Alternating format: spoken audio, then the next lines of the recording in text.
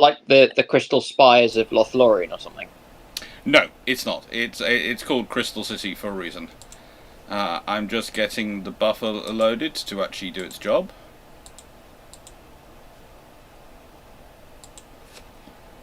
I need to go and make some food. I haven't really eaten today. That's not good.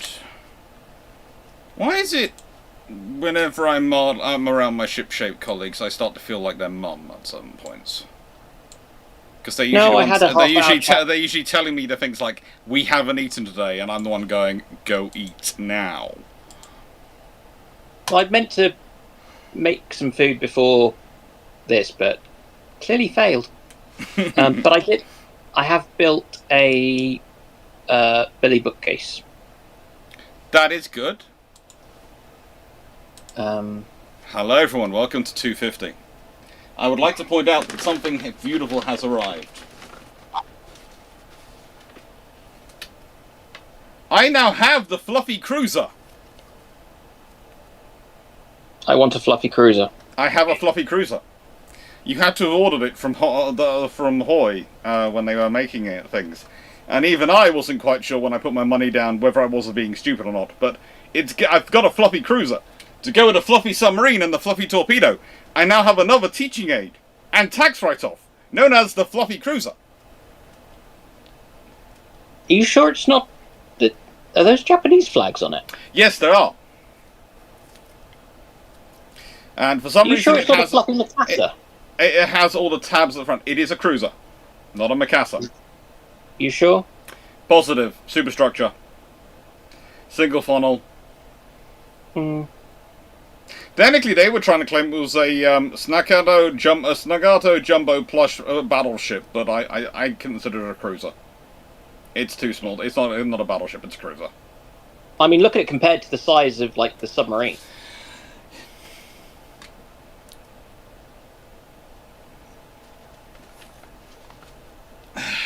Not to scale. So, with that being said... They are definitely to scale.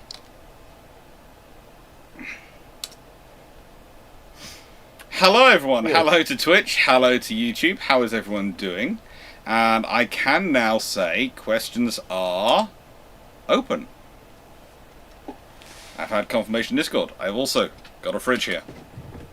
This is why we've changed to rocking chair. It's the perfect position for me to rock, not squeak, until to reach in and grab a can from the fridge. But honestly, there were legitimate reasons for me to use the rocking chair today. Not that I just felt like using the rocking chair. This is going to be like one of the fireside chats from what's his name? Yeah, that's the bunny. I was say that bunny. I was preferring the sort of slight rocking chair fireside approach of Jack Ryan when he becomes president in the Tom Clancy series, but you know, we'll carry on with that. Always the potential threat of launching nukes if you try and date my daughter, sort of thing going on. That's not fair. Just because FDR died before the nukes were ready.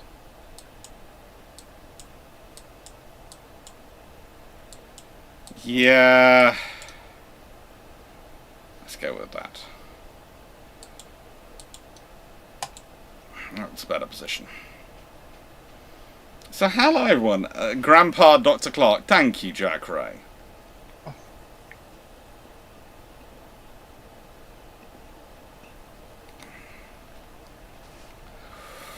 So I'm hoping my mic is doing quite well and picking up everything. It's supposed to be. That's good on Discord. The rocking chair doesn't get docked. And as the way, this rocking chair is actually even older than my actual regular office chair. This rocking chair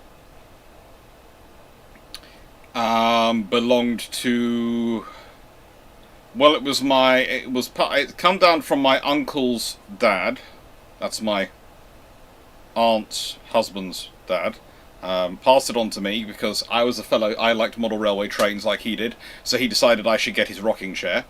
So when he died, it got passed on to me, and it comes from his great-grandfather, So it originates some point in the 1890s, I think, but it has been through a couple of rebuilds.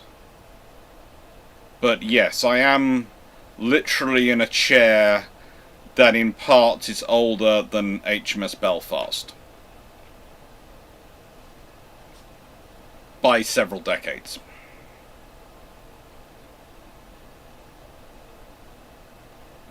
It did not serve in the Royal Navy, but it has seen many, many model trains.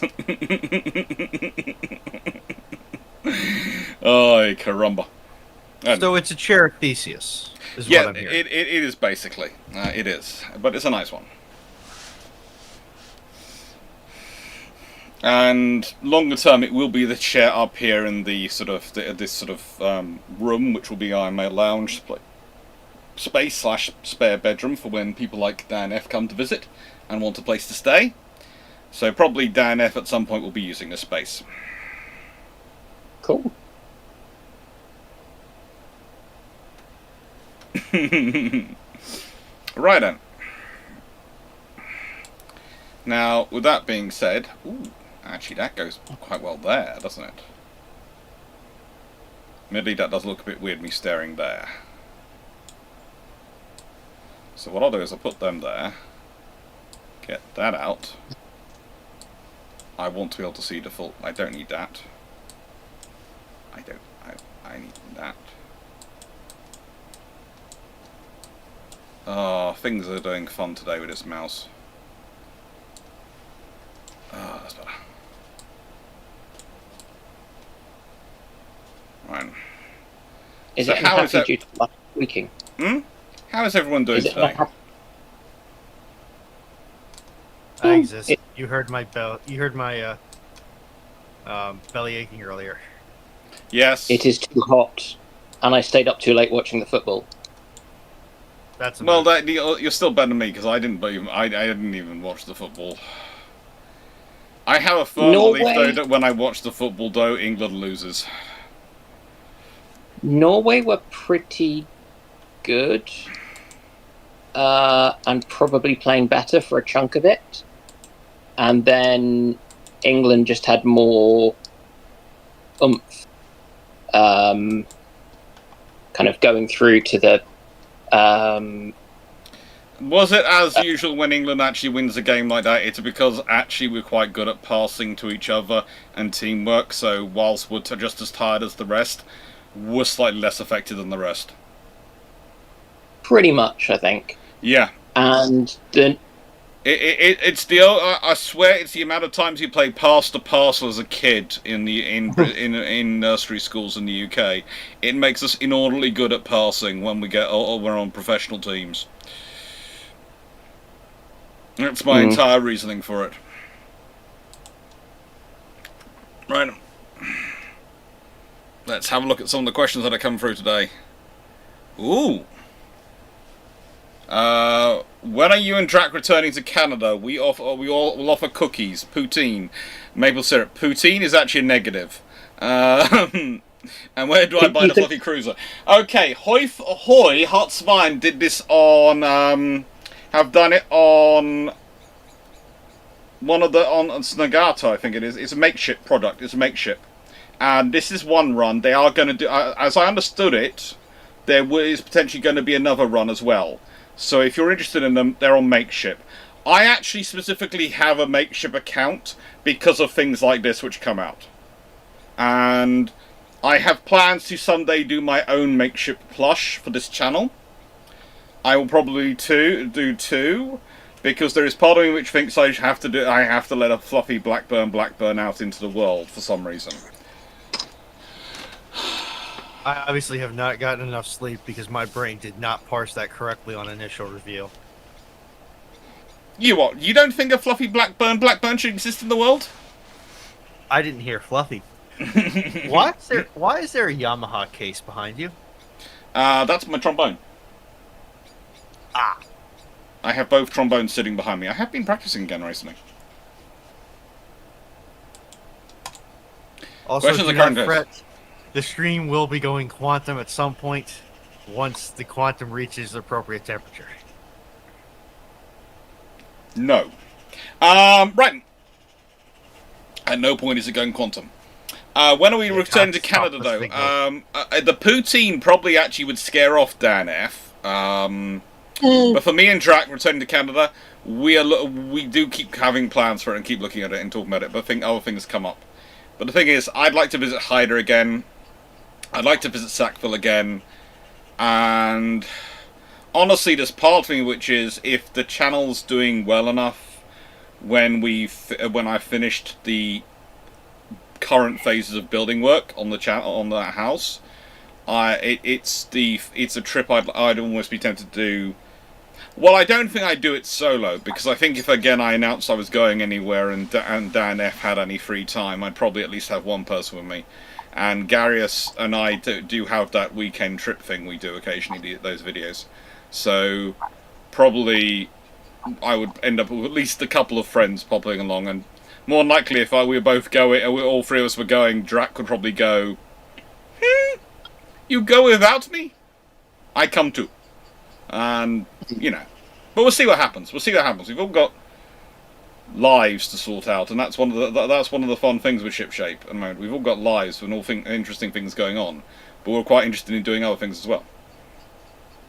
The dog's doing better with the heat than I am, but that's because they've basically how do I put this?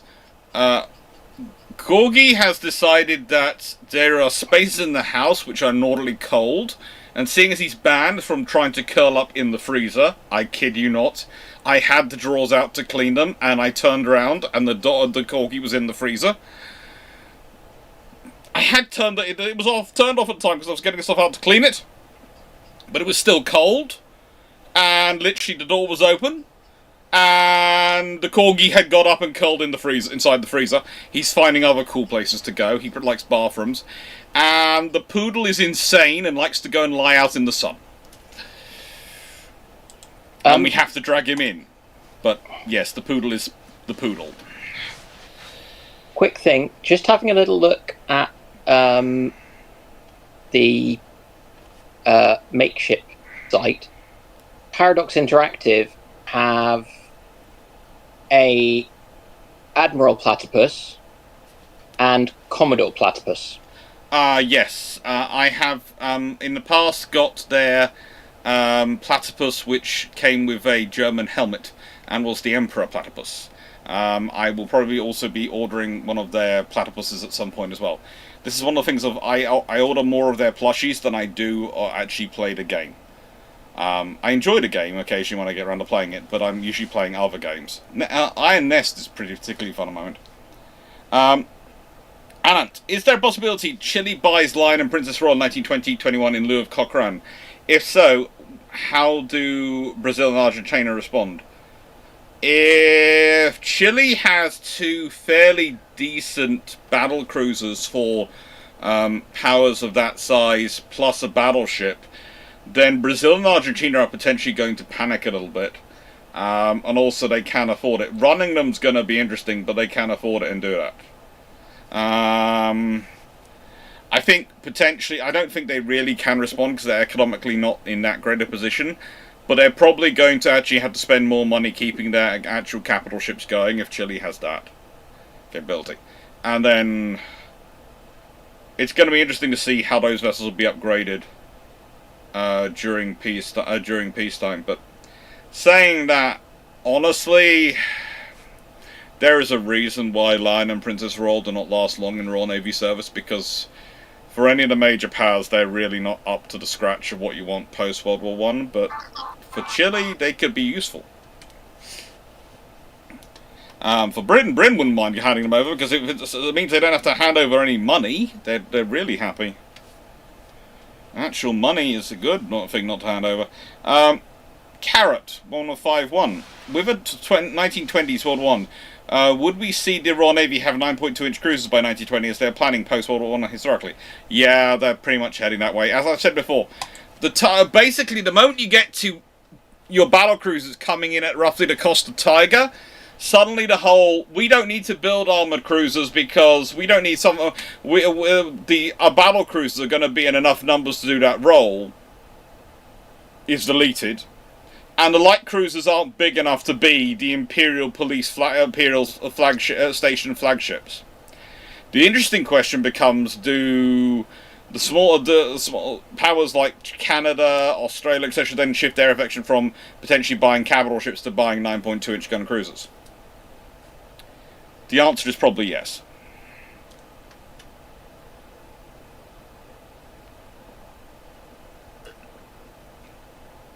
New IKB, in the case of the poodle, it's both. He is an English poodle.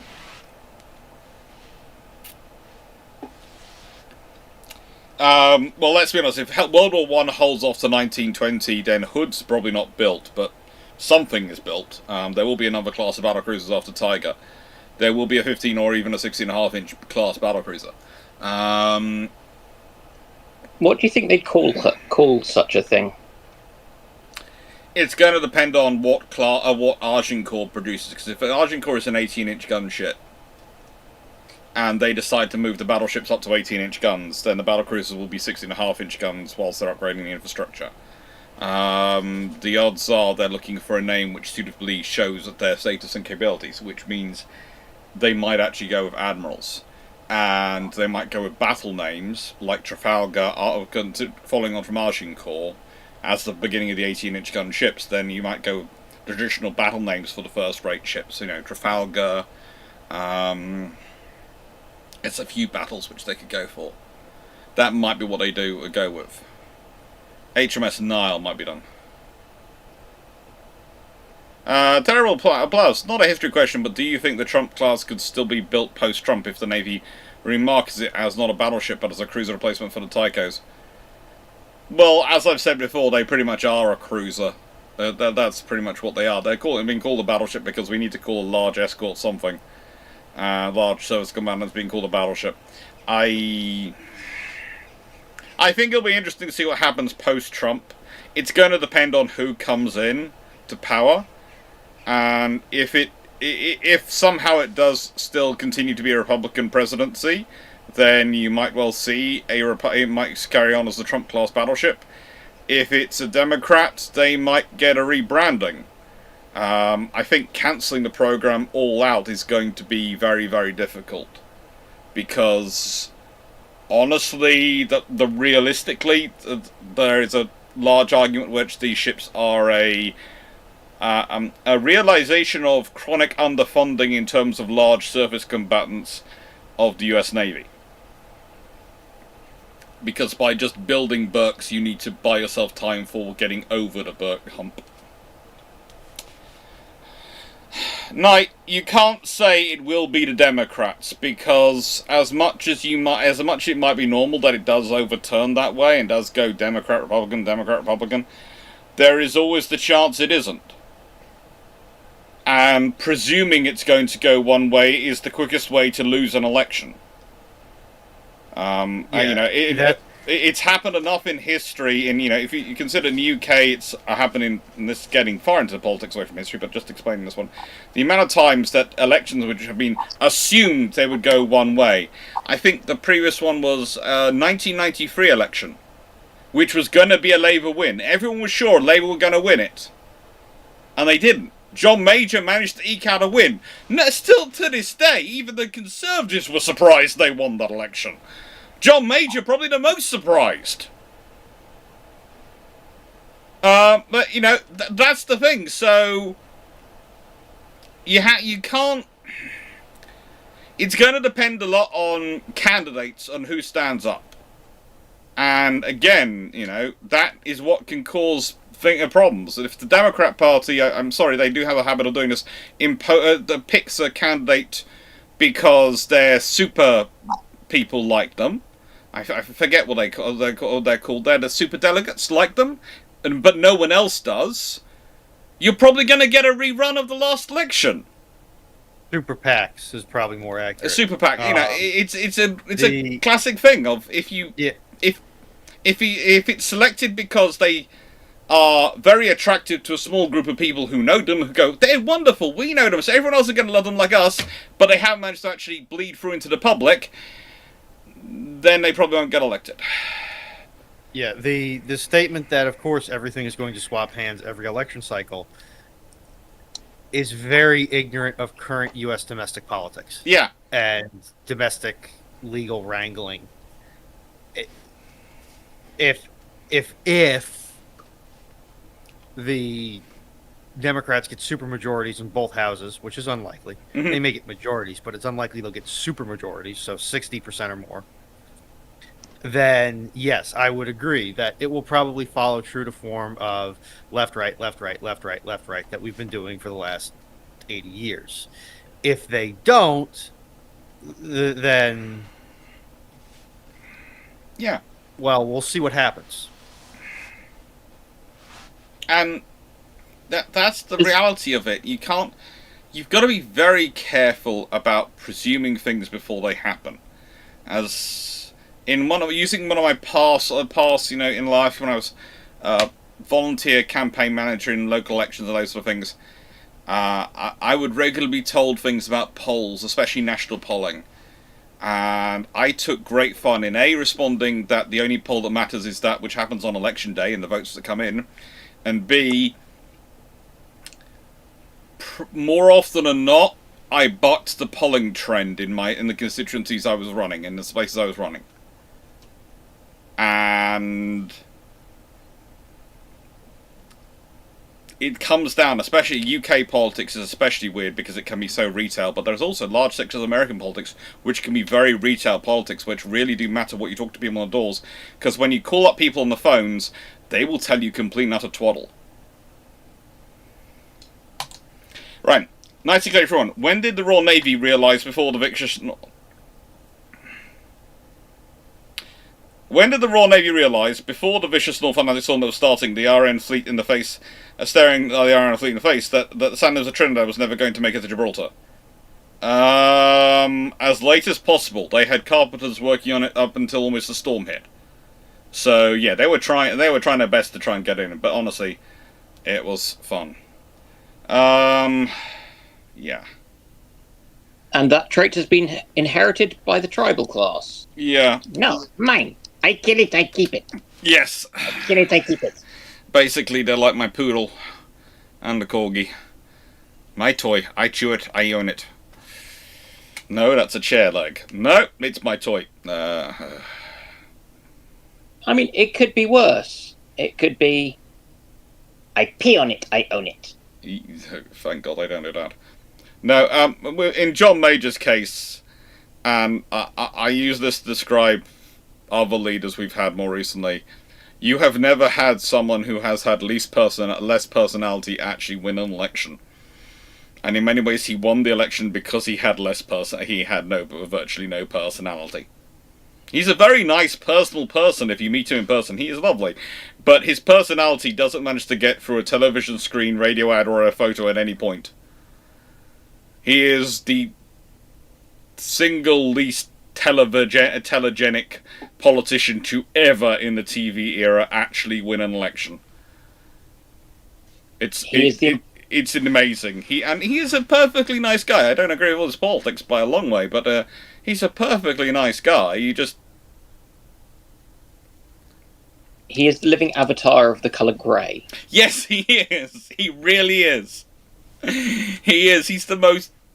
Yeah, grey is the perfect phrase. Chuck Manager, regarding the recent debate live about World War I being delayed, which war setup would be the most interesting for you? Ooh. Well, as someone pointed out, if the war holds off to 1920, especially if Germany's moved into very much part of the qualitative race and barely there, and Russia's kept being annoying over India, there is the scenario where Britain has sort of withdrawn out of it, and is sort of pulling out a bit back.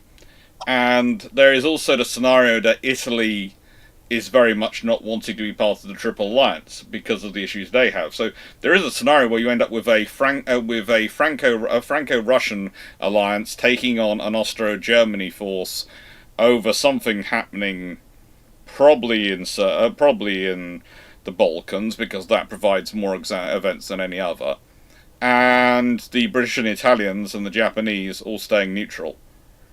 And there's no chance of the Americans getting involved in that if the Brits and the Italians are neutral, because there's no way the war doesn't go wide enough. Now, in that scenario, you of course have the whole thing of the Germans believing they can't necessarily win against a modernized Russian force, but as we know, the Russians in that period have a great affinity for stealing defeat from the jaws of victory. Some of the Russian leadership really is amazing at stealing defeat from the jaws of victory. It takes truly an amazing level of competence to steal some of the defeats they stole from the jaws of victory, but they did. So, that could still happen. But for the British, and to an extent for the Italians, getting involved is only really necessary if they think it's going to benefit them.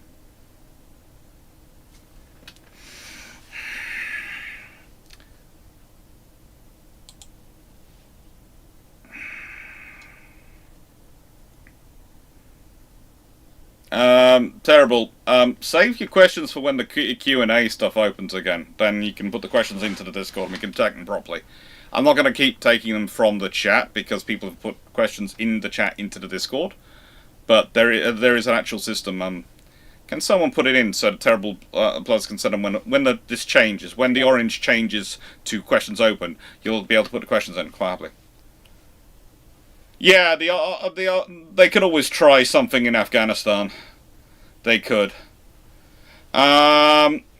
Jacob. Because that always goes so well for everyone concerned, doesn't it? Yeah, that they could try doing for Afghanistan. Afghanistan has not been known as the graveyard of empires for so long. The only one who did quite well there was Alexander the Great. He accomplished that, I think, by trying to kill everyone in sight before they tried to kill him. Alexander is that people forget that how brutal Alexander could be. And Terrible, don't worry about it. It's not. I don't want to miss the questions, which is why I'm saying it. Because if they're in the chat and I'm talking away, and the chat in Discord, in Twitch and YouTube moves on quickly enough, I'll miss the questions, and then I'll have to go searching back for them, and the system might lose them, as YouTube often does. Which is why I say we have this question system so they don't get lost. It's entirely that, because I worry about losing questions. Yeah. Would an old-fashioned torpedo net work against sailing those exploding drones for ships at anchor? Probably. Or at least they'd make life harder. It would certainly mean they'd have to change their angle of approach. So they'd either have to dive down. They'd either have to be designed to dive down, or somehow get through the net. Either way, it's going to make life a lot more difficult for them. But again, this is one of the problems we have with these drones at the moment, and some of the successes at them. You sit there and look at them and go, there are some very basic things which could be done and re-implemented if we just look at history and historically dealing with systems of this type. But people aren't doing it.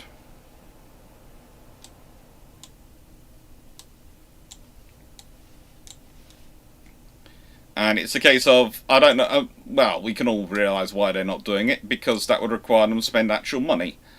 And we all know people don't like, the governments don't like spending actual money, do they? No.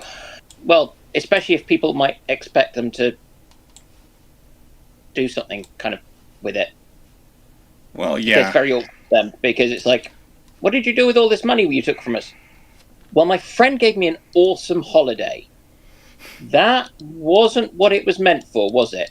No. It wasn't.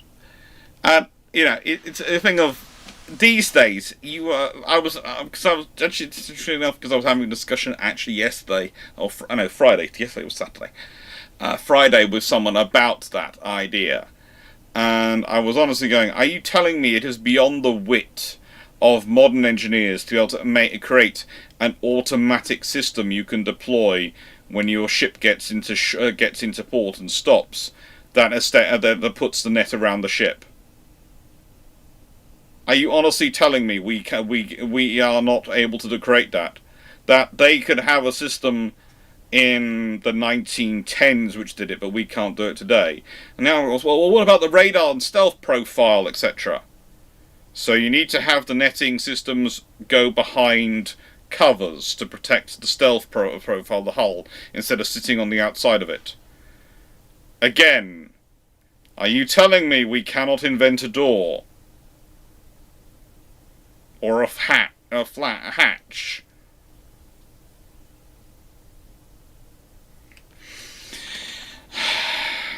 What is this strange concept? You know what's even more fun? This conversation was a load of engineers.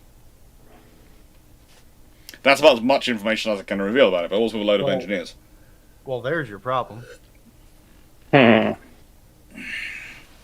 engineers. Did you seriously expect engineers to come up with the practical solution? I expect them to not get so far. I would hope there'd be someone in the team who would sit there and not get so focused on one aspect that they ignore possible options for other solutions. As Matthew Keeling said, some of those drones could be stopped by a great big chain across the anchorage, like the old Byzantine one in Constantinople. Yes!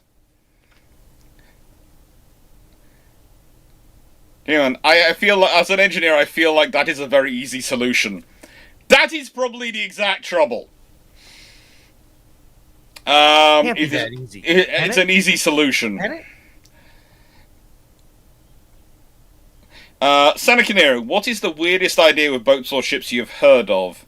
Maybe by seasteaders, maybe by politicians, maybe by weird internet people. Okay, well, recently, and I have to explain, I have to say this one, I had a conversation with someone, and I still have no idea why I was hired to be in that room. It was a recommendation from someone else I do some work for, and they wanted me there. And if I told you that I kept saying the words, "You've invented a submarine," and they kept telling me they hadn't. It was an underwater...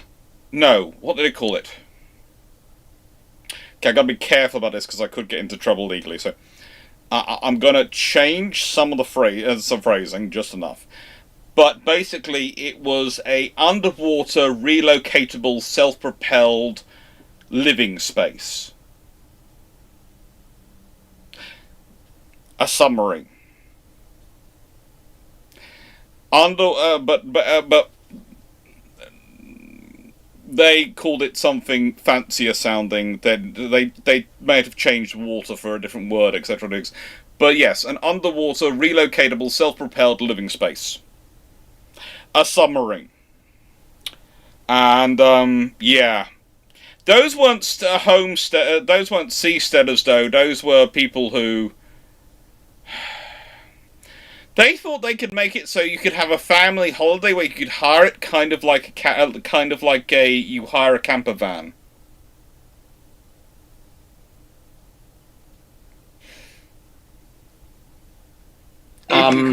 Think about the joy of mum, dad, a few kids, maybe some uncles and grandparents and more kids getting together and crewing a submarine for a 2-week family holiday in the Caribbean.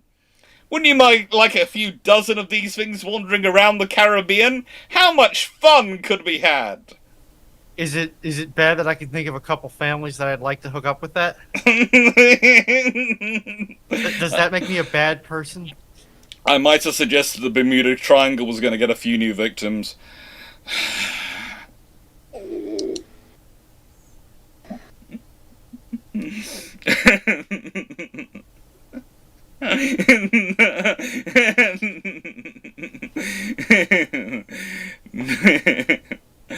Yeah, it was yeah. And it might have really been taking its views from...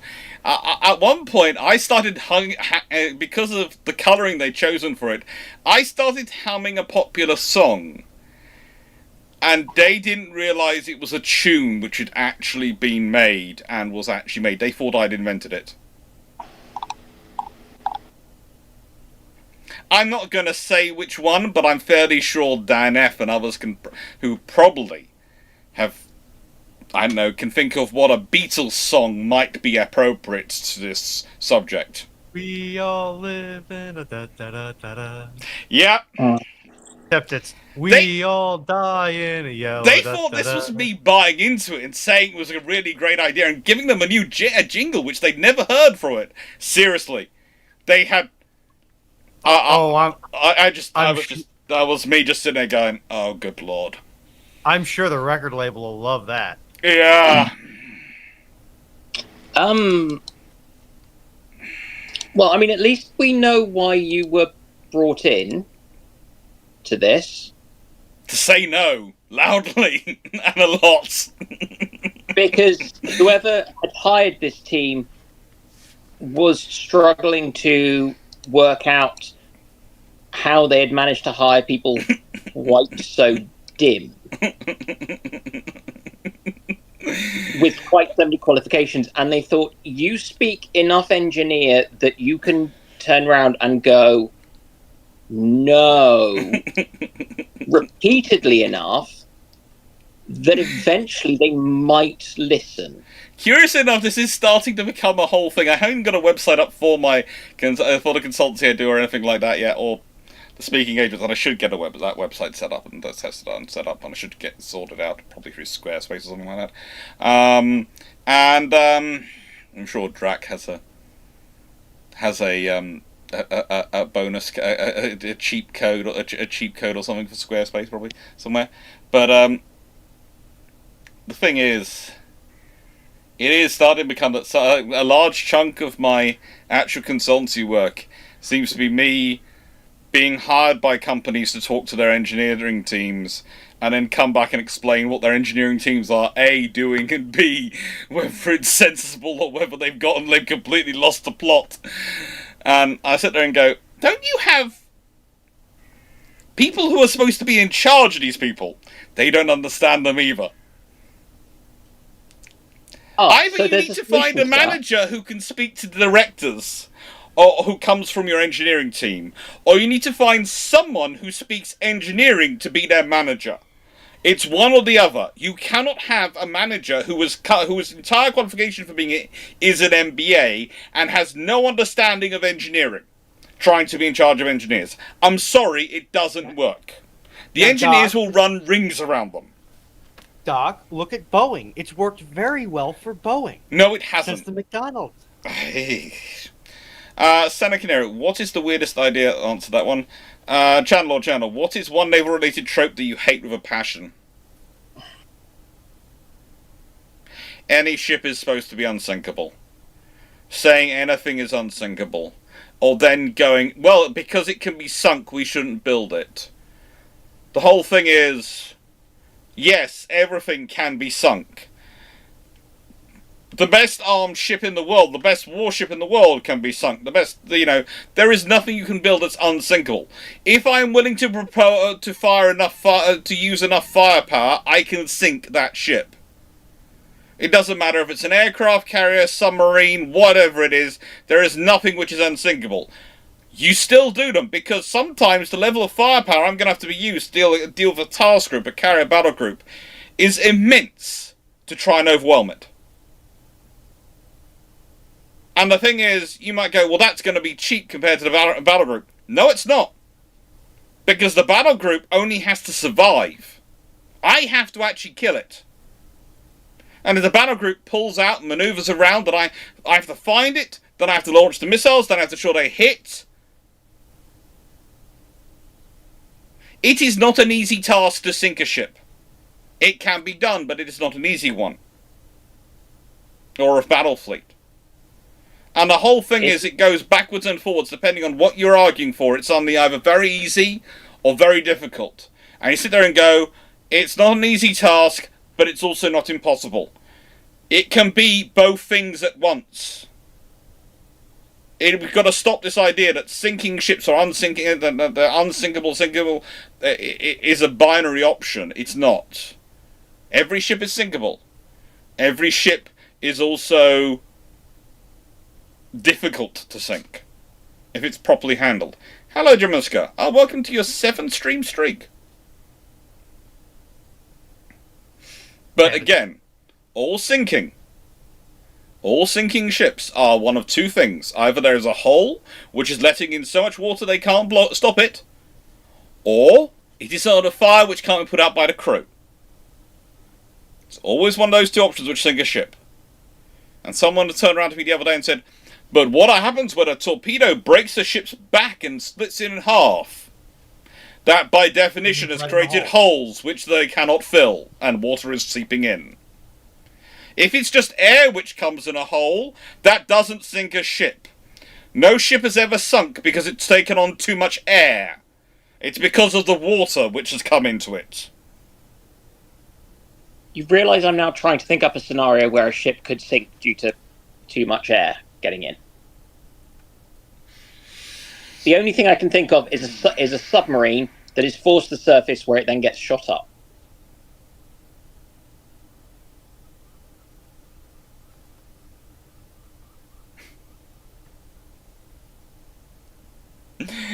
Jack Ray, yes. Well, it's something which Twitch does, which I quite like. I wish YouTube would copy it, actually. It tells you how many times people have watched the videos and rewards them for it. And I sit there and go, that's nice. It's a nice way to sort of reward people for turning in and watching a lot. Although with some of you, I'm slightly worried I've taken over your lives by how many videos you are in the streak. I am slightly worried. The ship of state has sunk too much. The ship of state is not a ship which floats. Channel, it's also the only one which leaks from the top. Channel, which is one, answer that one. I should have ticked it. I will tick it. I will start getting back in the process of ticking. Stafford, following the old history video, if battleships were banned and battle cruisers became their own class in the treaties, allowed to continue, what tonnage and prestige would they reach by World War II? Well, if the treaties just ban battleships and don't limit battle cruisers, they're going to get very big. And they're going to evolve into fast battleships. And they're going to be called battle cruisers only in name. Very quickly. But yeah, it's the same with all capital ships. Basically, at a certain point, once you're getting above 45,000 tons, the argument of whether something is a battleship or a battle cruiser becomes moot, because unless they are incredibly slow and incredibly densely armoured, they are a fast battleship, and they are probably fast enough that, okay, let's say your battleship is going 30 knots, has got 30 knots as top speed, and your battle cruiser you could build for the same weight, or the size, which would have slightly less armor coverage and less subdivision, would be going 36 knots. Yeah, that's great, but the 36 knot ship is going to keep straining its engines, because going 36 knots at that size is going to be extremely annoying for it. And the 30 knot fast capital ship is probably going to spend most of its time pootling around at 18 knots. And when war comes, your 36 knot ship's probably not going to be able to do 36 knots. Your battleship's going to be able to do 30 knots plus a margin of, that target's worth it, and you end up with a battle still. Yeah, the fully armoured battlecruiser, yes. The fully armoured battlecruiser, honestly, is the next step from Tiger. And the F3s, and I would argue the G3s are also it. They are fully armoured battlecruisers, to an extent.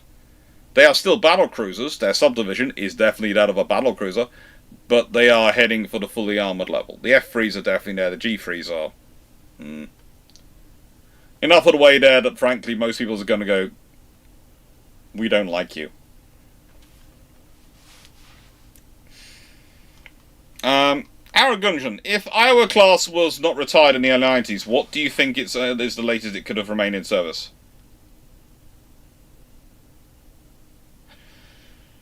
If you kept all 4 units around and kept updating them in turn and used them genteelly, probably into the 2000s, maybe even 1 or 2, make it into the 2010s. But they're going to need to be fixed at some point, because frankly their hull's going to need to be redone. At a certain point, at a certain point, saltwater wins the war. I mean, you're going to end up wanting to re-engine them. Yeah. And change the hull plating. So, okay, I suppose the armour will still be there. Yeah. The guns will still be there.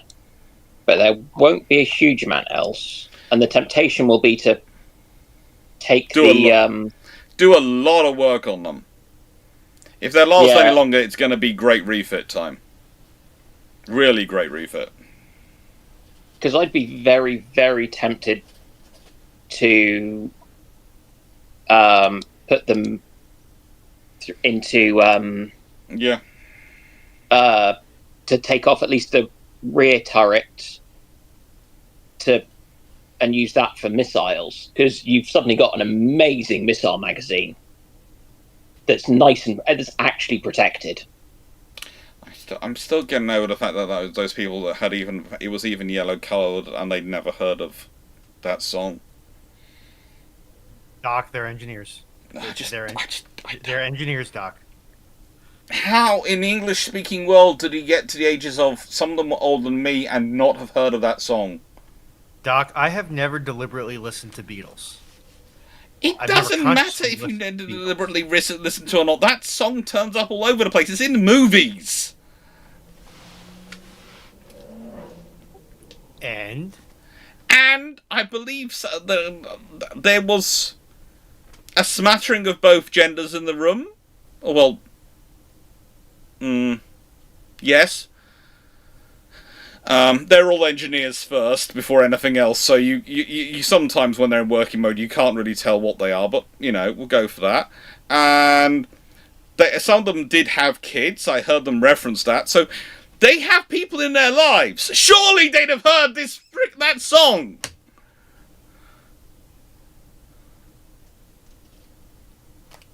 I just sit there going,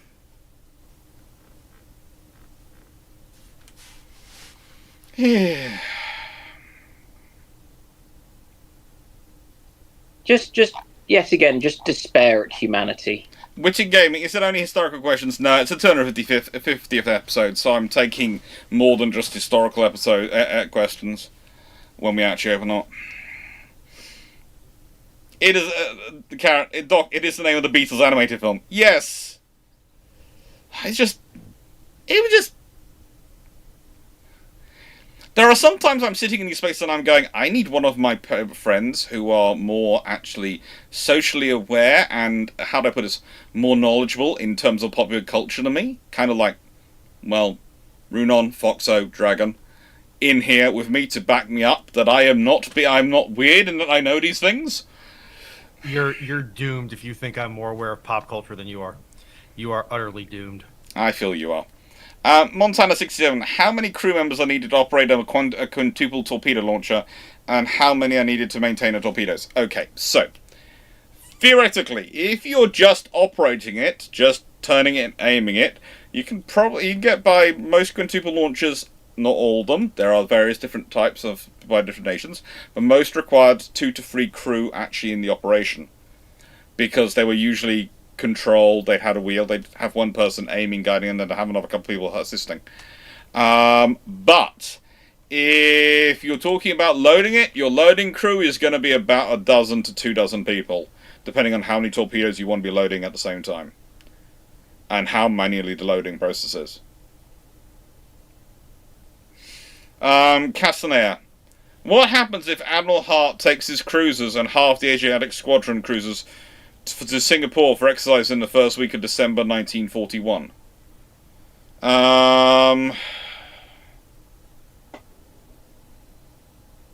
Then they probably form up with Force Z, and it is formed into a combined force. And at that point, you have a far greater task group going into combat than historically happened. But realistically, that is going to be an increase in AA artillery fire, which, let's be honest, considering the torpedo bombs coming in aren't armed with anything other than their torpedoes and their bombs, and are unescorted, is probably going to have an effect. Is it going to have enough of effect? Who knows? It's also going to broaden out the targets, because again, they might end up aiming for one of the cruisers, or for the cruisers rather than the battle cruiser or battleship. So it would be it would definitely increase the firepower and increase the defense of the force. So the odds are they survive. The odds are at least Repulse survives in that scenario.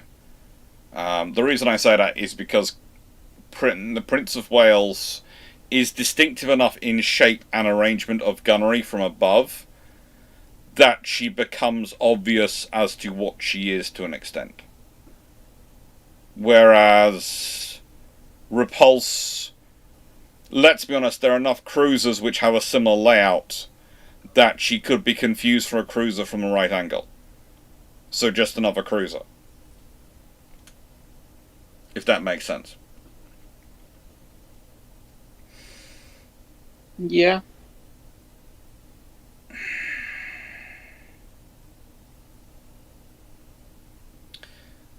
AC-105. These were not students. These were fully formed adults who were part of an engineering team I was talking with. Working for a company. A mixture of ages. Some of them older than me, some of them younger.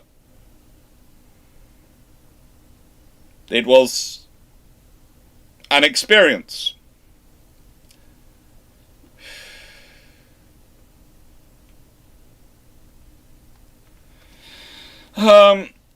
But now, yeah, the other thing that might happen is if Hard is taking his cruisers to squadron for exercise in the first week of December to their squadron, that suggests this squadron, this exercise being organised. So you might have actually other forces assigned to that area there in exercise as well. There is a possibility you even have Hermes, and let's be honest, even Hermes with considering how the bombers went on, even Hermes with some Swordfish! No, I was thinking gladiators on gladiator. If she had some gladiators aboard, that would actually be enough to defer air defense. It is one of those disturbing times where, frankly, the Gloucester Gladiator would have just gone unarmed bombers coming in straight and level to do a torpedo run. Low level. Yes. Yes. You have given us the chance for glory! Glory, sir! You have given it to us! We will now take it! And of course, as I've said before, if you've got enough noise going off from... if you've got air defense going on and the radio traffic for it, then the Brewster Buffaloes, which were assigned, probably hear what's going on and go help take out. Because, again, we always talk about this, but the classic thing is the Brewster Buffaloes are waiting in Singapore to be called up by the Royal Navy. But the Royal Navy's been told there's no air support available. The RAF officer who told them that is meaning there's no strike aircraft available, because that's what was the pre-war agreement. But during the Mediterranean, the Royal Navy and Royal Air Force had developed a policy of there is no fighter support or there is no strike support. You explain which is which. You don't presume we know there's fighters available when you say there's no strike support, etc. We're going to ask for both. So when you ask the question, no air support available, okay, the Royal Navy presumes there's nothing available. What the air officer meant was a strike aircraft available. It's a classic miscommunication because the Far East, the RAF and the Army hadn't got the updated command and control protocols established yet, whereas the Royal Navy, from working in the Mediterranean and the home, had, and most of the ships who'd come out with Admiral Phillips, etc., were on these protocols and so followed that policy.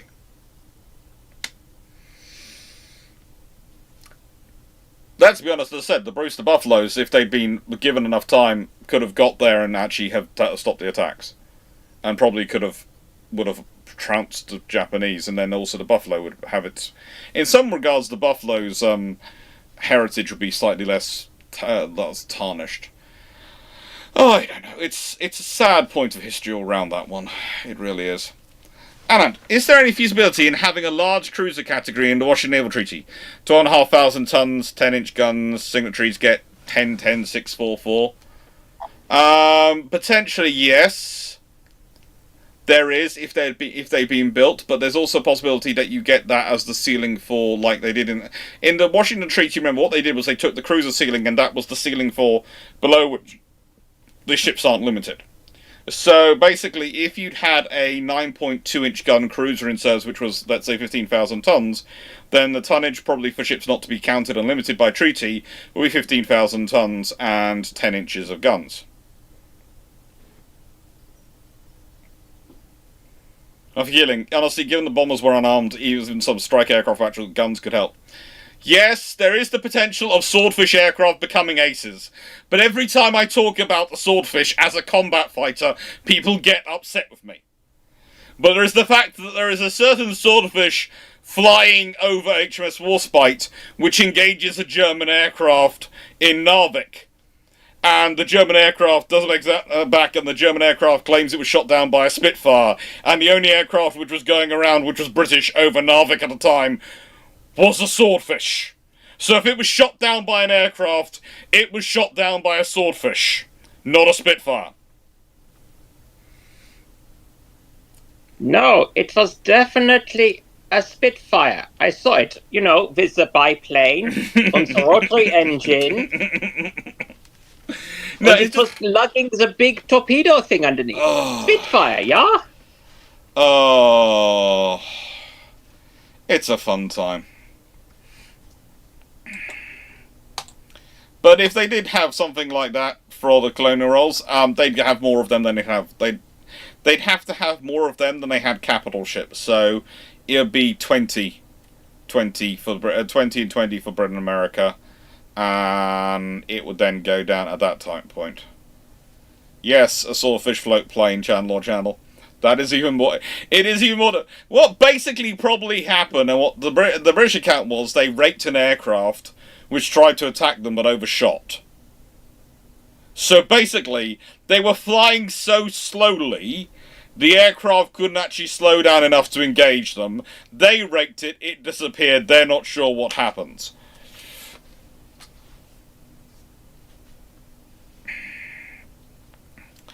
Timu, did they have rocking chairs in Age of Sail for the old ship captains?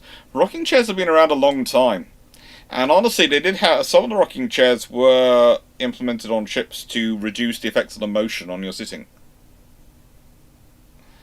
The legacy, that is hilarious. Although I wonder if it was friendly fire. Potentially, that's the thing, is that we're not quite sure what brought it, they claim Spitfire. And we know that the swordfish raked something.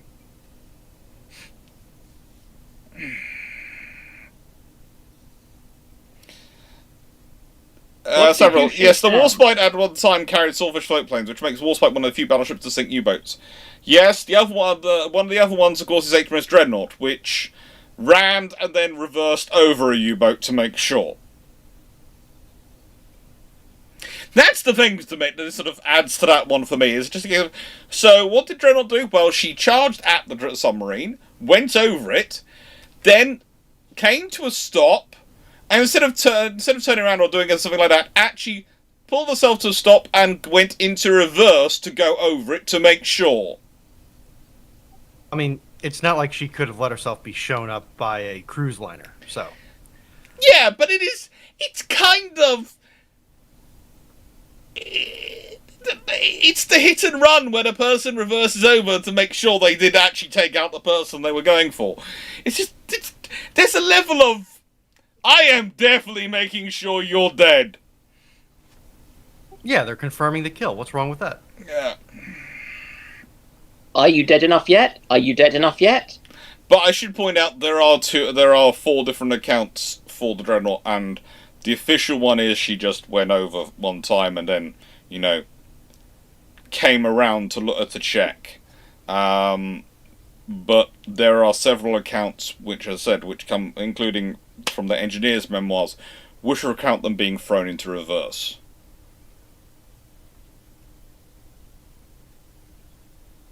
That also means they double tapped propeller first. Yes, that is an advantage.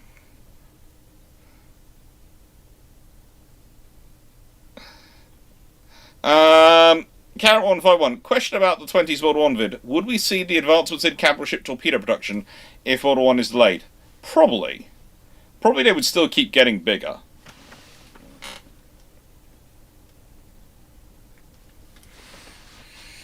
But also, you might see bigger ones being put on board destroyers as well. There is also a possibility that the destroyer ones keep going as well, because it's kind of like the two things which make a destroyer look impressive prior to World War I are its number of stacks, like its number of funnels, and it has the size of its torpedoes.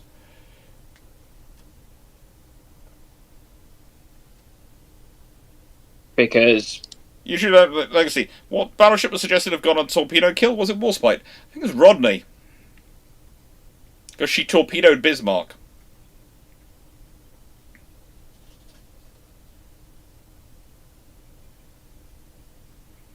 I'm forgetting. Are we sure she wasn't being piloted by a suburban driver at the time? No. No, she wasn't. Question for anyone. For Dragon and Foxo. They're not here yet, are they? Don't think so.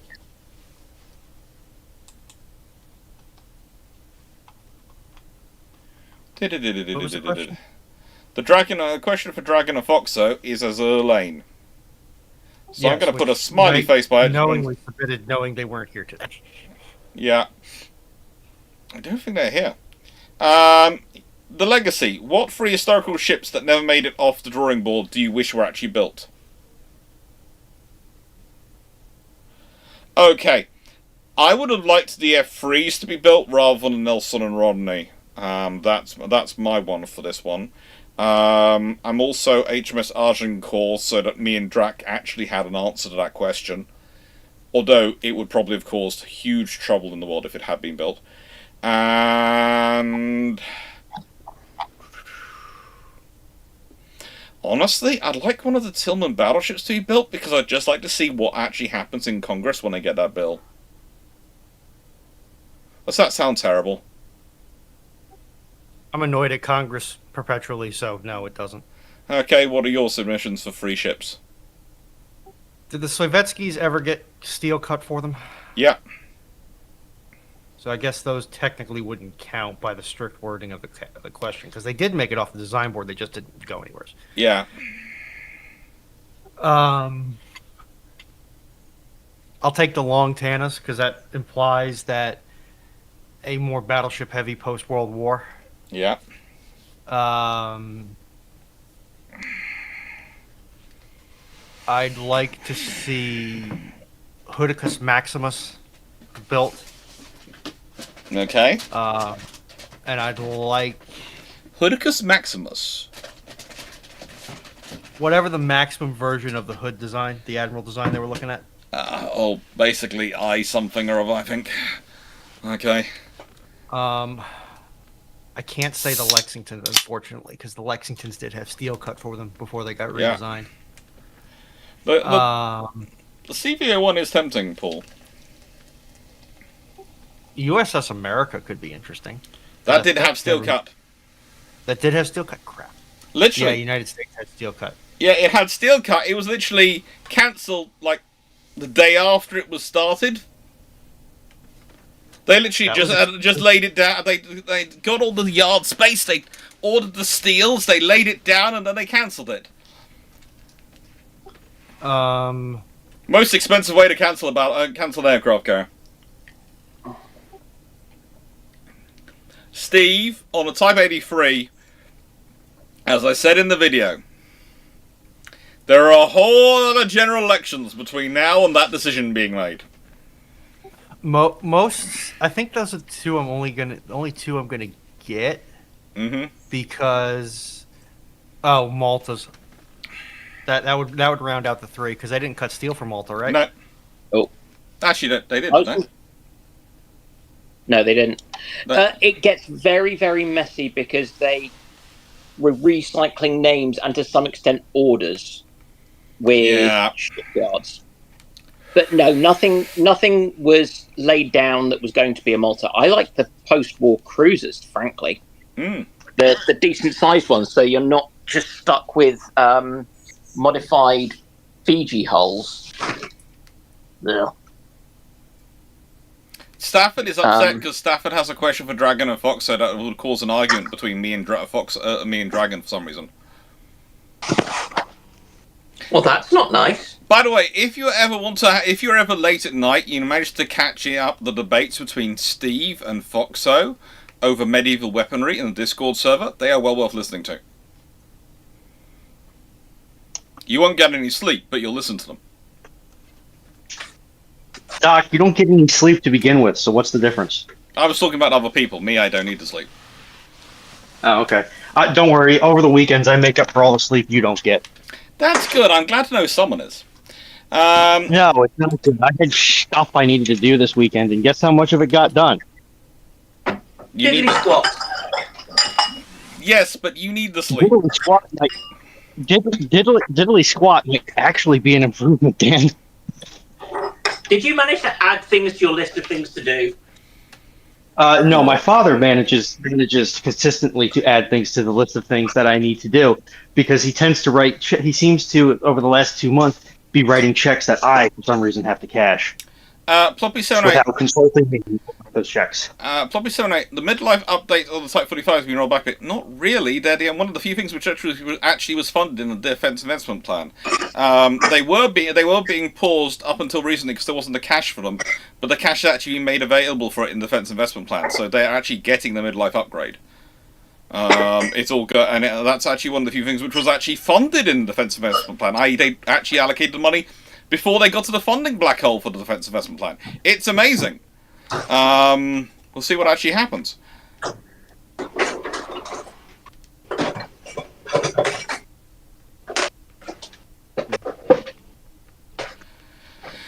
So Knight Dan, is saying, what are you doing? Knight is saying Dragon and Fox are not showing up will come back to haunt them. That's a bit cruel.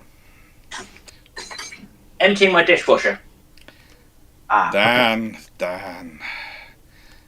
You keep trying to stress how capable you are when it comes to, household duties. It's good. Santa Canera, why am I not in my library?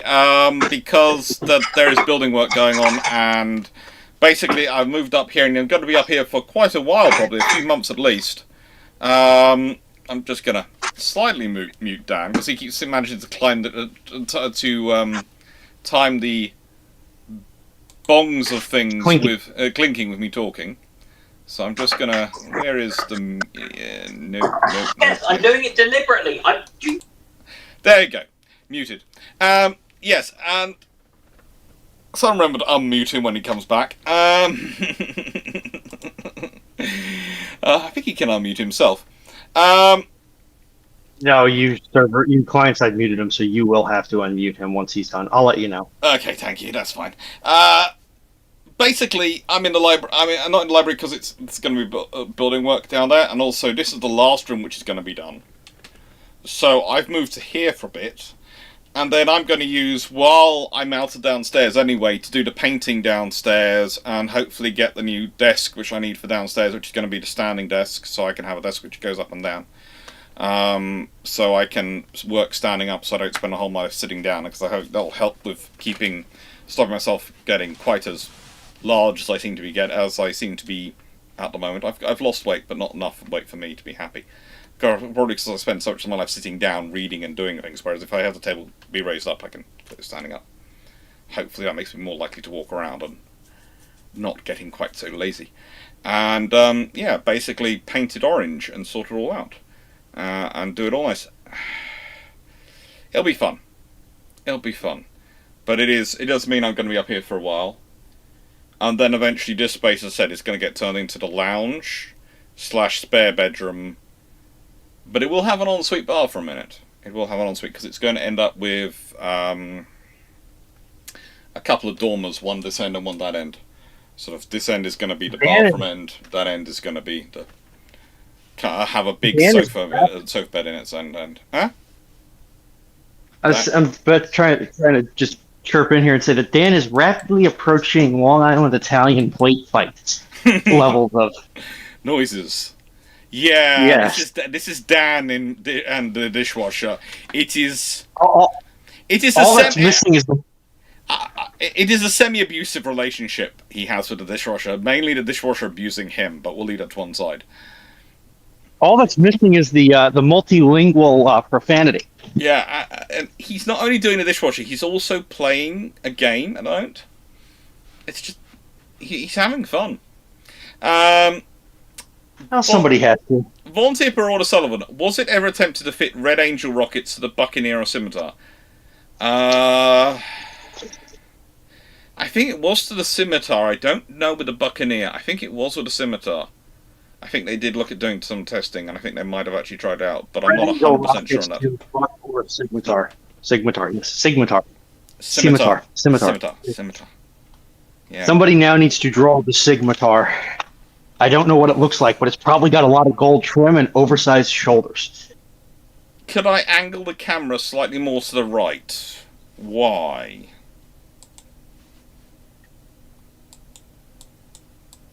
They're trying to affix your location. And now we have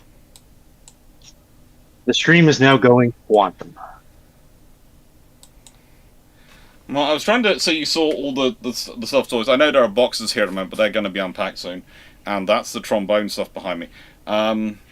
Yeah. You are off-centre, Dr. C. Yes, but I'm in a nice rocking chair, which takes up the entire space. There you go.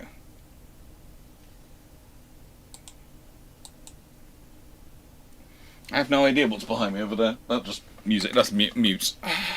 That's the mute bags.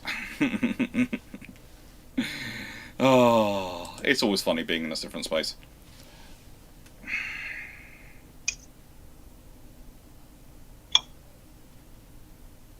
Yeah, starting this stuff interesting. Mainly I've been attracted to it because Gareth keeps speaking. Shameless plug. Ah, yes, there is a Jack Ray's Naval History Doctoral Alex on the thank you, Jack Ray, for that. And yeah, there is quite a cool... if someone could copy that across the Discord or to Twitch as well, that'd be useful. There's quite a lot of interesting stuff going on there. Aldi bags of life are useful. They are useful. Let me grab it. Jack Ray is producing a basically encyclopedia of my channel, and I'm slightly worried about it, but also think it's going to be quite cool. YouTube Minecraft Watcher. What if Congress in 1915, after witnessing Tiger, ordered the Lexingtons to a Tiger-derived design? Tiger levels of protection, but 16-inch guns. Then they are gorgeous. And if they're also still built with the idea for long-range cruising, they're going to be even bigger, even more powerful. But if they're ordered in 1915 and are actually ordered early enough, they could actually be built by the end of World War One. And that would be interesting. Now, I actually have to say thank you to Knight 6031 for something today. Once again, someone has seen me drinking Iron Brew and has decided I'm an alcoholic. Once again, I remind all watchers that Iron Brew is a Scottish soft drink. It is basically the Scottish equivalent of Coca-Cola. And, yeah, I don't actually drink alcohol because I gave up when I was in primary school. Because, basically, my dad wasn't always the nicest with alcohol, let's say. And in a desire not to be like that, I don't drink alcohol. But I do drink a lot of Iron Brew. And a lot of water, and a lot of milk, and a lot of... Well, what else do I drink at the moment? That's pretty much is milk, Iron Brew, and water at the moment. I haven't done myself a chocolate milkshake in ages. Should probably do one. Quite nice when I have one on those. Some people declare war on their livers, like Dr. Clarke's dad. Some people declare war on their joints, like me. Some people declare war on their... Kidneys, like me with the Iron Brew. No, not the kidneys. Dr. Clarke has decided to declare war on his pancreas. My pancreas is doing very well, thank you very much. Jacob, I don't drink tea or coffee. This is the thing. It's one of those things. I don't like hot drinks. I like really cold drinks. I tried with iced coffee, and I'm still not that big a fan of it, honestly. I was sitting there going, I might as well be drinking a coffee milkshake. I quite like coffee-flavoured milkshakes. I don't like iced coffee for some reason. And again, no idea why. Nice to get everyone. If the Royal Navy built the 170-gun 4-deck first-rate HMS Duke of Kent, how much of a symbol is she really, and why was the 170-gun 4-deck first-rate HMS Duke of Kent never built? It was never built because it wasn't needed to be. They didn't need to. It was a statement they didn't need to make. It would have been a massive symbol of power, but it only needs to be made in a world where other people are actually in a level where they're making things which are a threat to your symbol of power. When you already have an overwhelming dominance in symbols of power, you don't need to go that far. It's a punch you don't need to pay for.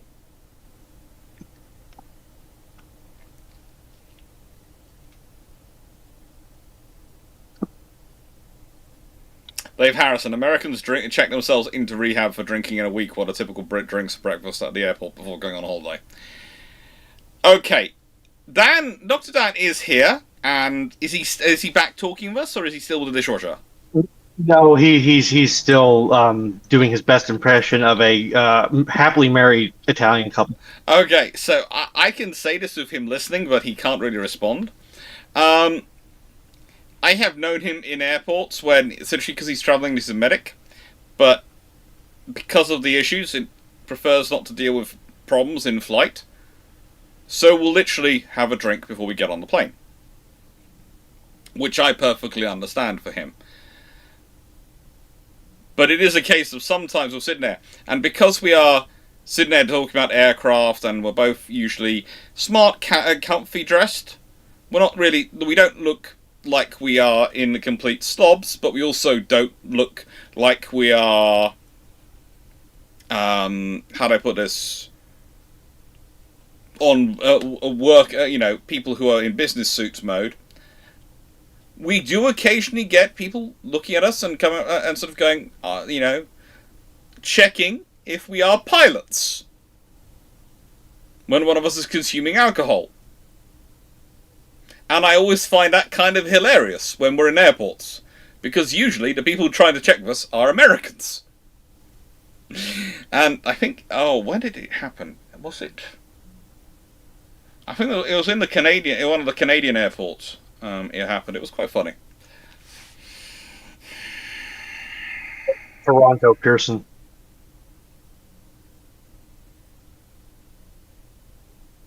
I don't think it was Toronto Pearson. That was enough bad stuff going on there. I don't know. And I don't think me and Dan ever actually travelled through Toronto Pearson together. Because on the way there, I came through solo, and on the way back, I went through with Drac, who spent the entire time complaining. The entire time. Honestly, the entire way through.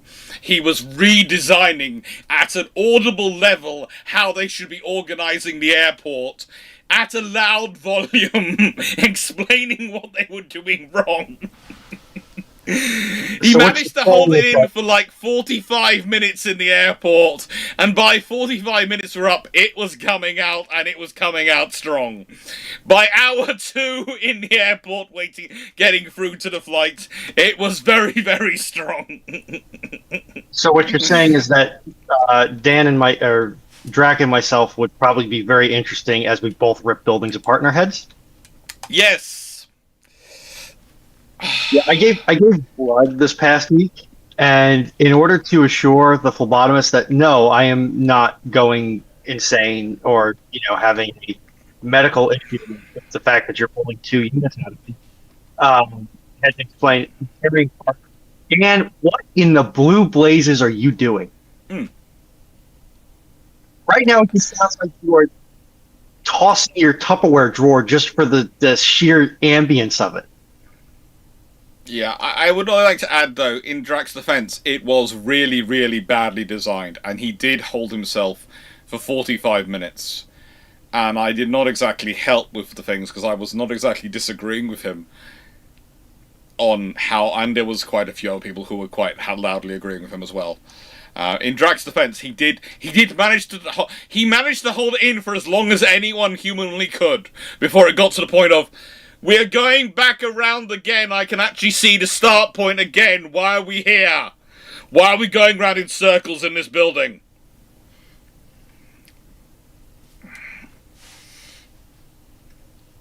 Carrot 151. Question about 20 vid. Would the Royal Navy further develop the R-class sub-design if there's more time? Honestly, it's going to be depend on what next generation of battleships are going to be. If Agincourt is an 18-inch gun ship, then expect next generation of battleships to be roughly 18-inch guns and built around that, and that's going to be an interesting thing. What the next generation of battlecruisers are going to be is even a more interesting thing. But you have to remember again, if the Agincourt is, as I suspect, 6 18-inch guns and 28 knots in battleship form, then they're probably going to be pushing for it. And if you've got your next generation are 8 18-inch guns after that with 28 knots of speed, fast battleships, that's going to scare the bejesus out of everyone. And by the way, that is a very nice qualitative way to completely invalidate the entire American battle line. You know you don't have to do that, right? We don't have to do that, but increasing the cost is going to make the budget hawks in America go nuts.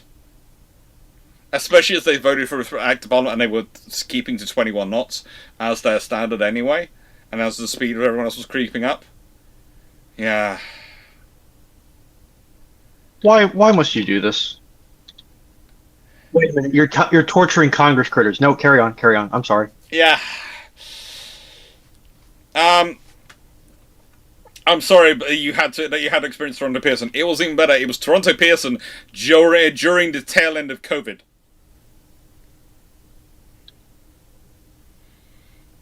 A Toronto Pearson which kept going, we have these machines which honestly work.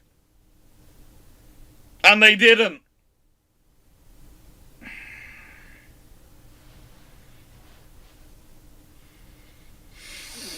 Sidhu, what is the greatest example of self-defeat in your opinion in naval history? Ooh. Self-defeat.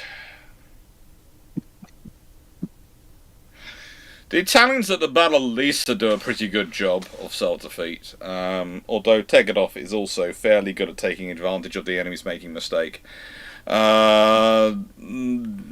There are several attempted invasions of Japan which probably should just have paid attention to the weather cycles, and they might not have run into that because those weather patterns don't happen that often.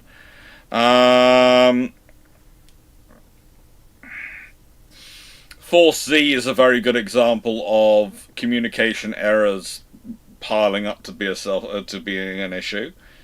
There've been a few, really.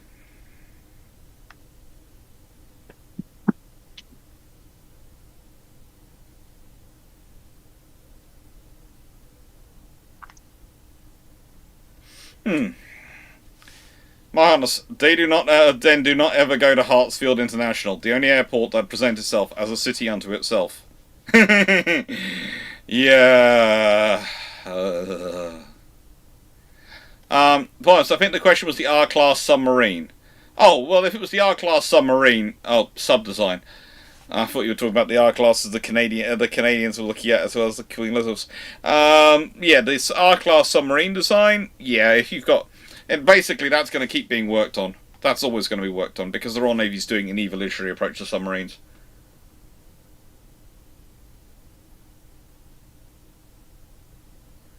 Sidhu, what is the... I'll answer that one. Big Reg Bob. Big Reb. 601. I don't know why I called you Big Reg Bob. Question, what is your favourite nickname for a ship from both the US Navy and Royal Navy? Ooh.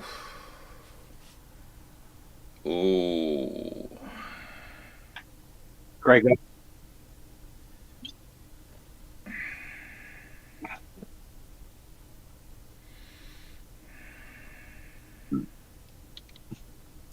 Well, Renana Pulse for refit repair. That's always fun. There's so many, but also there's the fact that some ships have multiple nicknames depending on their period of their career.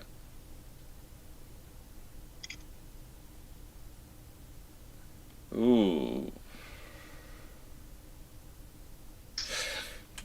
Okay. So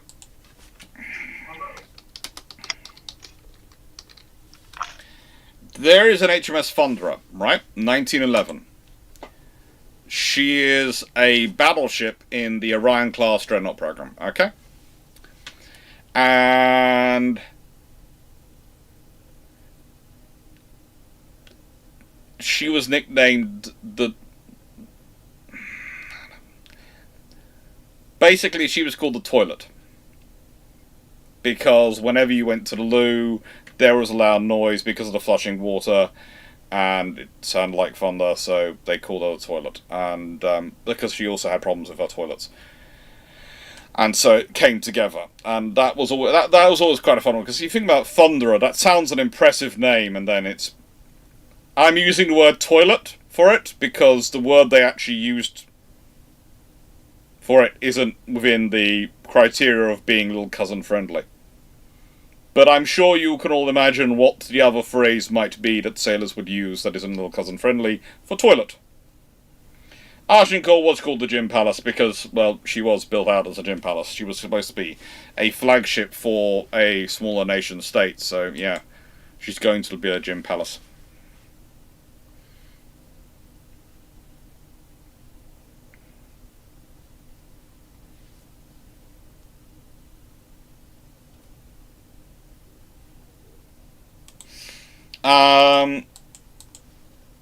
Dumb.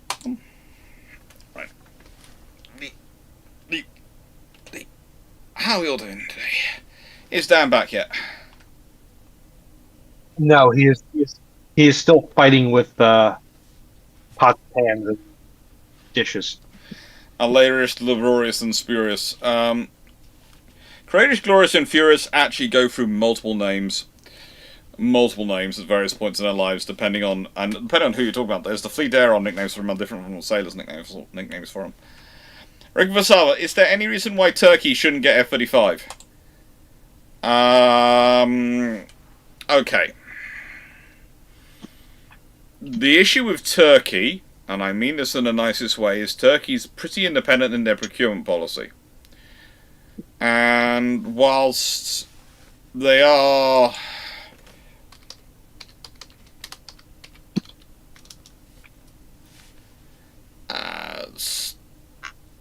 still operating, I think it's S400s, isn't it? Yes, it's the S400s.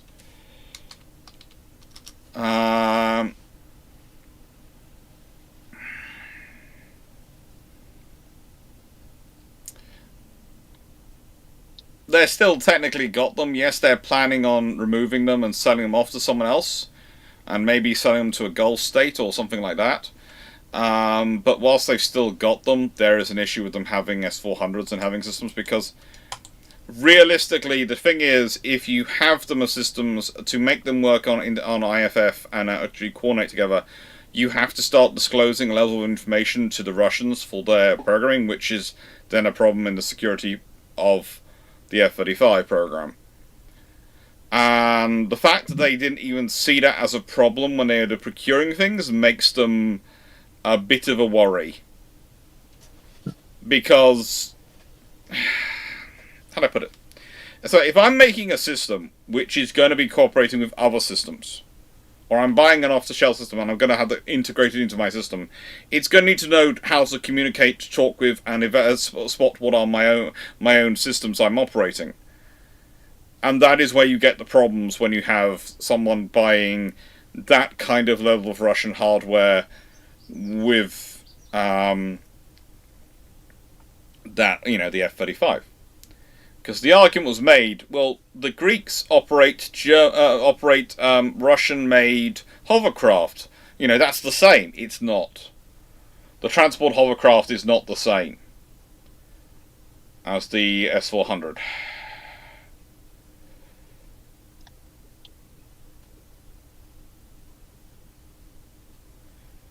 Spurious was called Furious was called Spurious when she was a hybrid. Yes, there are various things for her when she's a hybrid. Billy Ruffian for Bellerophon. Yes. Lots of different names going on.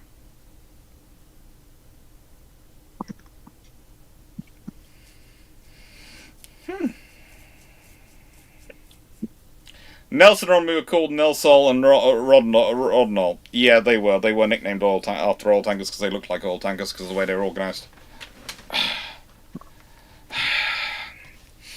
Didn't one of the Nelrods get a very unflattering name pertaining to sheep?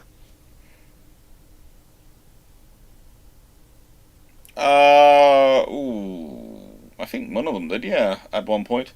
They had a couple of nicknames, those ones. Castaner. If the USN sticks with a turbo-electric drive into the 1940s for capital warships, how much are they likely to improve? Well, the interesting thing is if you stick with turbo-electric drive and you keep working from it, you can improve it quite a bit, but again, you're basically ending up almost getting into integrated electric propulsion systems that we have today in terms of what you're conceiving of for your ship. You end up with, okay, we have the power, so we have the electrical generation system, which generates the power, and so we have a power plant engine system, and we have the drives, which use power, but also we can use that same power to power radars and other sensors and these things, and you end up combining things. So actually, as you grow, the growth, they actually end up being in a better position for the growth of the electrical systems on ships, because they already have the power generation capacity to deal with very, very large power needs.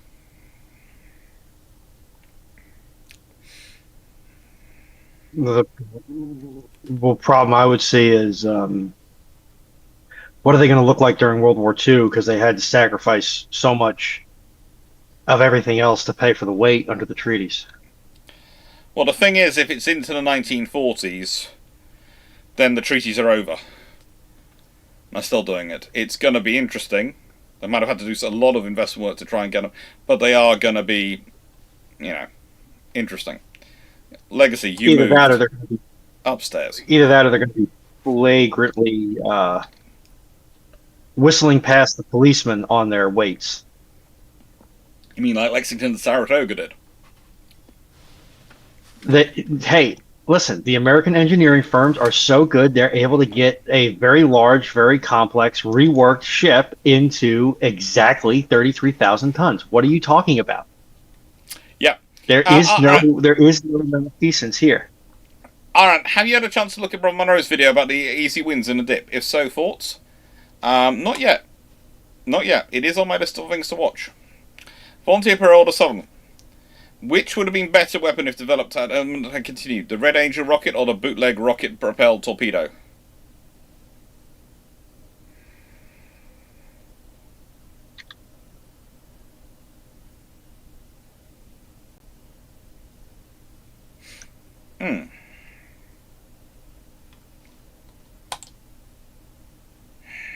Probably the bootleg, but that's more instinct than anything else, which is saying that.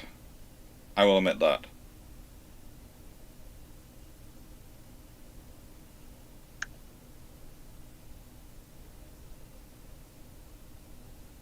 I have no reason why Knights of One has just written lies as a single comment on YouTube.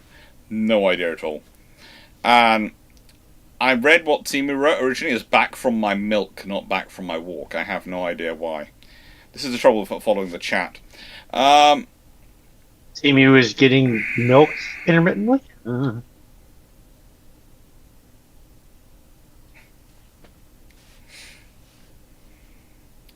I've done whole videos on what ships should have been preserved, not scrapped. Legacy. Whole videos on that. If you want to go watch them. Go to Jack's website and you'll find it. The nice website Jack Razor.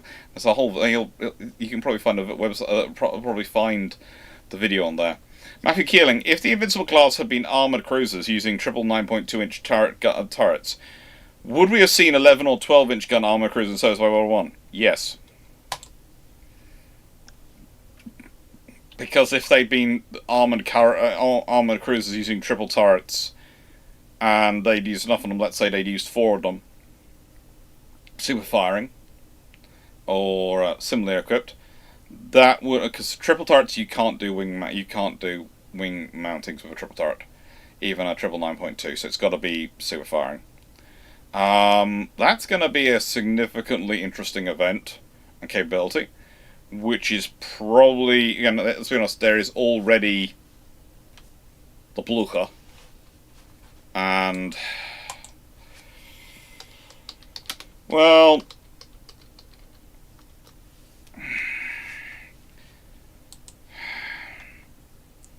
she has 8.3-inch guns, but if they've got 9.2-inch, you're going to want to up them, and that's going to immediately lead to a scenario of probably the Germans are going to go for the 11-inch as an option because they've got the 11-inch guns.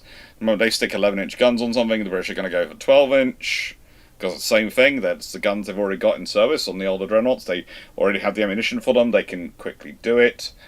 And yeah, they're going to quick. There's an idea that you could have cruisers in that scenario, and they would keep to the low end guns, and there's the possibility they will, but there is also the odds against that they do so, because when you're looking for an easy win upgrade, you go with the gun you already had developed, and the gun you already had developed is the 11-inch and 12-inch.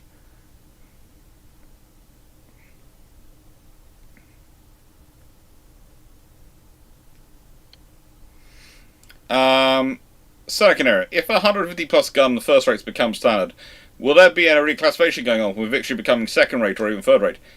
Yes. Yes, there would be.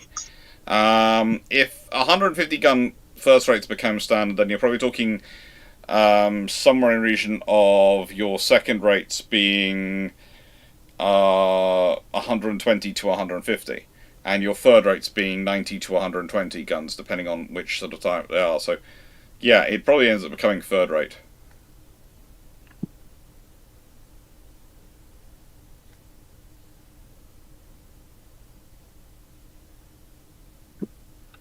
Legacy, what you got me reading backwards. I was asking what ship should not have been preserved, and instead be scrapped. Legacy, it's bold of you to assume that I think any ship should be scrapped. I can find a reason to keep them all. They're all my babies. They're all precious. Kuznetsov, retired, definitely. Scrapped, no. Retired, yes. Do you keep Kuznetsov as a way of saying, see the ship, okay? We see the ship. Never do this. Yes. As a lesson, don't do this. What if Romania and Greece went communist in 1914? If they go communist in 1914, depending on when it happens, the likelihood is that there is a multinational intervention and everyone's kind of focusing on that. Because they go communist, the Ottomans are going to be worried. The Italians are going to be worried. The Austro-Hungarians are going to be worried. And probably you end up with a similar scenario as what happened in the Boxer Rebellion, where the Kaiser sees another chance to create someone who is a world marshal.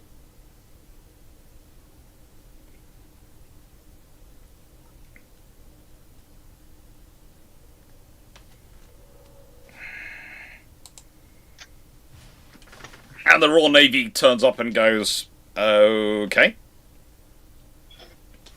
So,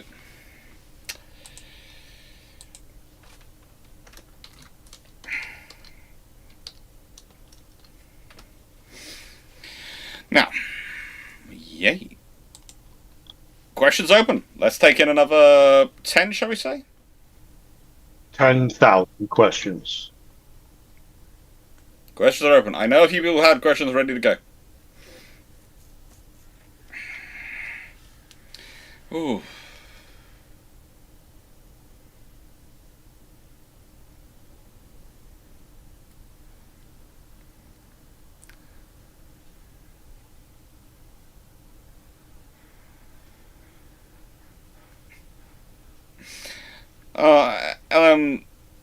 LVMO70. What if Kuznetsov is the how not to do it? What about a sister ship?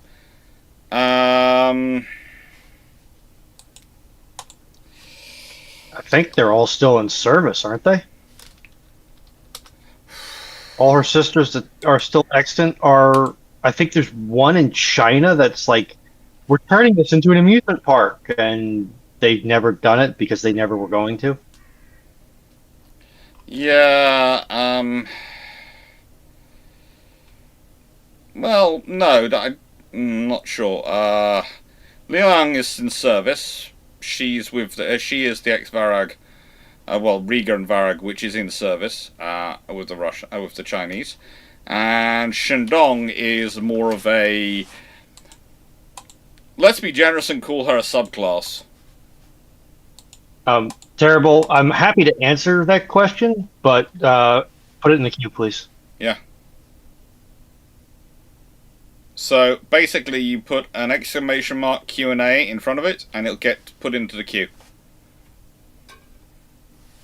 I think Runon's just done a powder monkey so people can see how to put things in the queue. No, the Indian vessel is a Kiev class. It's the last of the Kievs.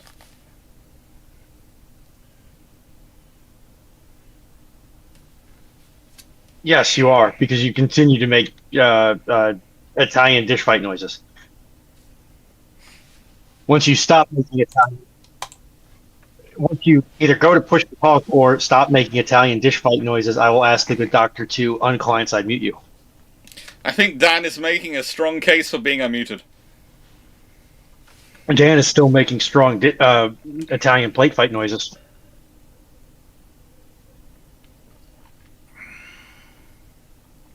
You're still doing something that sounds Italian plate fighty. The legacy on the subject of football, I have no frigging idea. But we'll see when the question comes up. You said on the subject of football.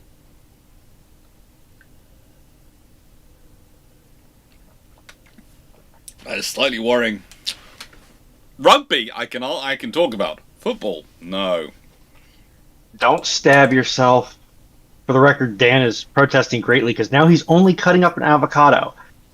It still sounds like an Italian plate fight, so I'm not quite certain if the avocado is gained sentience and is now fighting his attempts or what. No, having seen Dan cut up fruit before, the basically Dan is his own fighting back for the fruit. Just check his limbs, they're still all attached. Jonathan Moon, what ship should have been scrapped instead of preserved? None of them. None of them. Should all be preserved. Steve, can we universally agree, fleet doesn't count, that the Hoche is the ugliest vessel ever, and HMS Captain is almost one of the worst ideas ever? But which ship has a design which is the most misunderstood? Don't beat on fleet too much when he's not here. No, but I will say the most misunderstood ship is probably Nelson and Rodney, because the amount of times I get told various things about them, which is complete and utterly wrong. I got told once, and when I say once, I mean about 4 weeks ago, that the reason they had an all-forward arrangement was because the Royal Navy didn't believe in withdrawing, so therefore they were designed to charge the enemy. And when I pointed out that sea turret doesn't work if they're charging the enemy, they have to charge it at an angle for the sea turret to actually be able to engage, they said sea turret didn't matter.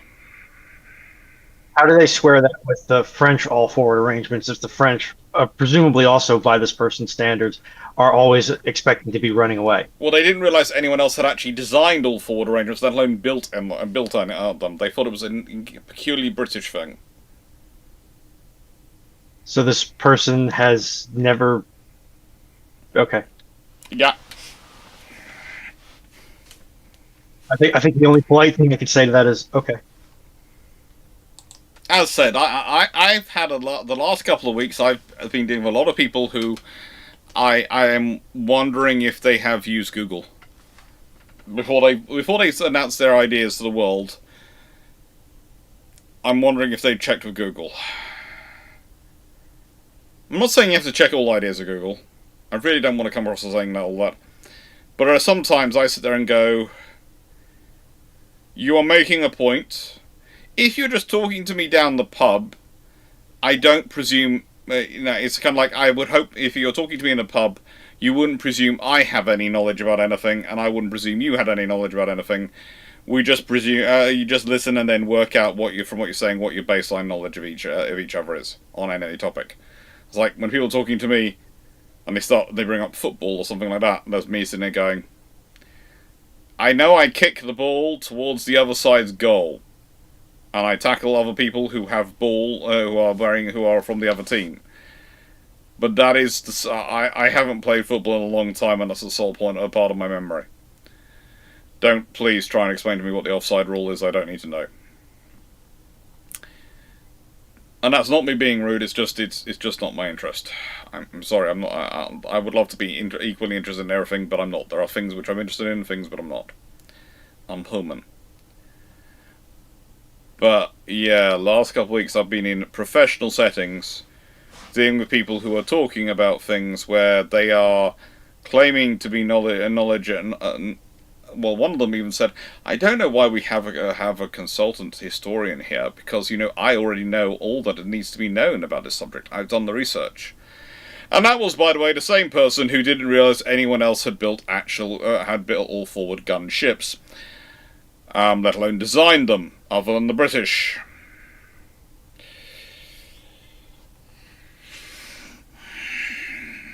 And I was looking at their boss and going, so you invited me here knowing full well about my background and knowledge, because you and I know each other, so I could give this person a come to history moment.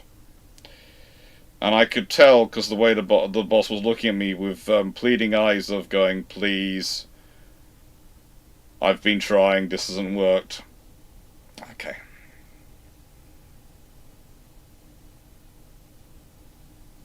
Let's think, what else are you interested in except war history and sci-fi? I do a lot of carpentry. I do rugby. I do swimming. I do a fair amount of gym. I fix and maintain my own cars as a rule, although probably not. Probably my next car is going to be one which I can't maintain myself. Dogs. Engaged in psychological warfare with his mod team. Yeah, I teach international relations, international maritime law, and as well as naval history and war study stuff and all those things. So I wander around quite a lot, and I do quite a lot of reading and quite a lot of books and quite a lot of areas. Oh, and trombone. Playing a few bands. Yeah, the boss was basically saying, please destroy him nicely. I tried to be nice. I did. Timu, how would the Royal Navy have fared without their beloved Baltic stores, Swedish iron and Stockholm tar from Finland? Or would she have simply rotted in anchor, waterlogged and unamused? She'd have probably tried to buy the stuff from elsewhere. You buy the Baltic stores, quite a lot of them can come from North America, or actually North America, Africa and India in terms of substitutions. For Swedish iron, actually Britain had fairly good source of iron, but they also had access to others from around the world. It's just Swedish iron was very good, but also Swedish iron was very good, and usually what the Germans went to for very good iron, so they like to take it off them before they got it from there, before the Germans got hold of it, or the French did, and the same with Stockholm tar. There are other options for where they get it from. It's a very good local source, but they'll go elsewhere if they have to.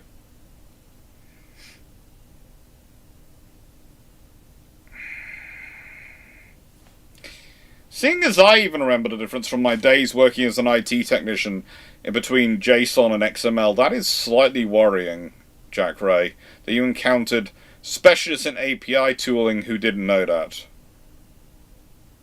We won't get into that too much here, but yeah. And they argued with the documentation. Oh.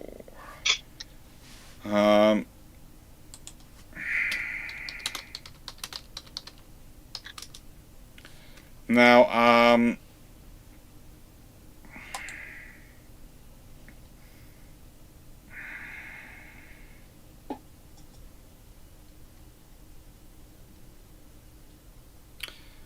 But if you consider, off the top of my head, the one which I always remember, it was Sharkham Point Iron Mine in Devon.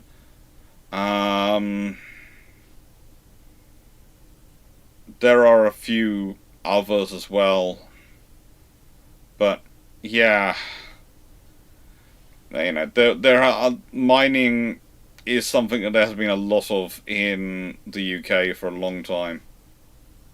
There are often quite a lot of mines. That, again, we're quite a mining culture.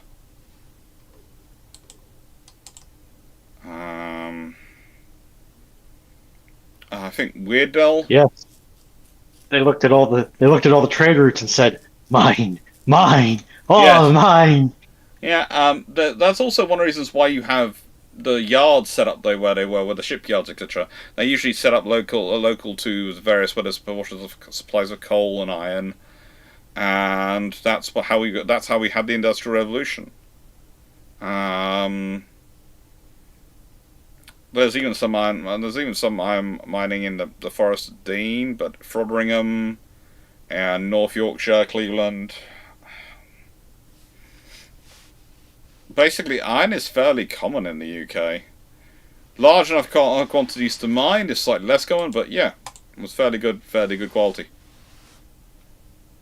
Just remember, kiddos, the history of physics is just everything wants to become iron. Yeah. Rick Masala, how is the Canadian Navy shaping up for the 2030s with new ships ordered from Britain and the subs from Germany? Well, they're building the ships in Canada. They've ordered design from Britain, and the ships are being built in Canada. As for the subs, that's a fairly good choice. Is it if you're going to make that choice, that's a fairly good choice, or is it an objectively that's a good choice? Look, in the nicest way, their choice was the South Koreans, which was which I felt was a better design for them from the point of view of range of operation. But in terms of proven design, where they want to have something which is a fairly good sub, a fairly capable asset, but is also not going to be is as low risk option as they can go with. The German 212s are perfectly good, fine.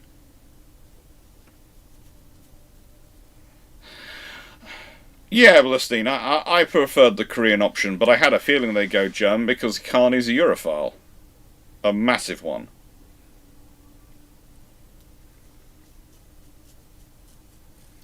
Most it says like Clyde had coal. Yeah, but oh, I've got a. Let me look it up. I have got.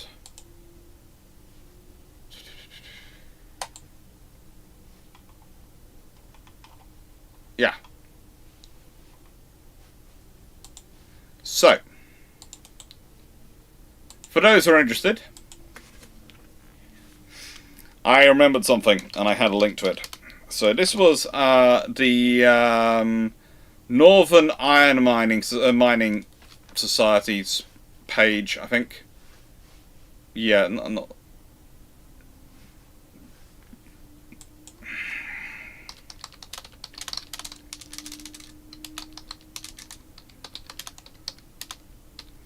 And you'll find that detail there.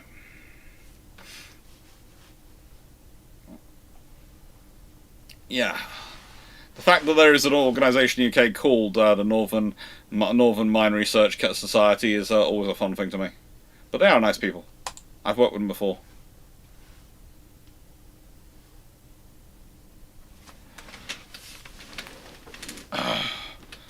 We are lucky. UK is lucky again. You've got to remember this. There is an actual.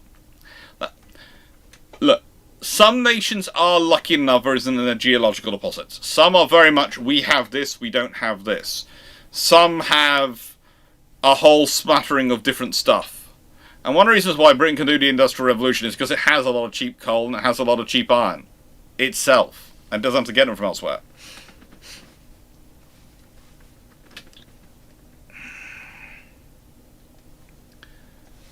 Ploppy78, with the propagation of sea and small drones, do you think that there is a chance that we see a return of torpedo defense systems, belt armor commands, or has that ship already sailed?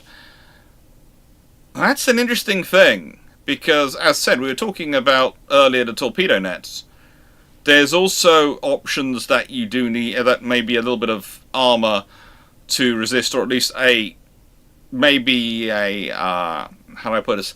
An outer skin on your main hull might be a good idea.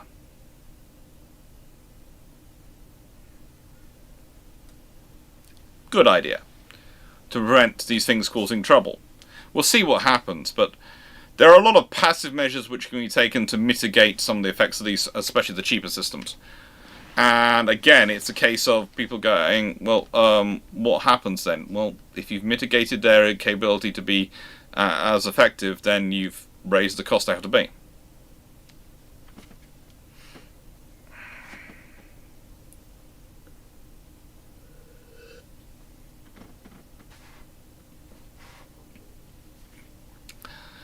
Listening, they'll do fine with the ice. Remember, again, they operate in the Baltic. That's one of the areas they were designed for, and the Baltic is not exactly known for being ice-free. 961. If the Royal Navy built the 150-gun first-rate HMS Duke of Kent, how does everyone else respond? Probably not. Doesn't do anything, which is one of the reasons why they don't build it. No one else is really building much at all at the time, so frankly, there's no real point in it. And how much warning did the two fleets have the vicious storms heading straight for the two fleets? Not as much as they liked, but enough to be able to sort themselves out. You have to remember, you get good at judging weather at sea or you die in that period. Yeah, our uranium mine is an interesting scenario for Britain.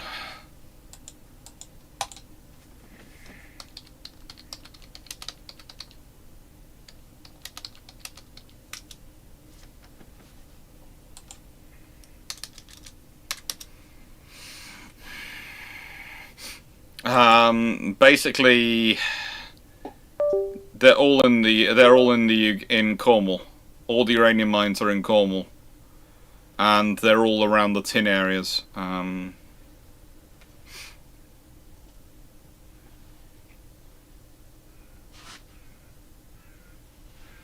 think there's also something on the Isle of Man, but I'm not 100% sure about that one. But I do know Wheel Edward is not far from me. And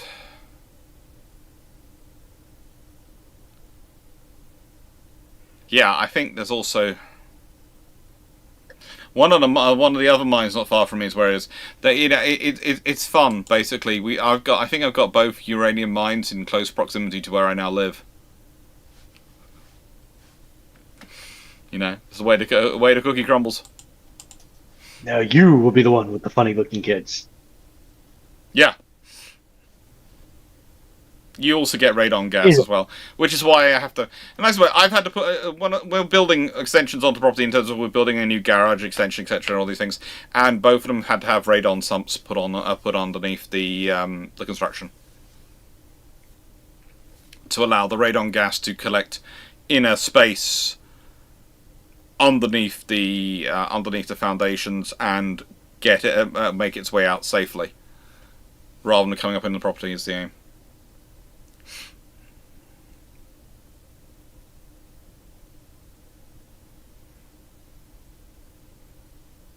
We have fun with radon gas, though.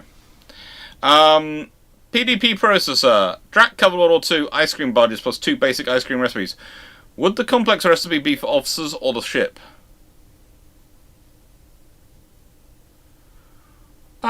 The complex recipe is for the ship when you have more time. Basically, it's time which recipe you go with, because one produces better quality ice cream, the other one produces ice cream which is good enough, and frankly, people need it. So when it's time sensitive, when you are able to, you've got the time to work things through, you do the more interesting, better recipe. When you've got not enough time, you go with it. Because again, if you start introducing things like differences in quality of ice cream, that creates issues. One of the first rules ships basically get away with is not differentiating the quality of food too much. It used to be one thing when people bought their own food, but once they start supplying the food, they have to be very careful about how it gets differentiated up. Usually the difference for officers is they get napkins. It's more complicated. See, it's a more complicated eating style with more rules usually than the sailors. If you want the best combination of food in terms of its temperature, its quality, and the dining experience of not having to be too focused, the chief's mess is usually the place to be.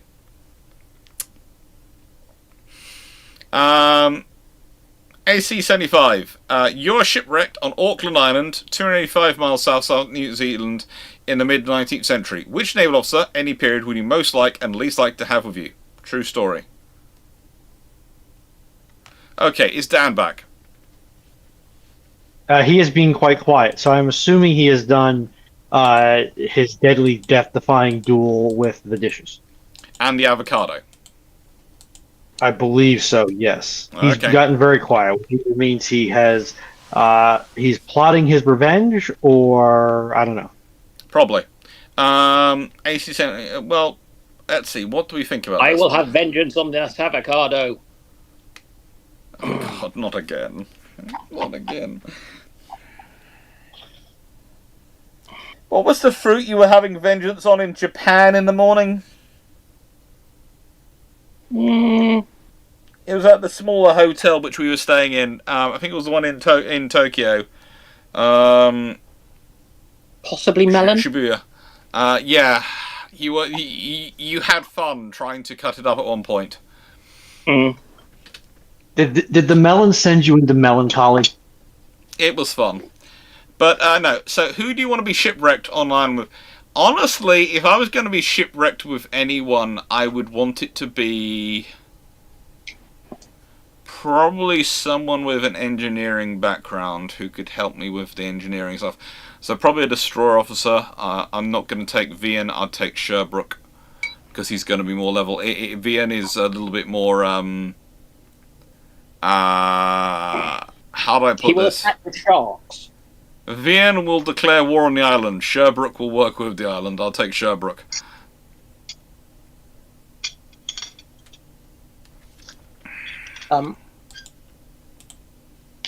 Which was the Arctic explorer who managed to survive and bring all his men back from the early 20th century? Shackleton? No. Wasn't Franklin? It could have been Shackleton, but I thought it's Franklin's the one who gets them all lost in the high north, isn't it? From memory. Anyway, that guy. Sensible choice.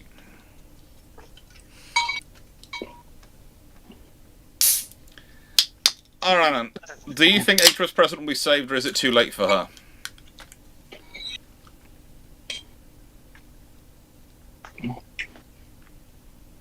HMS President? I think I thought she was a stone ship. She is a stone ship, but there's also one of the smaller ships, which was turned into an HMS President after, had her name changed and then was just sitting alongside in London and has now been moved on, one of the sloops. It's not HQS Wellington, but HQS Wellington's still there. She was a flower class, wasn't she? Not a flower class. She was she's a sloop. I think World War One era sloop. I'm trying to remember. I thought she was a World War One class. Flower class. Could be in a flower class sloop. I'm just going to check. I'm trying to remember which exactly she was. Saxifrage. Yeah, Saxifrage. She was one of the flower class sloops. Oh yeah, she's one of the and Chooser class. And yeah, she's.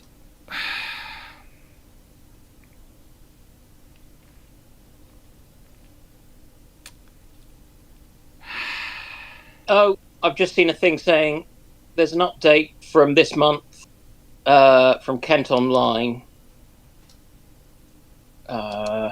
Yeah. There is a campaign to save her. Oh, go away.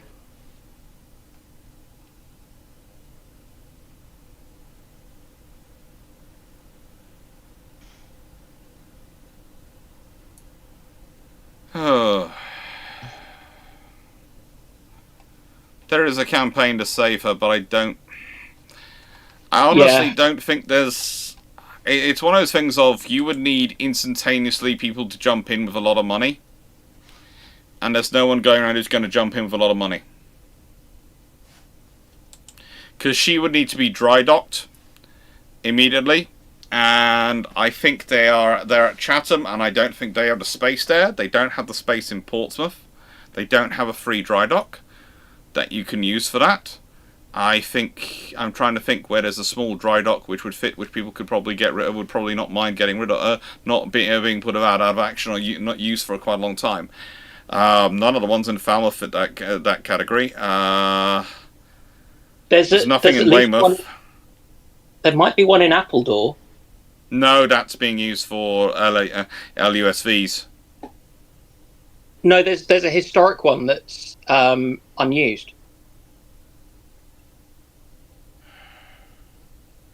If I remember correctly, that one can't even be used for something to get into it, though. Let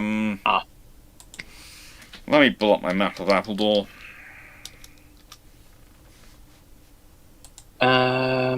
This is why I have maps of the shipyards.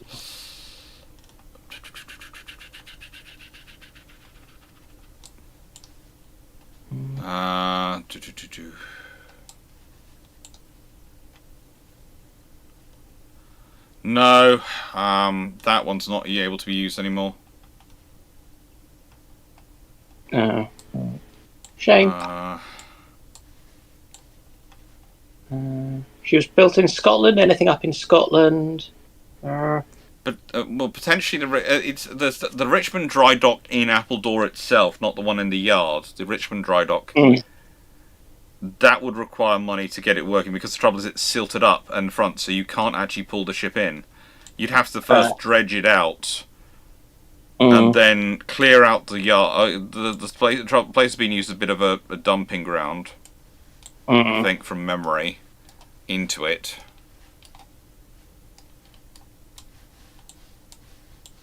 And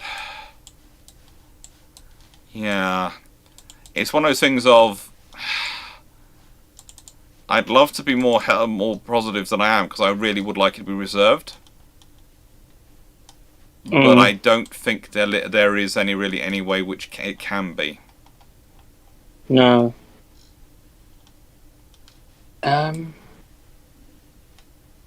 Which is annoying.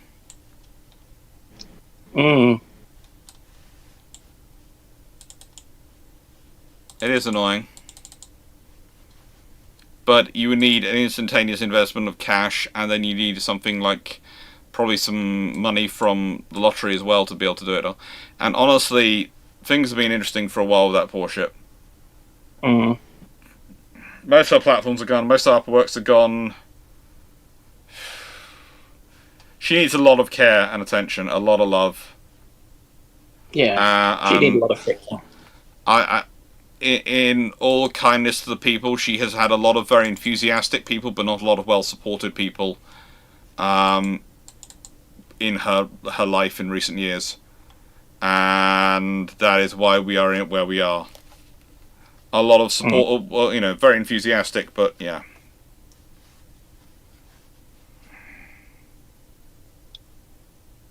Lacking the readies.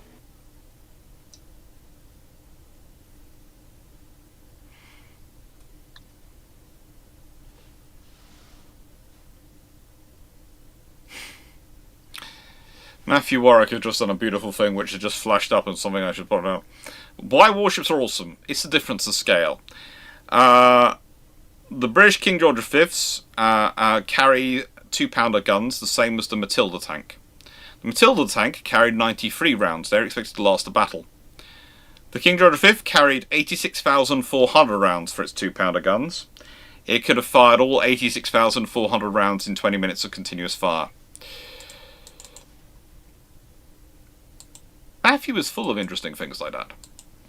Now, but yeah, I'm sorry, HMS President will probably not be around much longer in terms of sacrifice. Stafford Thompson, the term cruiser doesn't become a no word and continues being developed as a premier service component. How many navies would have them today, and would they be well into the 20,000, 30,000 ton range? Probably yes, and honestly, I could see them being proposed as things like, oh, we're not building carriers, but we're going to keep building cruisers. So you could be surprised at how many navies could have them. And it might be navies have cruisers rather than have cruisers and frigates rather than having carriers, destroyers, and frigates. It could be the carrier navy has destroyers, the surface combatant navy has a cruiser or two.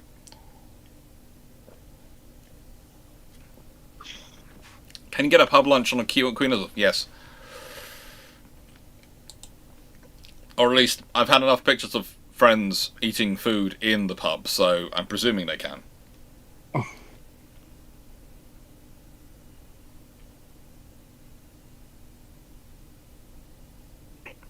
Right, so Dr. Clarke, just a heads up, according to Windows, computers and technology, YouTube channel, there are scammers trying to steal YouTube channels with fake copyright claims, so be careful. That's happening a lot. That's been happening for a while, so you have to be careful. I know Drac keeps having fun with that one. I've had some issues, but mostly I've been able to get past them by just being moi. People often wonder why I do so many gestures and things with my hands. A, it's my natural speaking, but also the fact that sometimes I use facial cues and gestures to point to things and pictures and etc. and things like that. Actually, touch wood makes it more difficult for you to go over with an AI and borrow it, let's say. Not impossible, but makes it more difficult. Thank you for the stretch. Oh, Jonathan, thank you. Ooh. Sorry, Fluffy Submarine. And hydrate. What did you do to Fluffy Submarine? I accidentally bopped the Fluffy Submarine. Oh. Fluffy Submarine will not tolerate this stain on Fluffy Submarine's honor. Fluffy Luckily, Submarine will... the Fluffy Torpedo is separate from the Fluffy Submarine, so I'm safe. The Fluffy Cruiser protects me from the Fluffy Submarine. Fluffy Submarine has a slightly dated Japanese sense of honor. Yes. In a slightly disturbing way. It did come all the way home from Japan. I still can't believe you all made me do that, but it is nice to have it. Jacob, is the Constitution Old Ireland? Is Constitution, aka Old Ireland, the best frigate in the USA? Of the USA? Currently, I think it's the only frigate they actually have in service. So it doesn't really have any competition. I think the only commissioned frigate the US Navy have is Old Ironsides at the moment. So, yeah, by definition, it is the best frigate. It's the only one. It is simultaneously the best, the worst, and the most mediocre. And the only. And the lonely.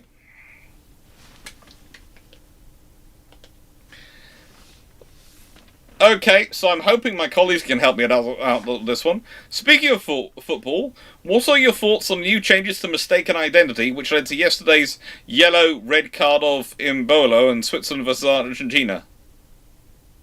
That would involve me having watched the Switzerland-Argentina game. That would involve me knowing the first thing about football. That has answered both my problems. I'm sorry, the legacy. Look... Honestly, I even with my mum tried to sit through a game being narrated by Takanasha Kiara, the Phoenix from HoloLive, Phoenix lady from HoloLive, because mum was talking about how cool, how well she was narrating the games and how much passion she was putting in it. And it was very enthusiastic and very enjoyable for about 10 minutes. And then I wandered off because, I'm sorry, football just... I enjoyed playing it, I just never enjoyed watching it.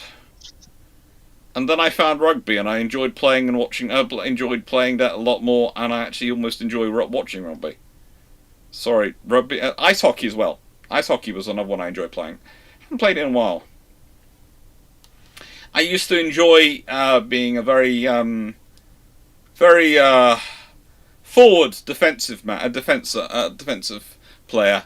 I was very good at forgetting to apply proper braking techniques, and so unfortunately smashing my opponent hard into the wall. The Benno strategy. It was completely. I'm sorry. I should have slowed myself down. I do apologize. It was a completely honest mistake. I was a teenage boy at the time.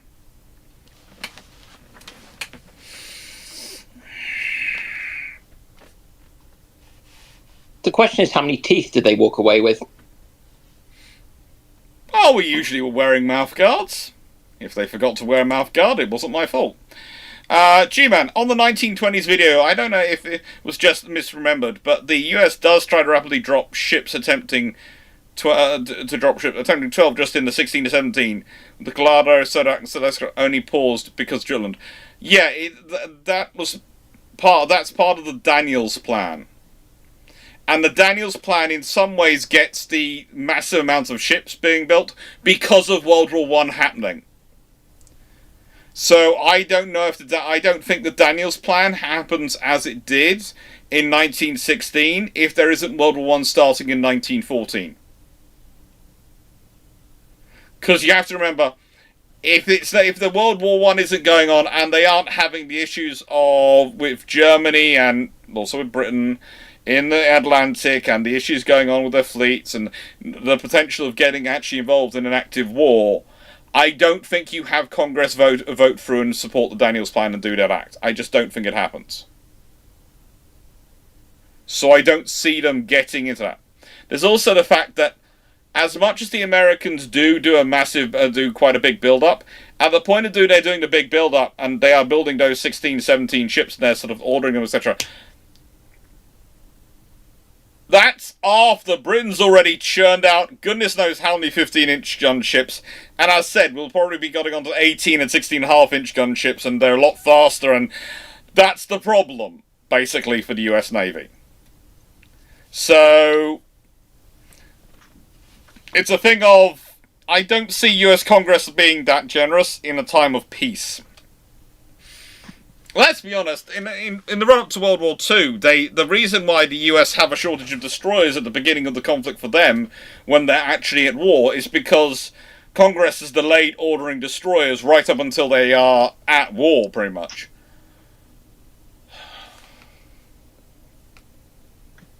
Did they forget that it takes time to actually make these things?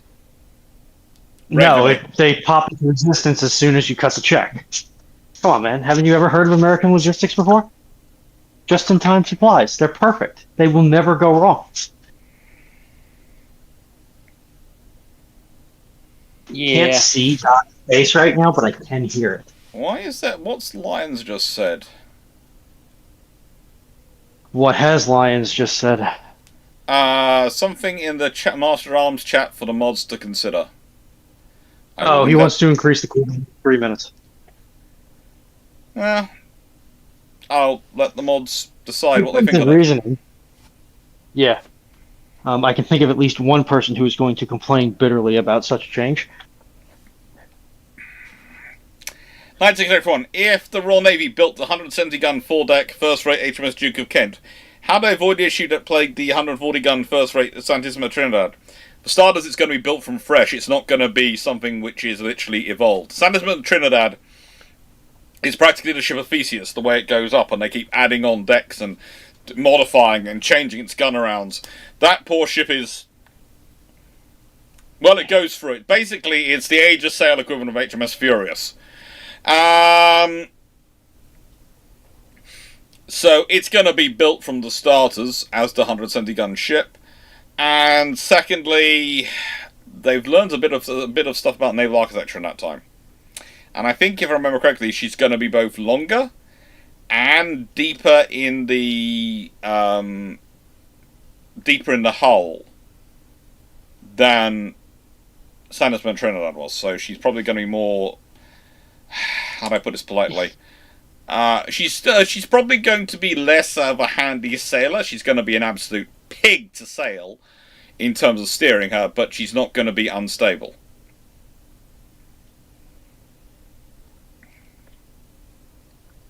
And that's good. We like stable ships, but not too stable. Ploppy has finger trouble because Ploppy obviously had entered a question ready for when the next questions are open, and has had premature question delivery. I was nice. I put that. On the phrasing, I put that. Terrible Plaz. Am I the only one who doesn't think the Freedom Class LCS isn't that bad? The issue with it is that we didn't order it with VLS, even though it could fit be fit with 32 cells. Okay, so to fit it with 32 cells, whilst you can do it, it needs to be slightly lengthened, and it needs to have its. They did do designs for this, but it also needs to have some of the internal arrangements rearranged and some of the strengthening added into it. And it's not as bad, but it still had enough issues that, frankly, it was silly. It's like things like the sacrificial anodes. There are so many silly things with the LCS, it's absurd. It made itself into a joke. Take care, Anant. It's almost 2:30 a.m. Good night. Take care, my friend. Thank you for being here. Seriously, that is lovely of you to be here when it's 2:30 a.m. for you. Thank you. I still maintain that the core flaw of the LCS program is making it do 40, 45, 50 knots. Yes, it is. Like every major flaw that program has is because those ships is either directly because of or a second order consequence of those ships being required to do 45 plus knots. Yeah, it is. If you cut the speed down to like 40 or 35, you get a better ship for the same cost, and 10 questions. Life is better.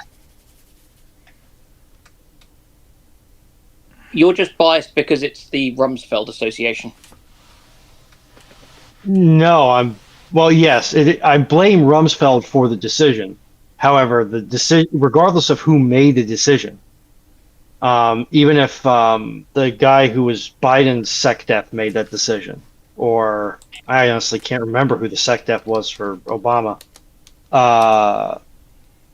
I think he had multiple. I think he went through 3 over the course of 8 years. Anyway,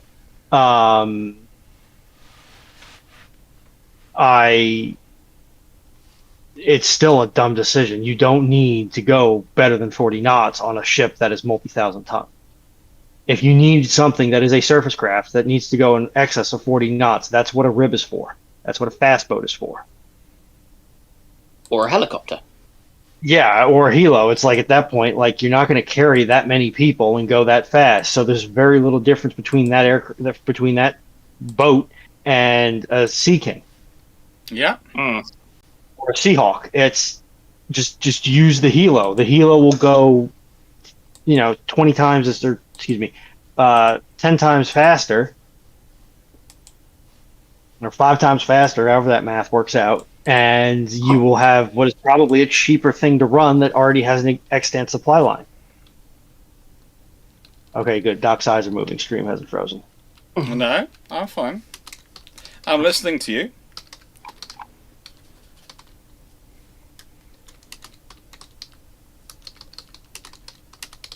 And now he's planning to end my whole career. No, I just remembered I was going to put something up today, and I forgot to do it.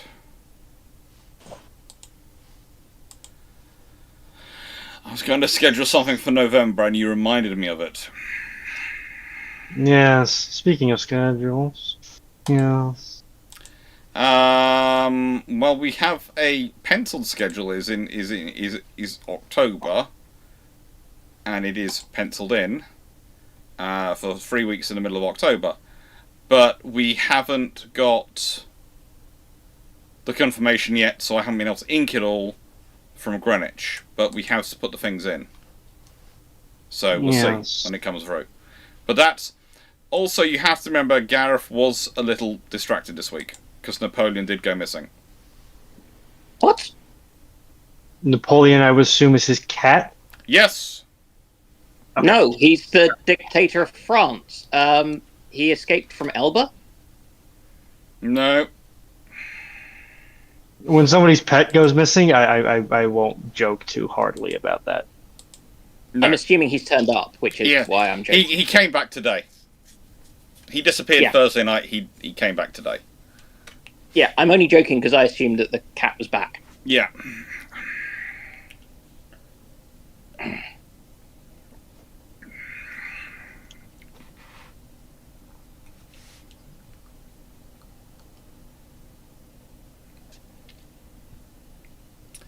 I see Knight and Steve are having their regular debate about question topics of Azure Lane.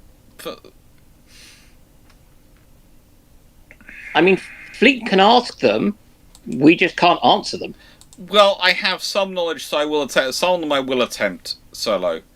Some of them I will go. I am saving that for when I have my good colleagues here. You're resident expert. Yes.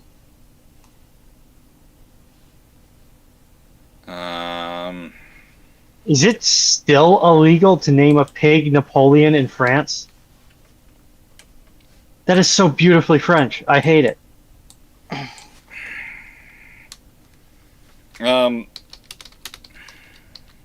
It is a remarkably French thing to do. No. There are no French laws which actually forbid it.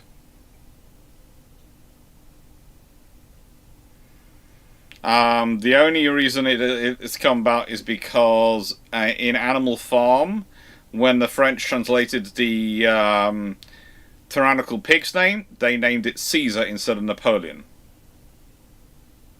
Because they thought it would have issues selling. But that's it. 15 taken. Thank you.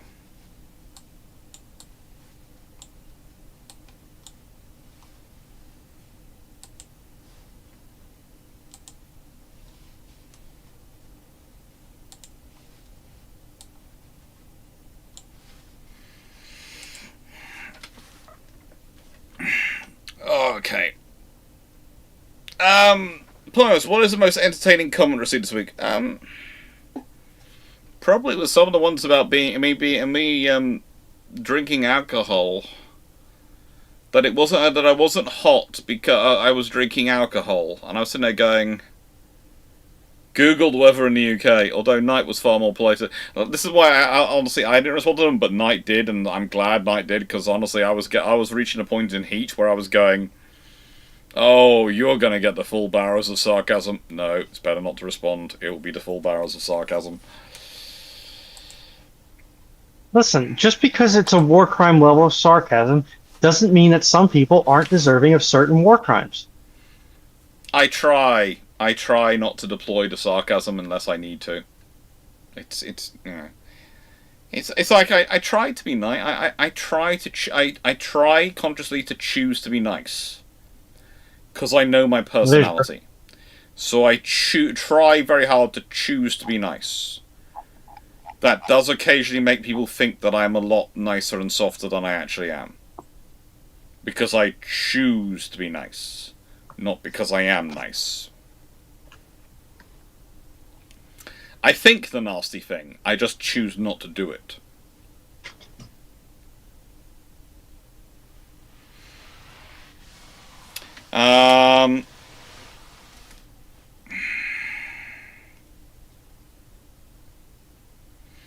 Knight, in World Warships Development Blog 15.7, Wargaming announced Tier 9 La Spezia with an 8-inch 96 gun. So why was this 8-inch 96 gun rejected?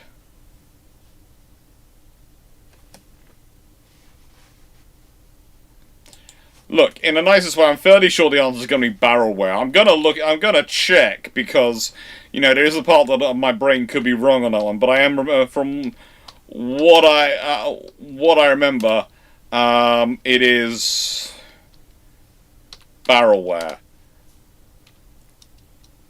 An 8-inch 96 gun is going to weigh probably as much as... so that's the equivalent of being a... That's going to be longer than the guns on an Iowa class, I think, or about their sort of length. and hence their sort of weight. I don't know if they were 96. They were that. Well, 8 times 96 Yeah, is the but same as... that seems a very long gun. I am doubting this quite heavily. Well, it's the same length. So you make guns that wide. It's just that long. It's just you're potentially making it narrower in terms of the bore, but still. It's apparently one of the Ansaldo designs looking into the possibility of can a 96 caliber 8-inch gun be created in the 30s. The answer is no.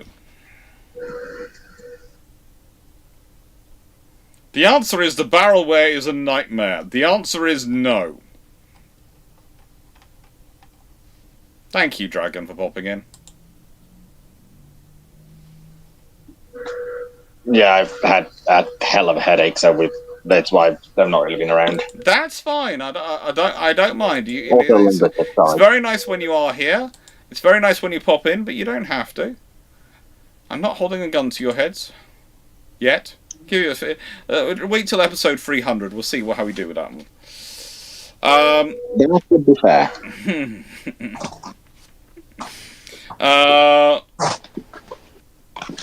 It's not the crossbow to the head. It's not the gun to the head that you worry about. It's the crossbow to the genitals. Shh! You don't use a crossbow. Hey, free for bottom that. surgery. No. Surgery. You don't use a crossbow for that. It could be in the nicest way.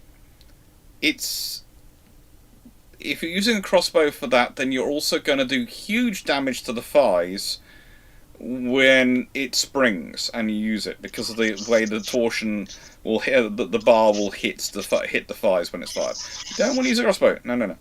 Use a stiletto knife, okay? Or one with a curved end if you really want to be more comfortable for you. A stiletto knife will do it just as fine, but a curved nick end there are various blades which fit that profile, will mean you can hold it in a far more comfortable angle for your hand. Anyway, setting that to one side. Ploppy708. Now we probably made YouTube and Twitch unhappy with us. Ploppy708. Have British warships ever had legal ships beer production facilities? Yes. The Americans produced ice cream factory ships. We produced beer brewing ships. In World War II. And thus an international black market was born. Yeah. Literally, the Americans turned up with, we've got an ice cream factory ship. We turned up with, we've got ships that produce beer. Want to trade? Yeah. It's like What's the amount of times I hear on there are television programs which go, "This is the amazing thing: the Americans produce a factory ship which produces ice cream and sails around the Pacific." Great, that's great. The British do the same thing, but with beer production. Put the two together, you have a very good time for those crews. I have visions of that probably being the most well-protected ship this side of the gold-carrying convoys. It certainly had a very, very active escort force. A very, very active escort force. Harold Goodison, if Netherlands and Belgium are still the same country, how does it affect World War One?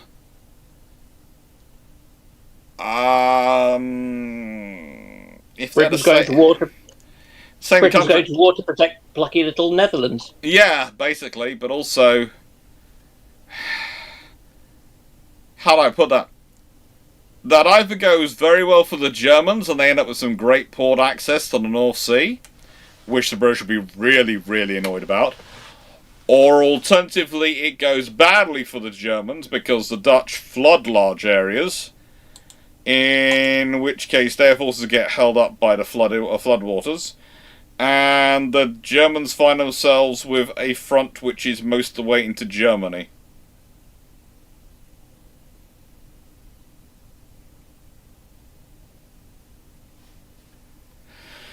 Timo, should the UK have ships that are able to operate in the Arctic?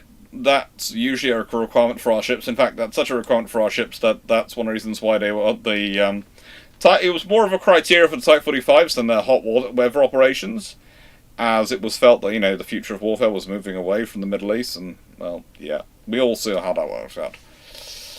You need both. But yeah, Britain's always been part of, because of their northern flank and their support of Norway, always had, and then there's the Falklands as well, so you always have cold weather criteria in ship design. Steve, the defending independence is small. Runar must advocate for Donald Rumsfeld, and Dr. C advocate for David Beattie. Runar first, as ladies always go first. The problem is I don't know enough about Rumsfeld beyond this program, that program, and half a dozen different other programs were authorized under Rumsfeld to actually give him a devil's advocate. I believe, if memory serves, he's the one that's told all the defense contractors that they had to consolidate or die, which was a mark against him. I think what became the F-22 predates him. I think what became the F-35 happened under his tenure, so that turned out pretty well. I would say the Fords, I don't know why their waste management system is so ducky. From But memory, it's otherwise, because they tried to save money by basically transposing the waste management system from the Nimitz class straight across in terms of design, without realizing they made a very different ship, and so you needed to almost redesign it. All right. Well, then that answers that question. Basically, they tried to save money, from as what I've understood, from what various people have told me. I honestly haven't made that great a study of it. The Zumwalt hull is actually quite good. Pretty much everything from the main deck down is quite good. It's just, why did you pin the railgun project and then the AGS project over to the Zumwalt project? That was a dumb decision. Yeah. I think Bradley was during his tenure. Bradley's turned out to be quite a good program. Although it started like a house on fire. Yeah.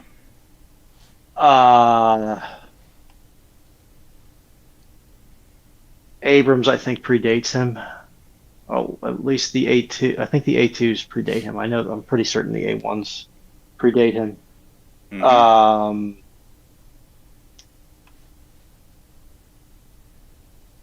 Yeah, I think, yeah, that would be a count against him, because I think his tenure was when they decided to stop and/or axe the OHPs.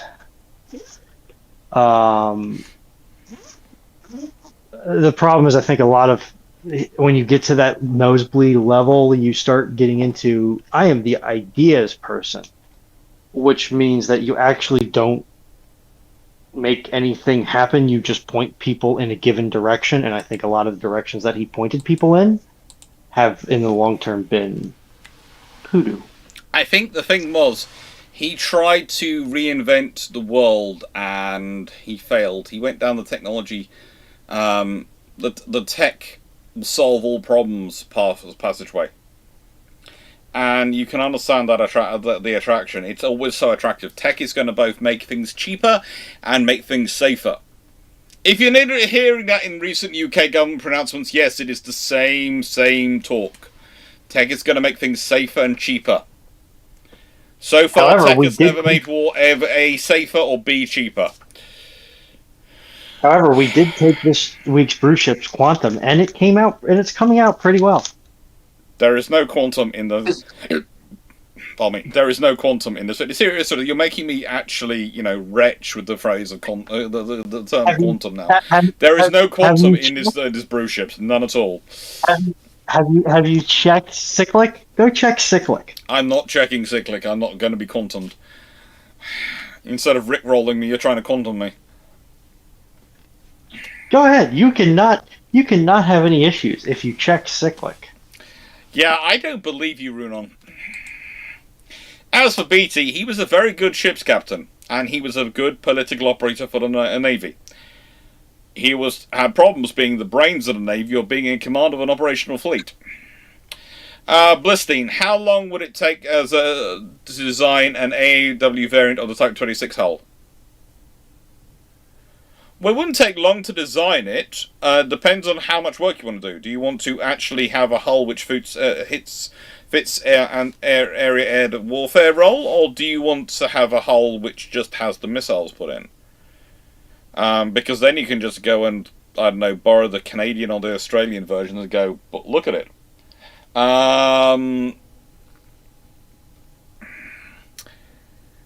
I would argue, I would argue, considering the time and space we've got before we've got... The point I keep coming back to with the Type 83 decision is...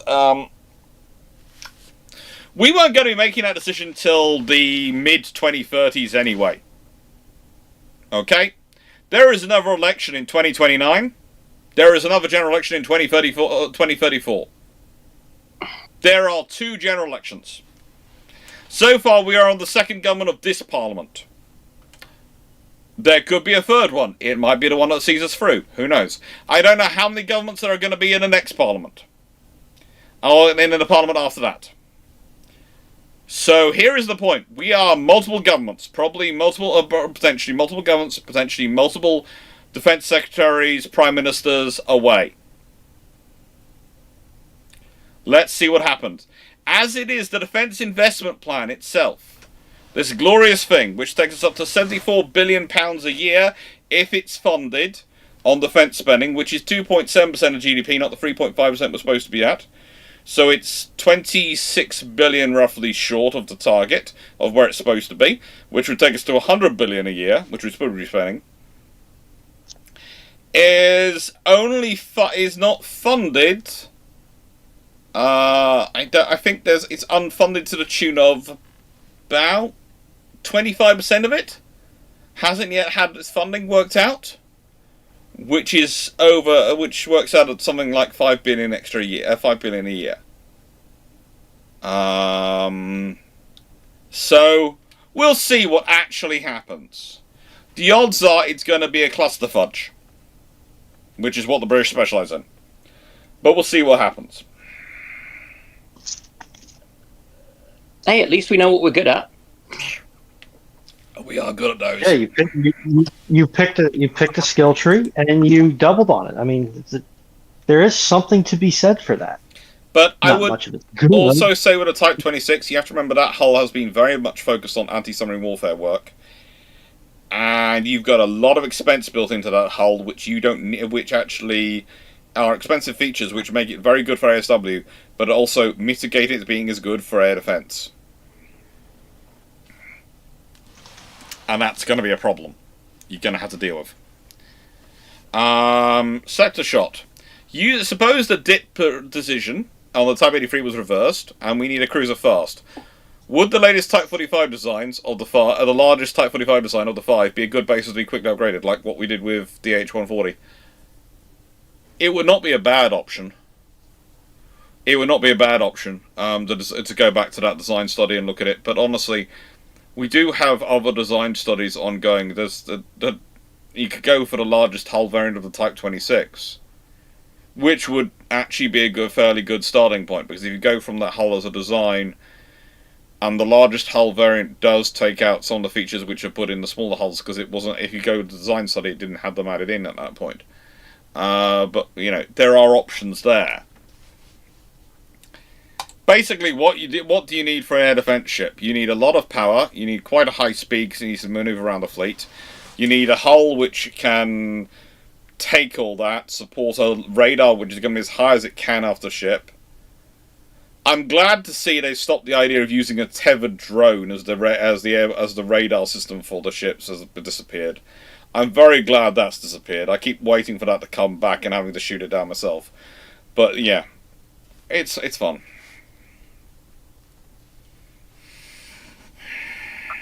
It needs a lot of things to support it.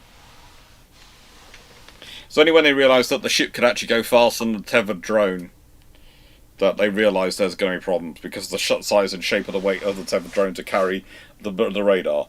It was not going to be a small tethered drone, and then it was also going to have these spinning components, whether they used impellers or propellers or small jets, right next to the radar, which was going to create interspurious returns.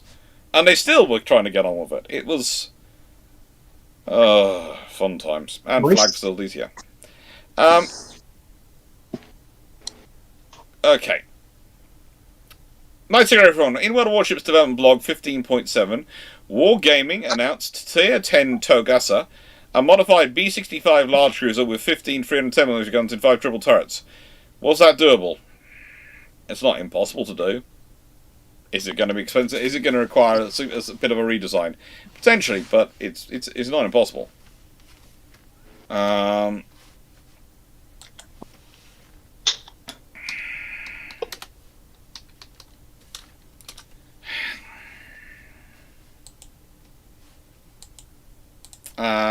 As it was designed, they're supposed to carry 9 of the 310mm guns. If you got 15, you got 2 more triple turrets added in. It's not impossible to enlarge it and go for 2 more. It's not impossible, because you're mounting another turret stern and another turret forward, probably. So, yeah, you're lengthening the hull. That's all good.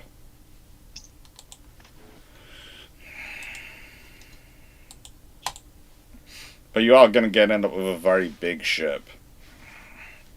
Because then it's a form of 9 15-inch, 9 of the 310mm guns. That's the 12.2-inch, by the way. It was already looking at a length of 246.2 meters. So that's over 800 foot. And I cannot lie. Don't worry, Subtitle Shop. you know.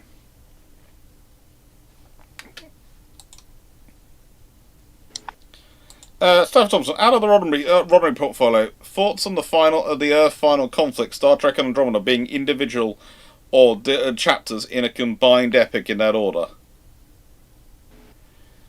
Earth final conflict, Star Trek and Andromeda being individual chapters in a combined epic in that order?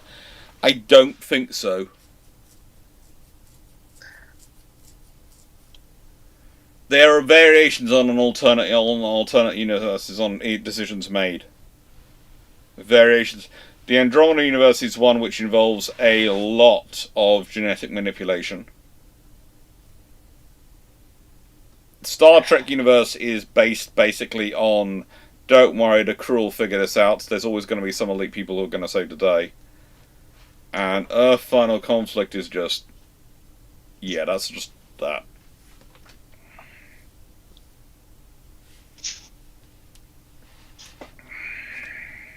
Is it a flustered duck?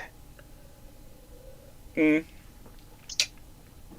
Shapes, did you check out the carrier tournament I mentioned a while ago? I think I did. I didn't manage to check it out for long, but I think I did. When I say I didn't check it out for long, I think I've pegged it as something I want to go back to, but I haven't had the chance to. Oh, that reminds me, I still haven't... I've got to find the Queen Mary review I did for someone and send it back to them. Because I sent it to them and it got lost in the ether, so I've got to resend it. Lots of lottery ads. Okay, YouTube, what are you doing now? Making money at your expense. Yeah, more likely.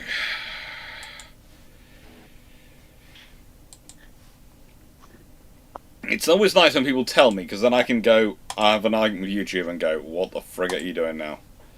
Oh, yeah. Making money at your expense, YouTube. It's like, I logged into the video which went up yesterday, right? Yeah. So, the video which went up yesterday, and I put it on auto to put on the ads, and then I go in and I'll prune the ads down before it goes live. That's always the aim. I kid you not, in the video, which is a little under 70 minutes long, there were 100 ad slots it had decided on.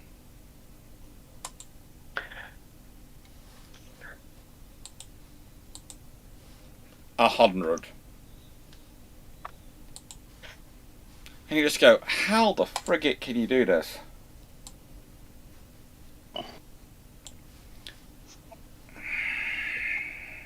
There is a substance. It is called money. I like it. I like the Making things money. I like the things I can get with money, like food and books. We've updated the rules of the server. You can now no longer exchange money in the use of books. John Chaves, did you check out... I'll answer that one. Got distracted by YouTube being YouTube. Sebastian Crutchfield, is it possible to fit a solid area air defense radar to a smaller hull, 31 hull, like CCV images? Please point me in the right direction if explained already. Okay, so let's put it this way. What people keep forgetting is not just the radar, and you do need to have the radar, and it needs to be high enough up, but the overhood faults are... I would call them general purpose frigates because of what they do. I know the Danish government classified them as air defense frigates. I would say because of their range of armaments and the number of VLS cells, etc., things they carry, they are more general purpose frigates, although they have air defense capabilities because of their radar fit, etc. Okay? So there is a difference in terminology used by me versus the Danish government. I would admit that. They would classify as an air defense frigate. I would say it's a general purpose frigate with strong air defense leanings. Because of the way it's fitted out in terms of weaponry, etc. and stuff. You can... Therefore, it does carry space for the radar, etc. and systems. And you can put in a decent radar. You could put a decent radar up, and you could put decent systems up. However, and this is the big source of problems. The British are looking at using theirs for command of multinational task groups, for command of the escorts in a carrier battle group, for picket operations, for all sorts of things which they usually use a larger sort of vessel for, in terms of it is more focused on these things. It's also the sheer amount of computing space. When someone suggested to me that actually some of the quantum they're talking about, quantum technologies, includes quantum processing and computing to speed up decision making and target processing in an air defense scenario by having the multiple options that the quantum allows, rather than the ones and zeros, which is binary. I looked at them and went, okay, that's going to be a power hungry asset and a space hungry asset. That's going to be a lot of computing power. Yep. And this is the other problem. So, in terms of the Type 31 hull, if you're talking historically, yes, it is large enough for the role. If we're talking as the role they're looking at it, it's going to be interesting. And this is one of the reasons why I think they're saying, oh, don't worry, the CCV is going to have the computers on, it's not going to have the radar on. We're going to put that on an uncrewed asset. And we're also going to reduce its missile load because we're going to have carry most of the missiles on another separate uncrewed asset. And you start going through this and going, this sounds like the recipe for problems. This doesn't sound like a recipe. This sounds like a signed purchase order with a delivery date. It's when people turn around and go, I'm going to buy multiple hulls, it's going to be cheaper than buying the large capable warship. And you're sitting going, no, it's not going to be cheaper. That means you're going to be buying like 7 to 8 engine systems instead of one propulsion system. You're going to be buying for one ship. You're going to be buying all these things, and you're going to have to. It's going to be intriguing. It's not going to be cheaper. They do realize that there is a certain minimum cost of entry when it comes to building a ship, any ship, and you cannot get away with spending that amount of money. Well, they're also. They understand that. I keep seeing people using the argument of the single-use drones which the Ukrainians have, which are which are basically used as suicide ships, as a basis for the cost argument that the LUSVs, which are supposed to be able of more complex operations and multiple different roles, and deep sea operations in the middle of the ocean as part of task groups, and they go, oh no, this proves that that's going to be cheap as well. And you're sitting there going, You are No. comparing apples and oranges, not apples and apples here. Yeah, the USV that you want to keep is going to have an engine lifespan measured in hundreds or thousands of hours. The USV that you're basically sending on a one-way suicide mission, oh, it has an engine lifespan of 50 hours. And Okay, that's funny. the thing is, I would add, and this is a point which also keeps being forgotten, especially in the CCV, is it supposed to be able to do all that as well as command and control for multiple of those drones? And that's also going to require computing power and space and personnel. I gotta find my glasses so I can see. So the whole thing is, we will see what happens. We will see what happens.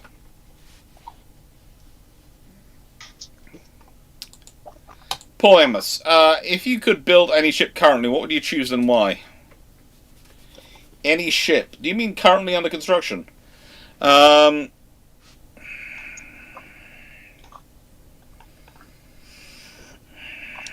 If I could, I would build... I've talked about this before, the design that me and my dad did for what the Type 45 should have been. The thing with the Ottomalaris, it's a design I've discussed before, but it's basically, take a Type 45, you've extended it out, you've got an extra gas turbine, etc. in it, things in it, as well as extra diesel generators in there. You have 2 lots of 48 VLS cells for your surface-to-air missiles, and 2 lots of 24 VLS cells for strike length Mark 41, so you're carrying 144 VLS cells. You're also carrying 3 Ottomalera 76mm guns, 1 forward behind the VLS cells, 2 aft, 1 either side of the hangar, and 3 phalanx, 1 on top of the hangar, 2 on the current sort of sponson positions. And you got your 4 or 5 forward. And that I would love to build a couple of those. If I could build 3 or 4 of those, or even especially if I could build 6, I'd be a very happy gentleman, because and if I could get the Royal Navy to adopt them, then they'd have 6 Type 45s and 6. These are probably would be called the Type 83s, because they'd be general purpose assets, to basically assist with operations, and that would be quite useful.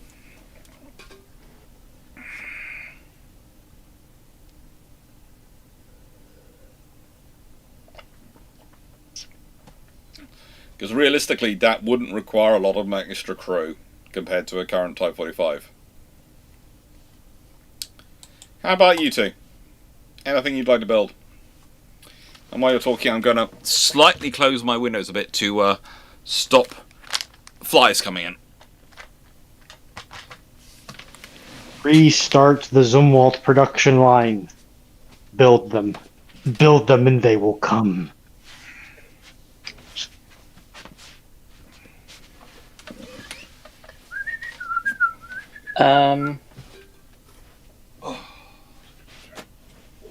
My thought is mostly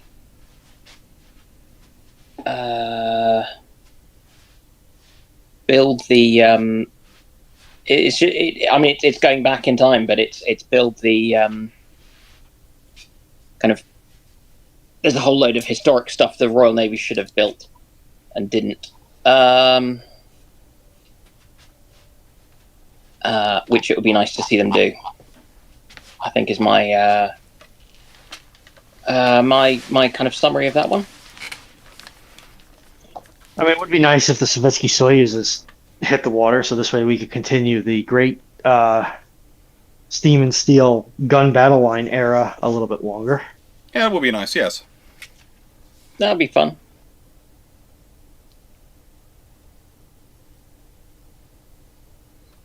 Has some good options. Right then. With that being said, what's the next question? Nice everyone. Why do people think the 174 gun 4-deck first rate HMS Duke of Kent is fake? Because it sounds massive, and these things are, why would they do it? And the thing is, it's not fake, but they're also not necessarily the sanest decision-making process. John Shaves, have you ever checked out the video game Foxhole? Yeah. I would love to hear what you have to say about the ship designs. They are intriguing. Someone actually, I think it was Petchington, actually gave me Foxhole to play, and I have done a little bit, and I have checked out the designs. And yeah. Are you It's concerned, interesting. Doc? Yes? Are you concerned by the designs in Foxhole? Well, I'm not saying I saw this question coming up, but I did put on a helmet before it arrived. Is that because of the Foxhole designs or the Foxhole players? I put on the helmet. I'm going to say players because that's funnier. The fact that I can hear on the headphones through the helmet is quite useful. And that being said, though,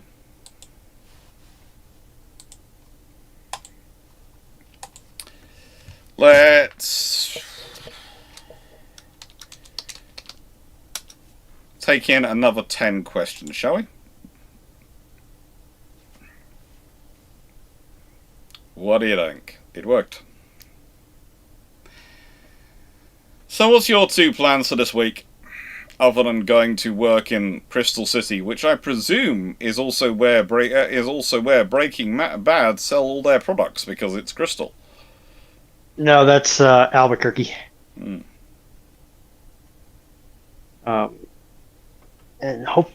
ostensibly, the hotels in Albuquerque would be cheaper. $800 for 4 nights. Once the tax. 20 some odd percent of my hotel bill this week is on tax. $100 tax. Well, just think you're supporting the local economy. Arlington City does not need any additional support. They get plenty of money from everywhere. It is one of the richest localities in the state. It is. I think it is the richest urban locality in the state. Yes, but imagine how difficult it is to get money out of the residents in that scenario. It's very getting money out of the visitors is probably a lot easier. No, because most counties, most localities and municipalities raise the bulk of their funding off of sales tax. Mm. So every time you buy something in that jurisdiction, the county gets a X percentage cut of it. Mm. And usually that's 10% and up. Mm-hmm. That is how municipalities in at least the state of Virginia get their income, that and property taxes.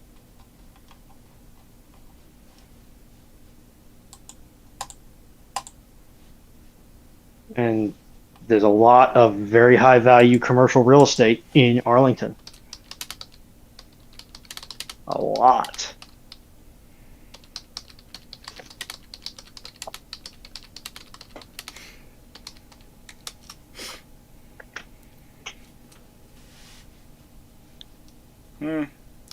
VAT does account for about 17% of UK government income, so yeah, not surprised. Yeah, except for the ludicrous tariffs, Mango Mussolini hasn't stated the United States federal government doesn't really have a sales tax. Their majority of their income is off taxes, both personal and corporate.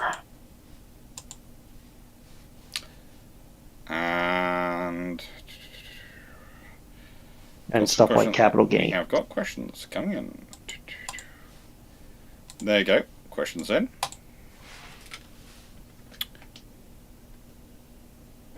I love the way AC75 or AC75 RS7 actually got one in and made it number one. Which wreck, if found and explored, would most progress naval maritime history? Honestly, it would be a galley. If we could find an Age of Sail Roman galley or Greek galley in the Black Sea, down in the deeps, where it's absolutely frozen in place and is, below the oxygen layer and has survived, that would massively change naval history because we actually have an answer to the question of how the blooming oars were arranged. We have to find a war galley down there. And actually, that would be the wreck I would like to find. I'd like to find that. But who knows? Maybe once we're clearing up the Black Sea after this current conflict between Ukraine and Russia, and finding all the mines and drones which have gone off course, and finding them to make sure that it's clear for shipping, we'll find it. But you know, what about you two? What do you want to be found? I'll take that same thing, just with a plaque that clearly, a maker's plaque which says, BC 502 model Quinker. Yeah, that would be useful. Well, you'd be able to work out when the trees were felled and things. So you should be able to get that kind of info. Just to settle what is a Quinker debate? Is it 5 oars? Is it 5 banks of oars? Is it 5 rowers on each oar? Is it 5 rowers per bank? Per bank bench. Yeah. Or is it actually that it's, I don't know, 5 something's wide and it's actually got nothing to do with the number of rowers? Yeah. And it's just a kind of coincidence about the name. Or it's like the port, which is, although it will claim to have a vintage, is always a blend. Actually, have they found Surcouf? No, they haven't. No, they haven't. I'd like to find Surcouf. Surcouf. Okay. 96 everyone. Follow up from Gresham 37 for Bruships. So why were the Italians even looking at 8-inch 96 gun in the first place? You know how I talk about how the Royal Navy occasionally produces designs which are literally there so they can actually work through design on paper so they can show people that they're being idiots and stop and shut them up? The Italians have to do that occasionally. They have to produce something to show it can't be done.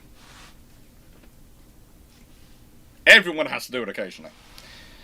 Ploppy 708, could you place a single row of VLS down the side of a ship's hull in a sponson above the waterline to enable more VLS or small displacement hull?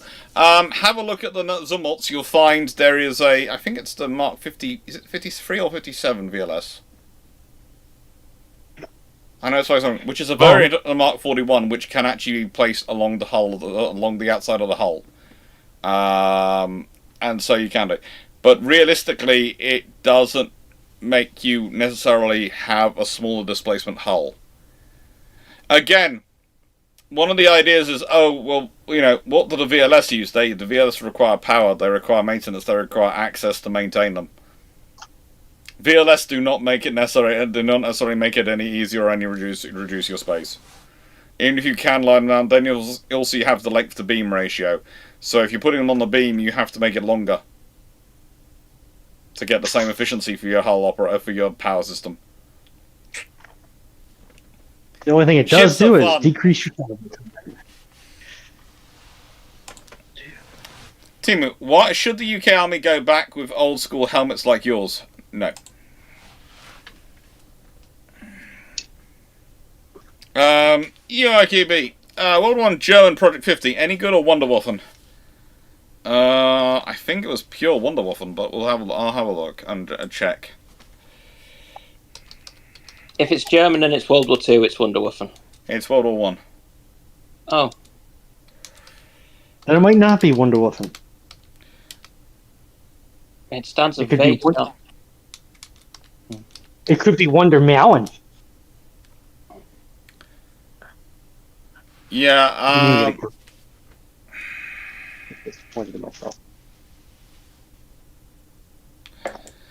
think it's talking about the steam-powered submarine, and that was such a good idea. Yeah, basically, just like the very successful British steam-powered submarines is probably the reality of it.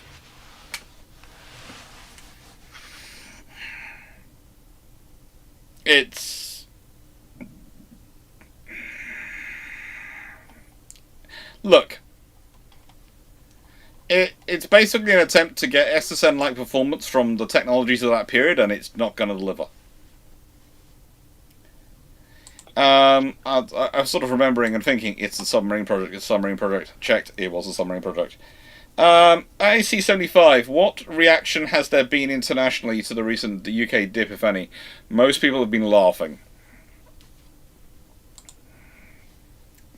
You mean they took notice? Well, they did, but then they found out how much of it was based on. In 10 years' time, this will be done, and you're sort of going, there is no 10 years' time. For you to ensure what happens in 10 years' time, you have to be in power in 10 years' time. You personally. Not your party, you personally. And you have to still be in that post, and everyone has to hold an account, which is not going to happen.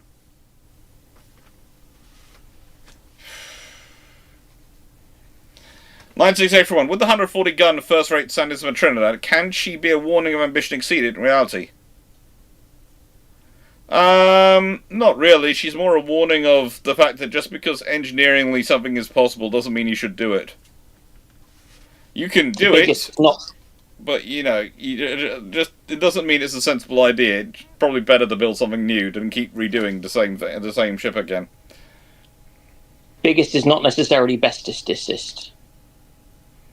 Could a mixture Nakhimov plus 2 to 3 Type 055 flotilla sailing Merry Long Britain revive the Type 83? Who knows, but let's be honest, that would also be a very bad day for the British government. But they probably claimed they could counter it with, I don't know, some little drone sailing solo along the mound. Lions, based on yesterday's video, do you think the 9.2-inch cruiser could have been brought in pre-treaties? Yes. It could have been done. It was almost done with the Hawkins class. Dan, I spoke over you. I was just saying quantum. No, do not. Yes, the quantum anti-shipping missiles. We'll take it out. They don't exist. They do. I saw them in the documentary Star Trek. Dan, you do remember that at some point we'll be spending a lot of time together again this year in an isolated area of the world. You can't run that far. I can run further than you. You might do more. You might publicise your running more often than I do, but that doesn't mean I can't hunt you down. Well, it's okay. Just remember, Dan, I have the skill. I can drive manual, and there are Land Rover Defenders where we're going. You can run. I got diesel. I will do a good impression of a penguin. Collateral damage. Well, my other thought was I will hide behind Julian Thompson if he's coming.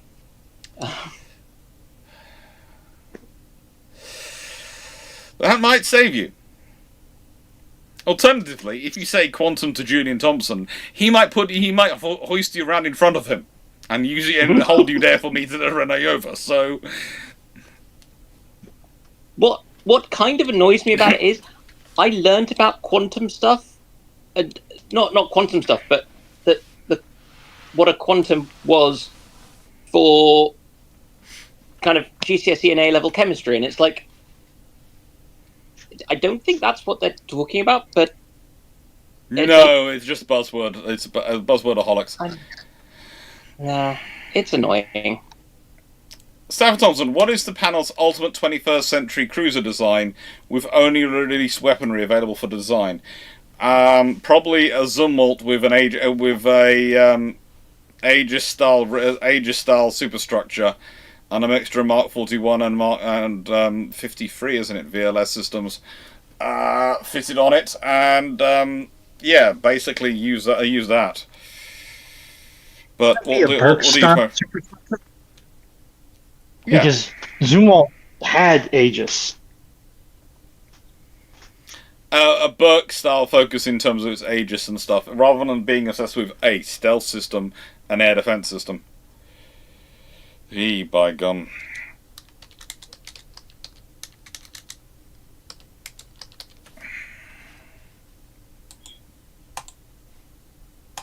I love how people think that I must be drinking when No. no, you get Runon completely sober. So imagine Look, intoxicated Runon. this is run on sober. Dan, are you drinking? Because you're the only one who really drinks out of it. Well, rather, when I say really drinks, who actually occasionally imbibes alcohol. No, I haven't. I was trying to think when I last had an alcoholic drink. It's probably been about a week Yeah. or so. Yeah. The only time I ever see you actually going hunting for alcohol is when we're in airports. Yes. Yeah. And he has a legitimate reason for doing that, but it's the only time. Otherwise, Dan will literally just wander along. It's take it or leave it. Doesn't really care. But in airports, he will go hunting for the alcohol. My problem is I'm a lightweight, so if I'm drinking, I need to have given up on doing things Adult of any things? use. Mm-hmm. Yeah, pretty much.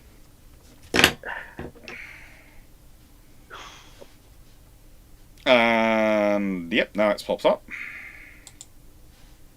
Although I was tempted to go and grab a drink, but I'm not sure what I've got in the fridge, and it's a bit Fairly warm sure, for Steve, anything else. I said 10 questions, but if I didn't, that's on me.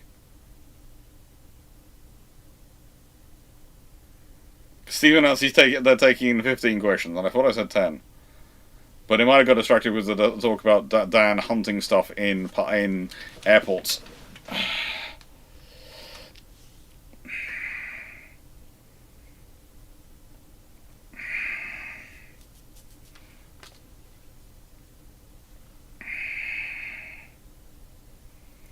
Cassia, were there any plans for a canal network to move goods inside Australia? Ooh.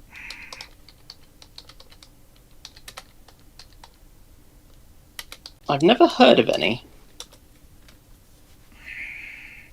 If nothing else, I think they'd struggle with. To be honest, they were able to build along rivers, so kind of wouldn't need it because they were choosing where to put their settlements sufficiently well. Because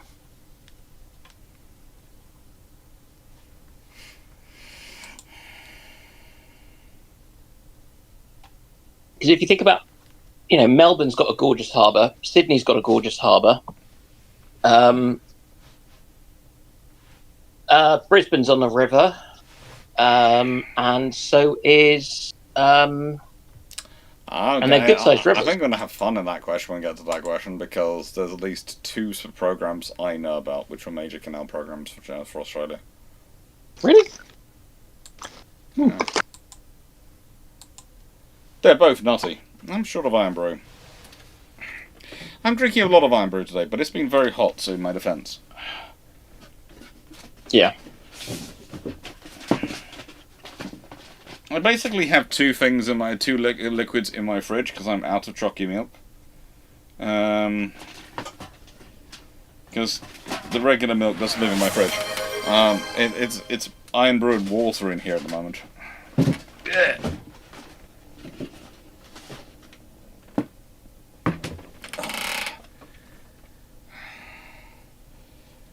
And I did love the conversation I had about the fridge with various family members who went, "Oh, it's so clever using your fridge as storage upstairs in this whole world to keep things stored." I'm not sort of looking and going, "What do you mean?" "Well, you wouldn't turn it on, would you? Because, that's going to use electricity."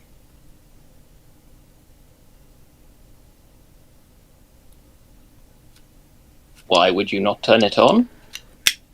In their defence, they've married into the family. In my defence, their wife might have dealt with the problem for me.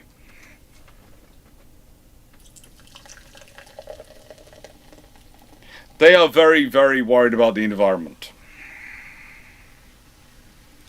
I am fairly certain me turning on a small fridge and having cool drinks is not going to have that excessive an impact on the environment. Go tell them that I have three refrigeration devices and then a whole house AC plus 2 auxiliary ACs running right now.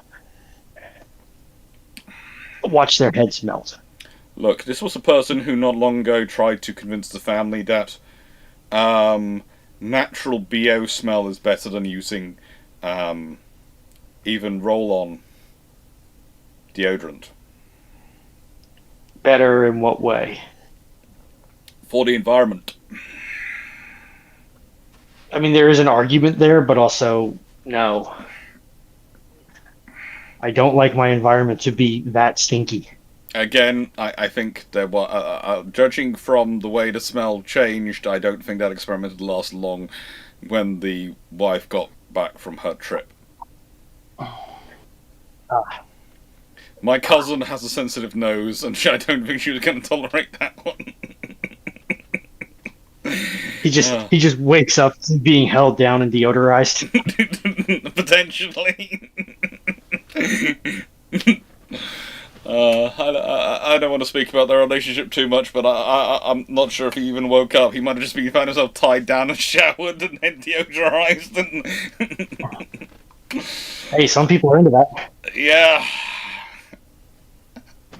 No, sadly not a teenage boy. Younger than me, but not a teenage boy. Ay, caramba.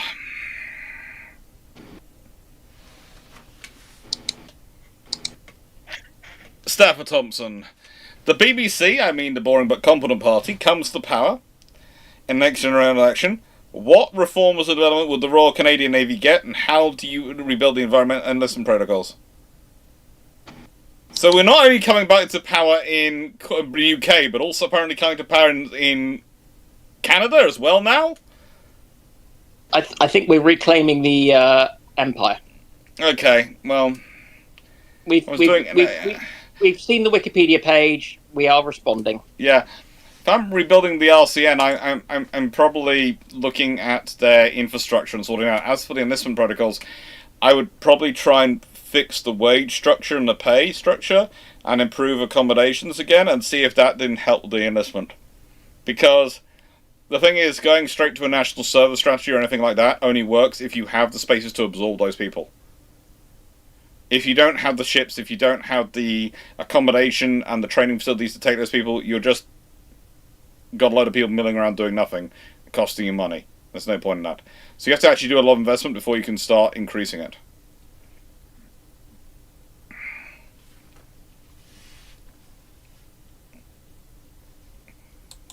So ouch, the Liberals are going to experience a series of unfortunate accidents. No, we would just air Drax rant about the Toronto Pearson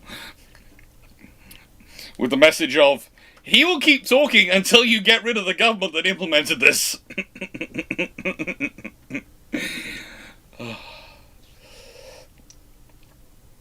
AC-75, would modern weather forecasts affect naval operations in World War One?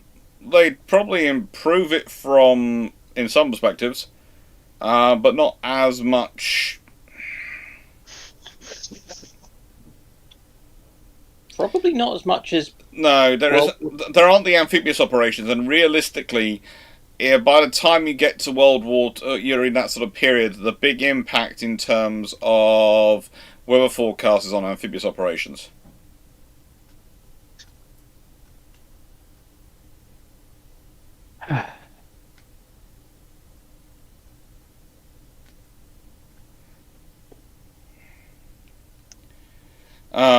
That's basically the limit you've got in that. It's a case. It wouldn't hurt things. It would certainly improve things from an operational perspective. But it would also, if you've got modern weather forecasts, that means you've also got satellite data and access to that sort of system. And that's going to have its own impact. Because if you've got weather satellites, considering some of the stuff they use, those would be very useful from an intelligence gathering perspective. And especially given that the thermal signature of these oil-powered battleships is going to be massive. It's certainly going to be fun. I believe a lot of weather satellites have a decent IR suite on them. So it's going to be a case of, what's that IR balloon right in the middle of the Pacific Ocean that's not near any known landmass? Yeah, that'll be fun. Knights of Front.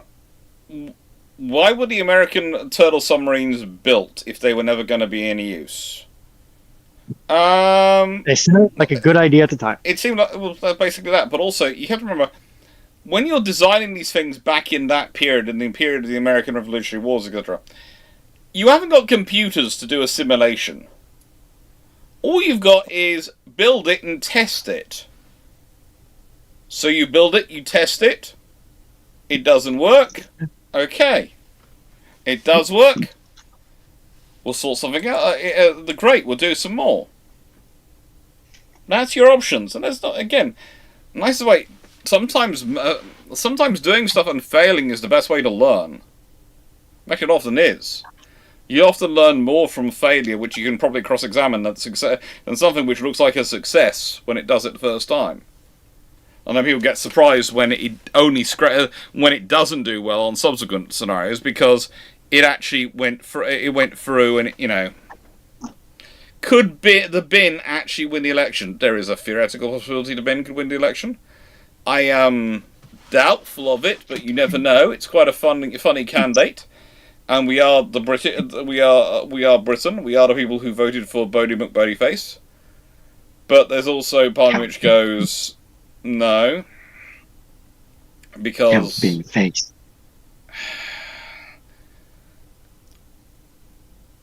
There are quite enough supporters of reform in that particular constituency. We'll see what happens. As I said, the only poll I care about is the one which takes place on election day when people are actually voting. Until then, nothing else really matters. It's just words.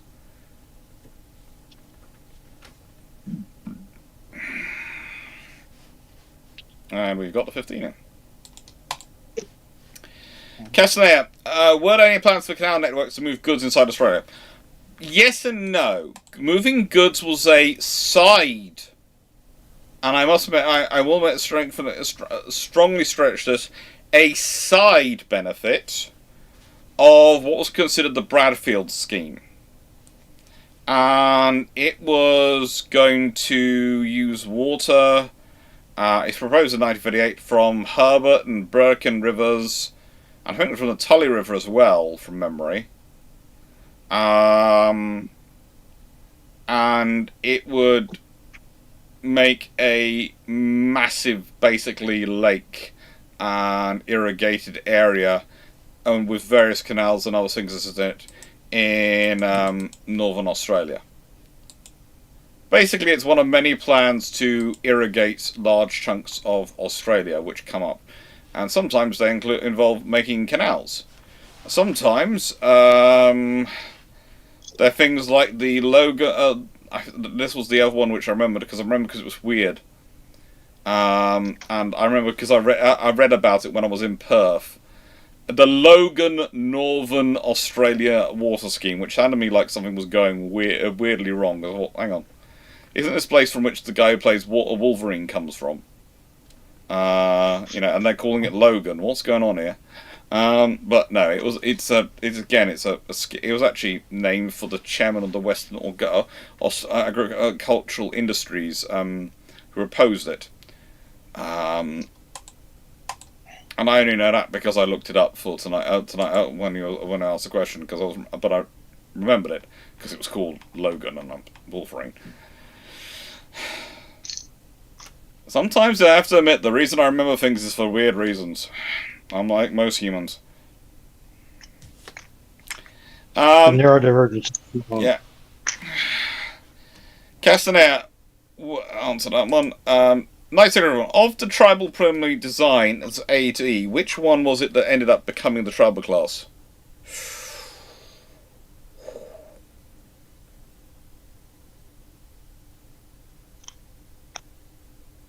Ooh. You see, theoretically, I should say B, because more of that goes into it than anything else. But there are also things from C and A, and a little bit from E put in there, so the design study.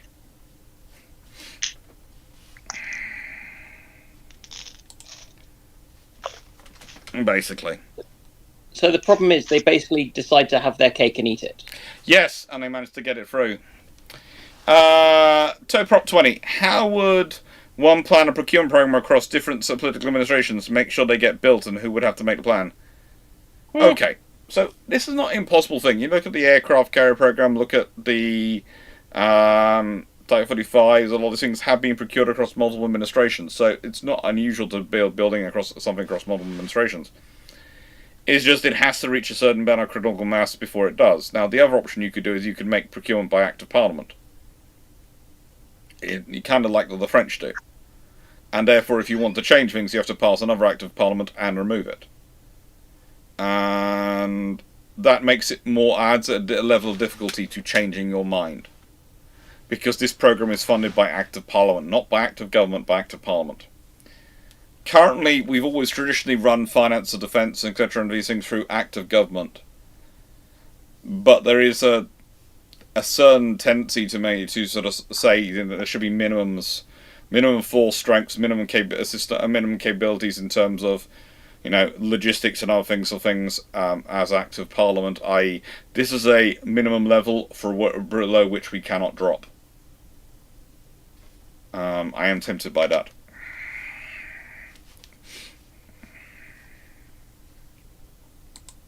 I like the idea of it. The problem is that the next government can turn up and go and just get the law changed, provided they've got the majority. Yes, they can, but then they have to explain why they're doing it. They'll say that the plans were wrong. And that's fine. Things have changed, and we need something else now. Yes, Dan, but look at all the problems that they have with governments when they do that, and all the things they have to go through. Oh no, I don't disagree. Yes, they can change it, but it's going to be, it's going to be a lot of the thing. I think that's starting to be realised. It costs political capital to do it. Yeah, and that's the thing. In nicest way, it's political capital they don't need to spend. Yeah. And then they're also going to have to explain to the varying constituencies why they killed a bunch of jobs. Yeah. And it's not something you... And also, there's no way you can quietly change an Act of Parliament. That's very true. You can quietly drop programs. You can hide it in the news. You can bury it under other things. You cannot quietly change an Act of Parliament. I mean, the other way to do it... The other problem is also with the Act of Parliament is... then everyone else can make amendments to it and make suggestions, and it has to go through the committee process, which is public and noisy, and they're going to have to explain themselves again and again and again why what they're changing these things. The other thing about it, I guess, would be you have because the other way to lock a program in would be to do contracts where breach of contract comes with stiff penalties.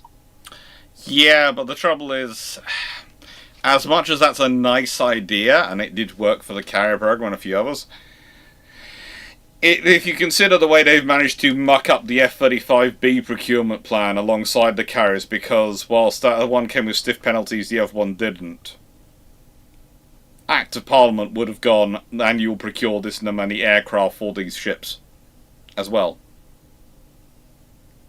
Yeah, I mean, it's slightly ridiculous. It's like, we're getting these carriers. Yay! And then, we didn't realise they're going to be into service then, so we didn't order the F-35Bs in time. You did order the aircraft to go with them, didn't you? They don't come already loaded? No. With planes? No. No. We didn't realise that? We thought they came with the planes on them already?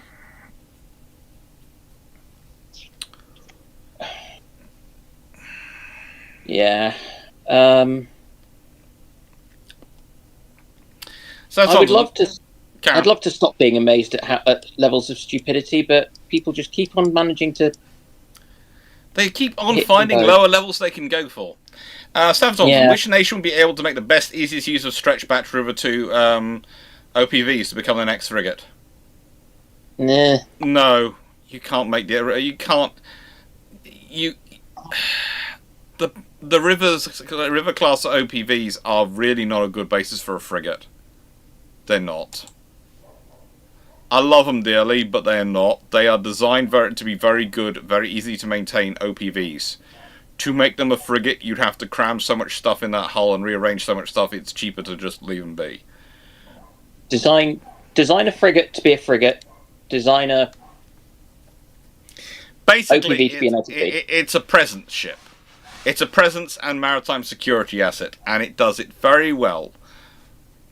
Chingy from Australia. AUKUS starts pre-World War II, giving Australia free era-appropriate US battleships. Does that make any difference in the Pacific? Are you getting the fast battleships, or are you getting slow ones? Because it's going to change what you do with them. Well, I think...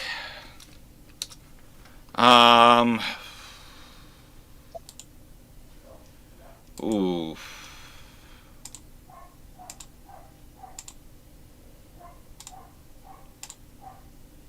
Why is it the Americans like to reuse so many names for their ships? Because it's harder to cancel them. I think it'd be North Carolinas. If it's pre-World War II, they're the ones which are earliest built before pre-World War II. So they are, of course, 28 knot vessels. Yeah, no, they're good. It's because they can actually. And it's pre-World War II, and they get battleships. So the only ones pre-World War II that sort of, how do I put this politely? They enter service in commission in 1941. So they're laid down in 37 and commissioned in 41. So if you're going to go for Americans, then it has to be the North Carolinas. No, I'm just thinking because you don't particularly want standards at that stage. Nope, you don't. But getting to North Carolinas, if they had 3 North Carolinas, they'd have more North Carolinas than the Americans do, and B, well, Force Z would be a very interesting force structure. Probably have an Australian admiral in charge. Did they have anyone senior enough? Well, if they got 3 battleships, they're going to have had to get someone senior enough.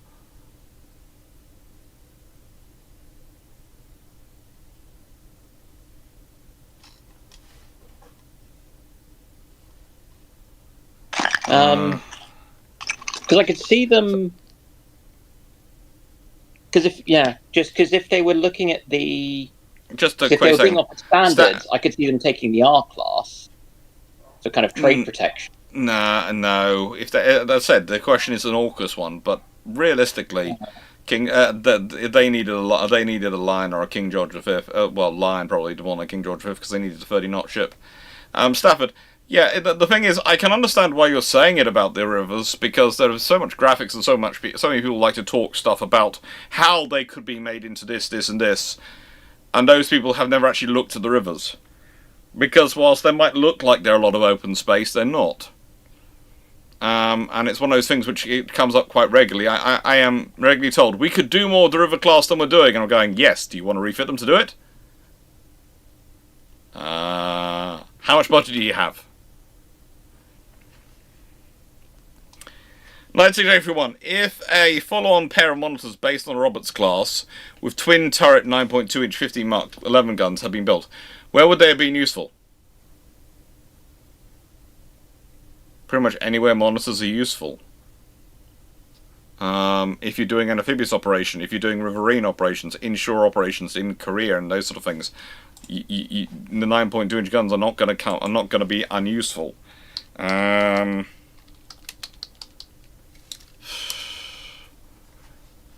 You know, if you build them, they will be useful. D-Day, they'll be useful. They'll be useful for probably a few other things.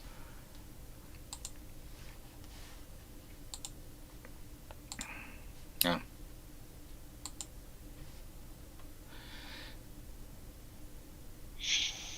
If the British built an 8 twin turret, so 16 Mark 11 gun equipped British armored cruiser, do you see them replacing some of the armored cruisers at places like Cornell? Probably, but 8 twin turrets? Do you mean 4 twin turrets with 8 guns? Or 8 twin turrets? Because that's what, 2 forward, 2 aft, and 2 on each wing? That's a 12 gun broadside? 8 gun forward, 8 gun aft?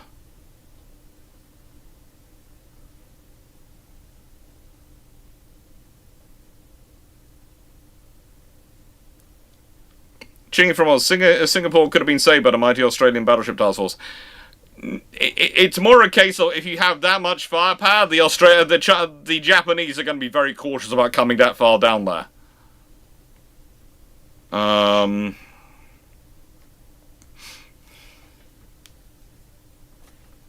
Very cautious about coming that far down there. Let's be honest, if you've got 5 capital ships, which are all capable of doing 28 knots plus, that basically means if they don't want to have a cruiser fight with you, they want to have an aerial attack, but they're going to have a very, very strong aerial attack. Yeah, but Invincible Prim is that remember the Invincible. Germany has all sorts of fantastical ideas about what a British might build. Naval architects have different arguments. Steve, Commander of these, is there a rough rule of thumb for how much space you need for an admiral staff on a modern ship? Basically, for however many, basically it's 50 per star.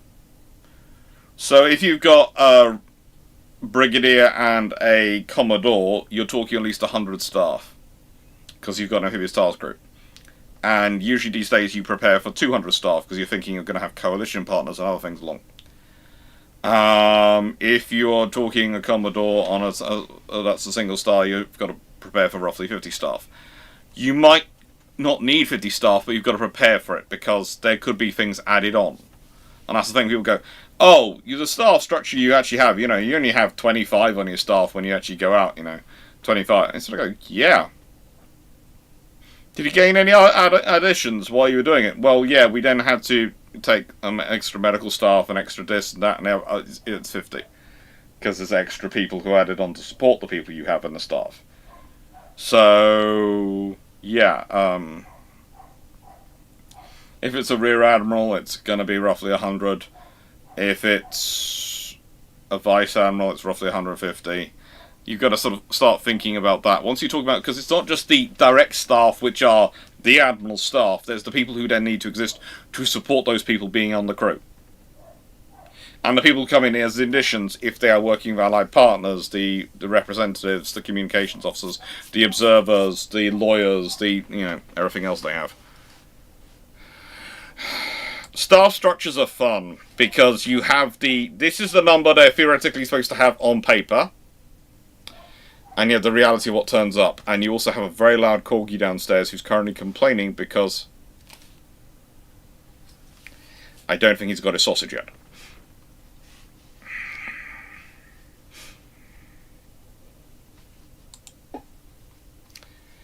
Chingy from Oz. Australia goes for a single one of whatever the next large US ship, whatever that be, DDG, CG, BBGX, the flagship.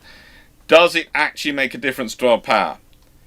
If it's a if it's the BBGX, the nuclear-powered ship, yes, that does make a difference. Because when it's available, you've got a nuclear-powered ship wandering around. A nuclear-powered is going to be status. And it's got a lot of VLS capacity, and it is a nuclear-powered ship. It's a nuclear-powered surface ship. It's going to give you status. Anything else really doesn't have much of an impact. But that is going to have status, because it is status. And that is part of the reason for it to be called a battleship is the status that goes with a battleship name versus the cruiser name. And I hate to say this, but it is true that when you're doing diplomacy is politics on an international scale. And politics, imagery, and terminology matter. It shouldn't, Reality should be what matters, but we all know imagery and terminology matter.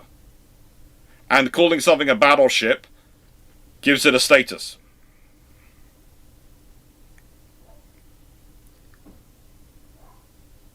But see, never thought the stars would be that big. Well, think about it. Okay, so you've got to have extra communications people on 24 hours a day. So that means you've got to have 3 watches, let's say.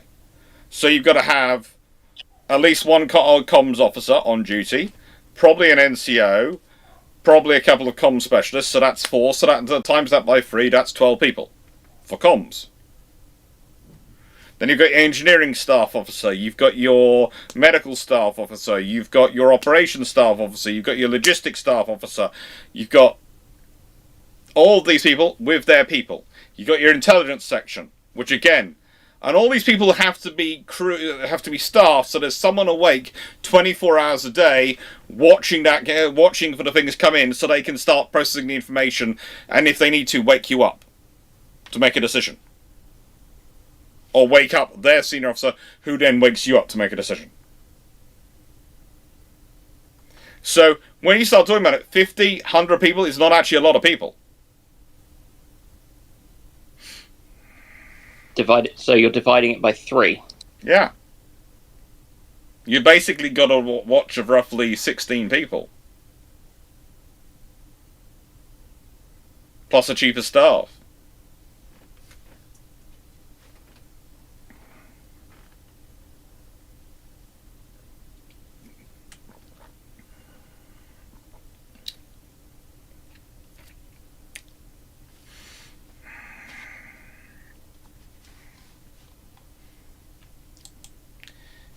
Nice here. If a 16 9.2-inch 50 Mark 11 gun British armour cruisers were built, what older class of British armour cruisers will be relegated to reserve? None of them immediately, because none of them were old enough to really go that way. But they would probably start heading to, they would probably start heading there. But also, there's always a demand for in Britain for cruisers. It would only be once you've got really the town class cruisers coming in large numbers that you start getting them put to reserve, because that's when you start having numbers go in the right direction. You can start putting them in a reserve.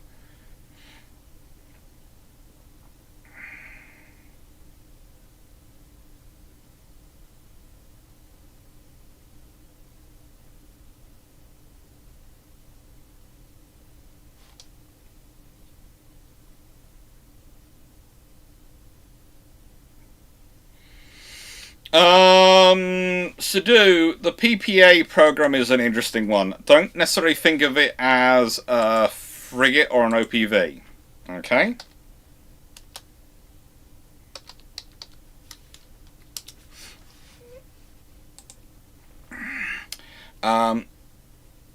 They are called multi-purpose offshore patrol vessels. Or particulator polvante dator. And they are replacing the patrol frigates of the Soldati class and the Minerva class corvettes. So they are 9 ships replacing 12, and they are literally replacing a class of patrol frigates as well as corvettes. They are a patrol vessel, but they are a multi-purpose offshore patrol vessel, which means they're at the larger end of the OPV spectrum. And they are armed as such, but they are still OPVs, but they are special ones. Now, if you start going through the armament, they have a 5-inch gun, they have a 76mm gun. They have a couple of Automera Oricon remote mountings. They are able to carry 16 cells for Aster 30s, which gives them quite capable. But then if they are the light variant, they are then not fitted with that.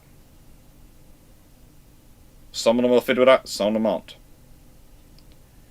In terms of anti-ship missiles, some of them are fitted with some automats, capable. Some of them are fitted for but not with that, because the Italians have also picked up that phrasing. And again, some of them have the launcher for the lovely Black Arrow torpedoes, I think they're called, and some of them don't. And the fact that they have PPA Full, PPA Light Plus, and PPA Light as designations tell you all you need to know. But they are replacing a patrol frigate, so there is certainly some frigate in their soul, if that makes sense. But they're an OPV, but they are not an yeah.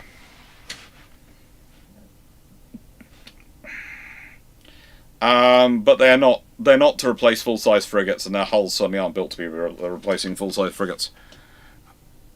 But they do have a lot of interesting technologies which, if developed, could really help in future frigate designs. Sebastian Crutchfield, what are the likely possible self-defense armaments on the Anglo-Dutch amphibious ships? God knows. And the reason I say that is because there's still a dispute over where they're going to be built, let alone what the design's going to be. Okay? The British government is claiming they're all going to be built in the UK, even the Dutch ones. The Dutch are going, excuse me, we never said that. We'll see what actually happens. Honestly, this is shaping up to be a full-on diplomatic rigmarole and nightmare, so it's going to be fun to watch. We'll see what actually happens. Probably it's going to be things like 40mm and phalanx from the British ones. Maybe they get the Type 31 armament, 57mm and 40mm. The Dutch ones, who knows? Again, it's going to be... we'll see what happens. Nice A31. When you hate on Toronto Pearson International Airport, do you consider why it was even built to begin with? As there was a very good reason to build it. To annoy Drac? Okay. So, a good reason to build something does not mean that you should build it so terribly it drives people insane trying to use it. Okay? Just because I have good reasons for building hospitals. But if I build it badly, so that people cannot find any of the operating theatres or the accident emergency department for love nor money, and are just going around and round in circles, following red lines which lead to nowhere, it is not a good hospital, no matter what good reason I have for building it. And it is the same with Toronto Pearson. There is a very sensible reason for building it. I know. But that doesn't excuse the fact that they built it Toronto area badly and prevent them from leaving. I'm fairly certain if Dante had been around today and had gone through Toronto Pearson, he would have added an eighth level of hell to his drawing. Or poem, rather, isn't it? It's a poem Dante did. I think so. Yeah. Yeah. Steve Clarke, I have used the Brussels Ring Road. It is also something not fit for purpose. So is the roundabout round the Arc de Triomphe. Although I have to say, going through it at 2 AM in the morning, it is blissfully empty. Having watched people try, and please I emphasize, watched people try to go through it at other times of the day, good luck to you. But driven through it at 2 AM in the morning, it was empty. Admittedly, that was about... That's closer to 2 decades ago than I'd like to remember, okay? That's closer to 2 decades ago than I'd like to remember. Oh, God help me. I'm an old man.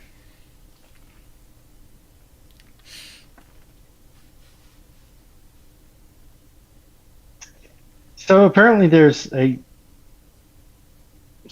allegedly someone in Russia that has decided to make a field expedient 12.7mm anti-drone weapon by removing one of the 12.7s off of a hind and mounting it on a pintle mount. Well, you can. Well, they made a minor mistake. The bore of the gun is off to the side of the pintle, and I think it fires something like 4,200 rounds a minute. About 10 questions, please, everyone. seeing as it is 11:30, but 10 questions we should be... The pace we're going, we'll probably get through 10 questions before we finish. We won't go... I think both my colleagues have work in the morning. I have to go to B&Q and return a fan system which didn't work, and also go to Morrison's, apparently. Does Morrison's have iron brew? Actually, I'm going to pick up Arctic Ice Coffee, because apparently they have it at Carson's for the cheapest price. You seem to have a lot of issues with dud components in that house. No, please note, it wasn't a dud component. It was advertised it had cooling fan capabilities. The trouble is, it likes to go into econ mode, so you have it on 8 for cooling fan, and it's blowing the room around excellently. Then it turns itself down to 4, because that's to save the environment. And you go, I don't want you in econ mode, and then it resets itself to econ mode, because you've got it on 8, and that's terrible. That's using up the that's abusing the environment. You're going, the temperature is literally nearly 40 degrees. I want you on maximum cooling. No, I have to save the environment. I want you to save me, not the environment right now. Besides, you are one fan unit. One fan unit. You are not destroying the environment. The millions of fan units being turned on now, that's what's destroying the environment. My one doesn't matter. Let me have you on 8. No, I'll turn you down to 4. I am taking you back. At least in the daytime, doesn't the UK produce most of its electricity through renewables at this point? Don't get me started. I seem to remember repeatedly seeing articles about the UK having a number of pure wind and solar, at least in the daytime. Oh, in Cornwall, we have tons of wind generation and solar generation, and we'll soon. Nice way. Once we have our own solar panels, we will probably. I think we're going to be fitting something like 29 panels to this house. And we'll probably never have to worry about in the lifetime of the panels. We probably never have to worry about an electricity bill, especially with the battery system. What did you get? 25 kW out of it? 29 500 watt 500 watt panels. So that's that. About 10, 16 of them on a south-facing roof. The rest east-west orientation, fairly evenly. So yeah, we're doing quite well on the power generation. It's all spec to the day which we use the most power. So we had a day last year where we managed to top 36 kilowatt hours used in a single day because we had so much work going on in the house. And so we designed our entire power generation around being able to comfortably make that in a day and sustain that. On the idea that it's very rare we're ever going to get there, because our average daily consumption is somewhere closer to 16 to 17. Does the UK do net metering? Where you sell power back to the grid? Yeah. Yeah.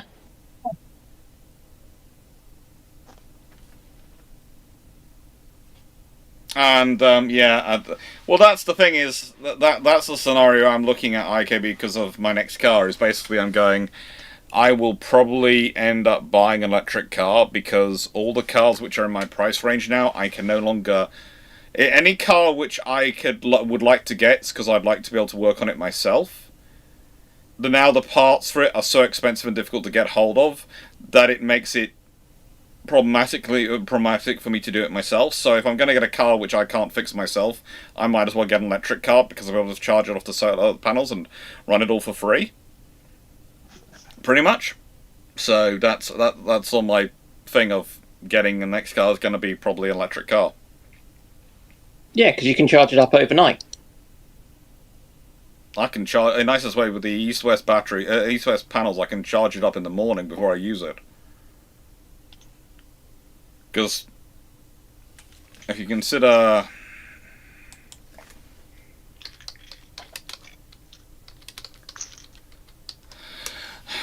dawn at the moment in a login is at 04 is about 05 in Red Roof and Cornwall, so it's the area where I live round. Is about 4:45 a.m. in the morning. 4:45 in the morning. So if I don't want to go in, I'll probably charge the car in the first couple of hours.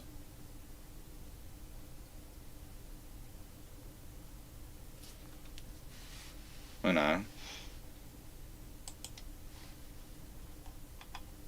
Yeah. It's going to be interesting, and I'm anticipating my next car will be electric, but you know. Well, honestly, we just want you to get a new car. We're just asking you to be kind to your poor car. It's becoming the Kuznetsov of cars. She's not. She's fine. I am regretting the fact that her air conditioning died some decades ago. She's older than Foxo. Yes, and are you suggesting that Dragon should trade Foxo in? No, but in physical age, she is older than Foxo. In car years, she has passed her centennial birthday. She's fine.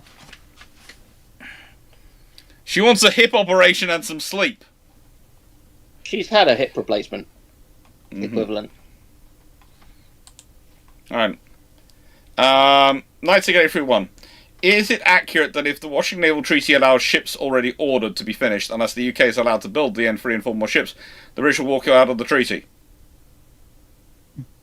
No, the British would go, well, we've ordered the G3s, and technically still sitting on the order books is a few other things, technically still in yards, technically ordered. So the RN could actually build quite well out of that, and possibly get the N3s as well, because the N3s haven't technically been ordered, so probably they wouldn't, but if they knew that's coming, they could try and get an order rushed through for an N3. The other thing is they could just give the order to their say, oh well, the orders went to the Royal Dockyards. Yeah. There's no contract for you to look at. Sorry. IKB, what is the ratio of car years to human years? It's a well-known fact and been documented. Car years are age 4 years for every 1 human year.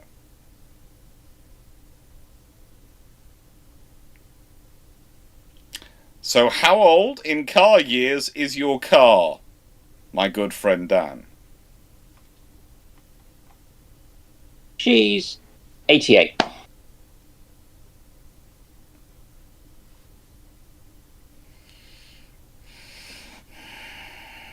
She is a good car. She is a good car. But I do feel sorry for her, because she basically is at the stage in her life where she needs one nice lady owner who's going to drive her occasionally on a Sunday. And she said she has Dan, who drives her every day through London traffic. She has type R genetics. She wants to thrash around like a crazy thing. Yes. Lions, what do you think the legal minimum should be for the Royal Navy if the system was to work?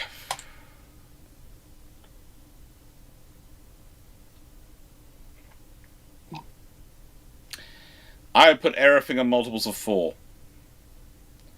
So I need enough ships for 4 escort groups. Escort/surface action groups in the escorts. I need then 4 more frigates. So beyond that, for things like escorting, protecting the UK, but also protecting the deterrent. I need 4 vessels for the deterrent. I need enough SSNs for all those for their taskings and for the escort surface action groups to have a submarine with them. I need amphibious lift. I need 4 tanker, at least 8, probably 8 tankers, at least 4 solid store ships and those sort of things. I would make it multiples of 4, because we all know the rule of 3, but you also know there's a reason why you use the rule of 4 for continuous at-sea deterrence, to guarantee something's at sea. You need 4 units. Well, if I want to guarantee having a surface action group ready to go, I need to have four surface action groups worth of ships. I need to have, all those facilities. Thomas, one nice owner who only drives on Sundays is horrible for cars. Yes and no. Stafford Thompson, the Royal Navy keeps on developing the 9.2-inch gun and cruiser layout prior to treaties, and they survived to World War II. How would they fare against the Deutschland class in their River Plate and other fights? So, if the Royal Navy keeps having 9.2-inch gun ships and keeps building them, and they're part of the treaty system, the Deutschland class is snookered. Because the minimum you're dealing with something which has 8 to 9.2-inch guns, i.e. it's a 9.2-inch version of the County. Now, maybe some bright spark has decided to go down the 6-gun route for Exeter, but 6 9.2-inch guns versus 6 11-inch guns. Think about rate of fire she's going to achieve, spreading over three twin turrets, accuracy, range of fire, the weight of those shells, how much an impact they're going to have. It's going to be interesting. But also think about what the British have done to try and still beat the 9.2-inch gun with the 6-inch gunships. You're talking about a 15, 16-gun town-class cruiser being the minimum. So it could have 4 quad turrets. It could have 5 triple turrets. I think that goes to triple turrets. I wouldn't be surprised if you have 3 forward, 2 aft. I think it might be A, B, superfiring C, superfiring X, Y, rather than a central one. It would be interesting to see how that would work out. And please note, before anyone goes, Dan takes good care of his car and loves his car. It is one of the longest running relations that he's had, and it's a lovely car.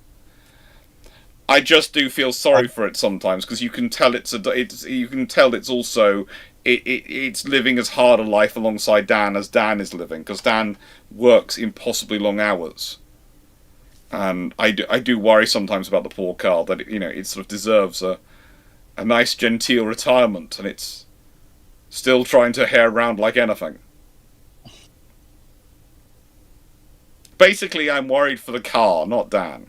I'd like that I'm trying to clarify that.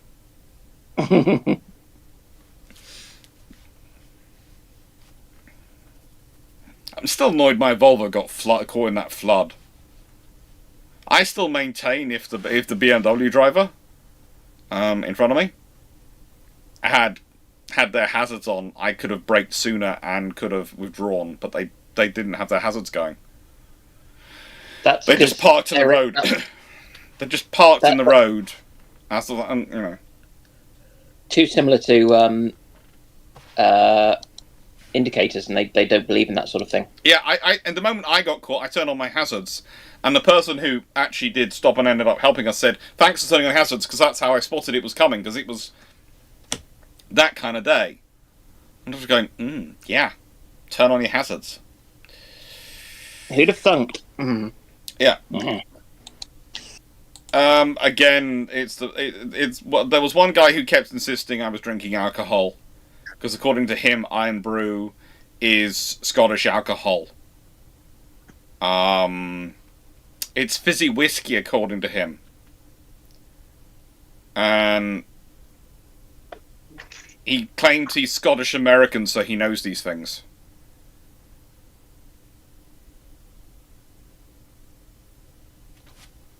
Sometimes it's a real pity that you can't reach through the internet and slap people.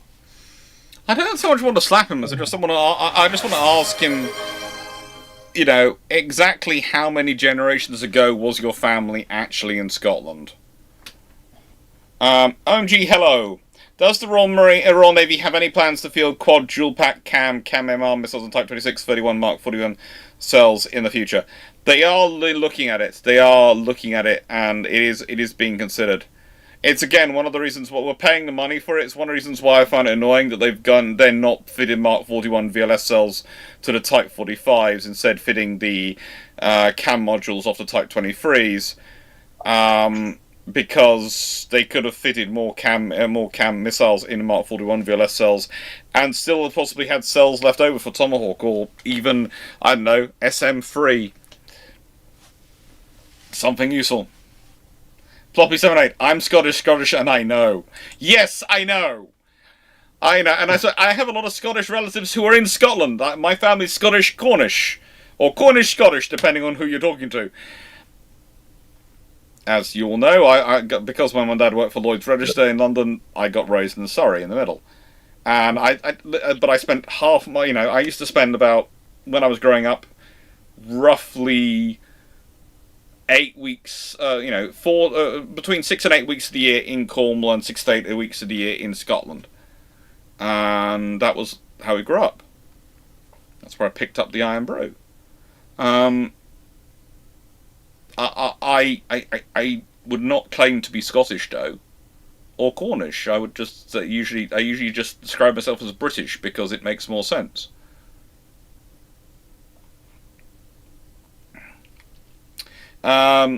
Although I do wear the kilt when I need to, but no, that's not being videoed on this channel. I do enough silly things on this channel. I'm not doing the kilt on this channel. Mark Harkness, fresh out of Podmax. A Grant falls through a hole in space-time, falls on top of MacArthur, number the 3rd, 1941. Grant Ironton must take over for the concussed and broken bone MacArthur. Can he do anything? Yes! Yes, he can! He can actually be awake and actually be active when the whole stuff starts to happen, rather than sitting in his hotel room doing nothing. Grant, the one thing you can say about Grant is when Grant has something to do, he is very good at doing that something and being in that something. Grant's problem is when he doesn't have anything to do. That's when Grant has issues. It's like Grant is an alcoholic when he's bored. If he's got something to do, he's remarkably sober and well and organised. Thank you for the stretch and the posture check. Ugh. Thank you. And hydrate. Well, that's what's planned anyway. But it's a case of Grant is one of those beautiful people who is literally the person you cannot leave alone doing nothing, because he will start doing bad things for himself. So he has ADHD. What I'm hearing is that Grant is a good candidate for ADHD or some sort of similar neurodivergence. Oh, definitely. Absolutely. He's one of the few through history who I don't mind people trying to diagnose because it's quite so obvious. This guy gets bored when he has nothing to do. When he has a water fight, he's very happy and very good. When it's peacetime and he's bored and has nothing to do, he keeps jumping from project to project, or basically drinking to numb the boredom. I do always love that linking quote of, "Oh, he drinks? What does he drink? Oh, he drinks this? Send a case of it to every officer in the Army." Yes. maybe that will motivate them to get up on their... That was the thing. Grant, the trouble is when he's not got something to do. For most people, the trouble is when they've got something to do, they're tired. No, Grant, when he's got something to do, is energy and everything. And there is part of me which wonders, it might not be ADHD, he might actually have a similar thing to me, actually, sometimes. I sometimes wonder, because, with the short-term memory stuff, when you have nothing to do, you do start picking up random things to do. And that is part of the short-term memory thing, because if you don't have a plan, you can start jumping from job to job to job to job to job, creating things to do with your time. And this is my point sometimes about my form of dyslexia. So it's a lovely genetic dyslexia, but it does mean you have points which mean you're on the autistic spectrum, but you don't have enough of them to be autistic, which I love. Which is diagnostic criteria in the States for ADHD, I'm sorry to say. Yeah. Difficulty encoding into short-term memory.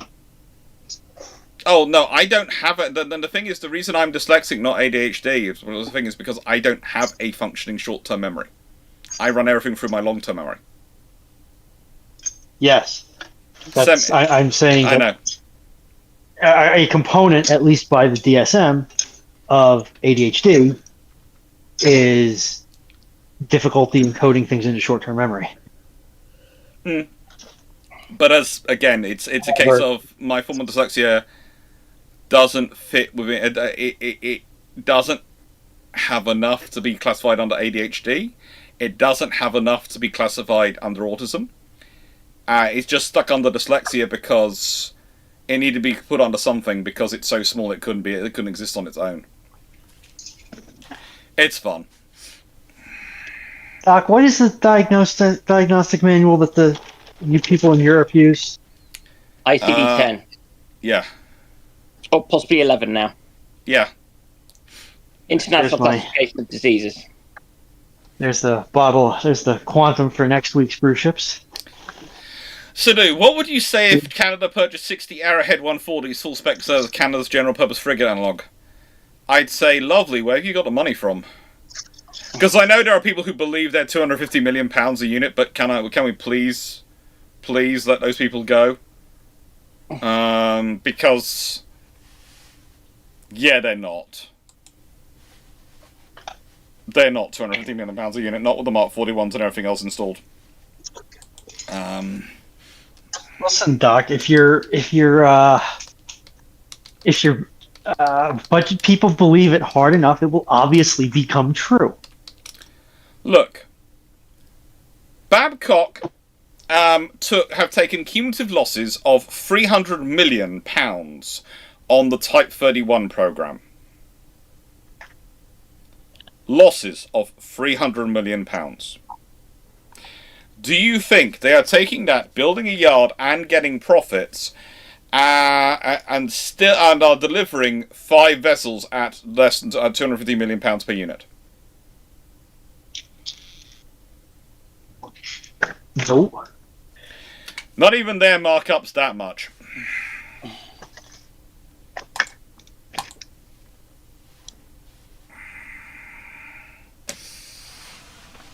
Night Scene everyone. If the Tigers are 30 knots because the Orions are 23 knots, how much faster are the Congos?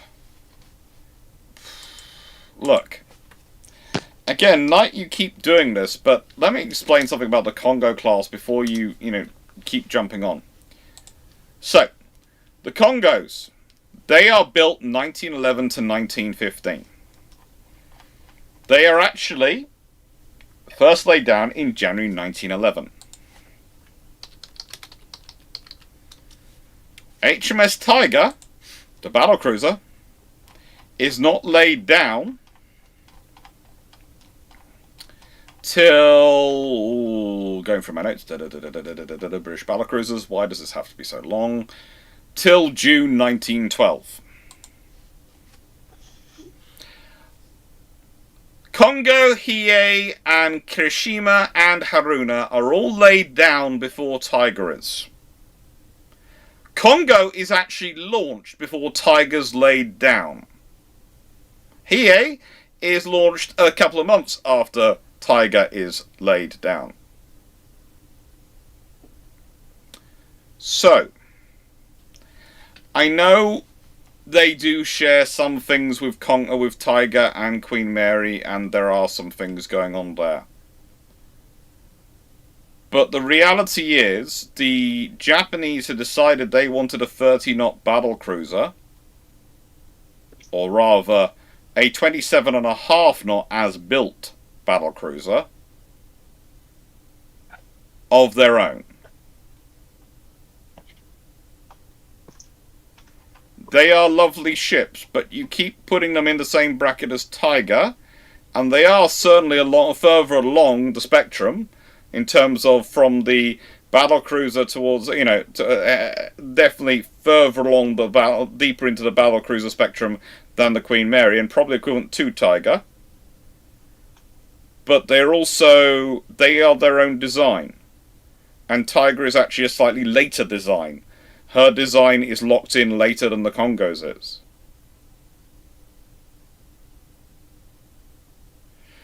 If the Orions are 23 knots, they might be faster, but are they prepared to pay the speed, or pay for the cost of them being faster? Knight 6831.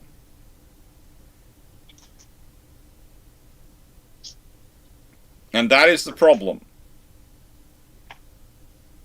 And it's worthwhile noting something also you should realise about the Orion class, and I mean this in the nicest way.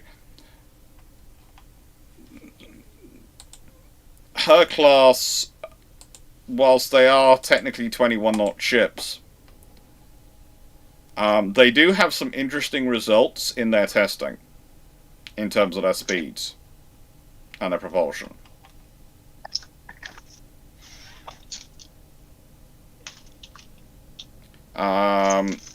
All 4 Orions exceeded their design speed handily in their testing during sea trials by knots. They're all getting roughly 22 and something knots and change. So, yeah. And you use Tigers as your example.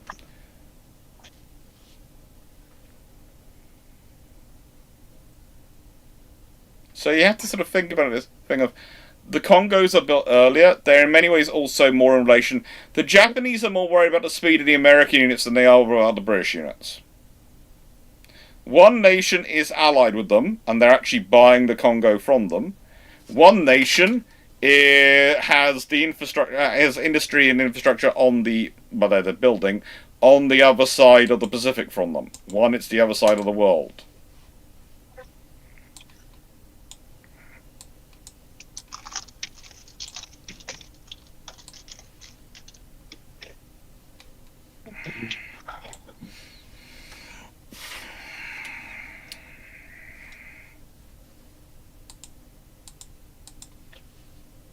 But also, if they're going that fast, they're using small tube boilers. So they made that transition. So basically, in a nice way, you've got an earlier transition to small tube boilers, and that's the answer.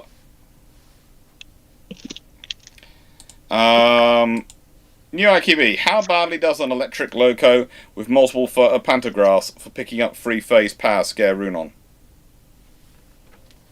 That's what's done currently.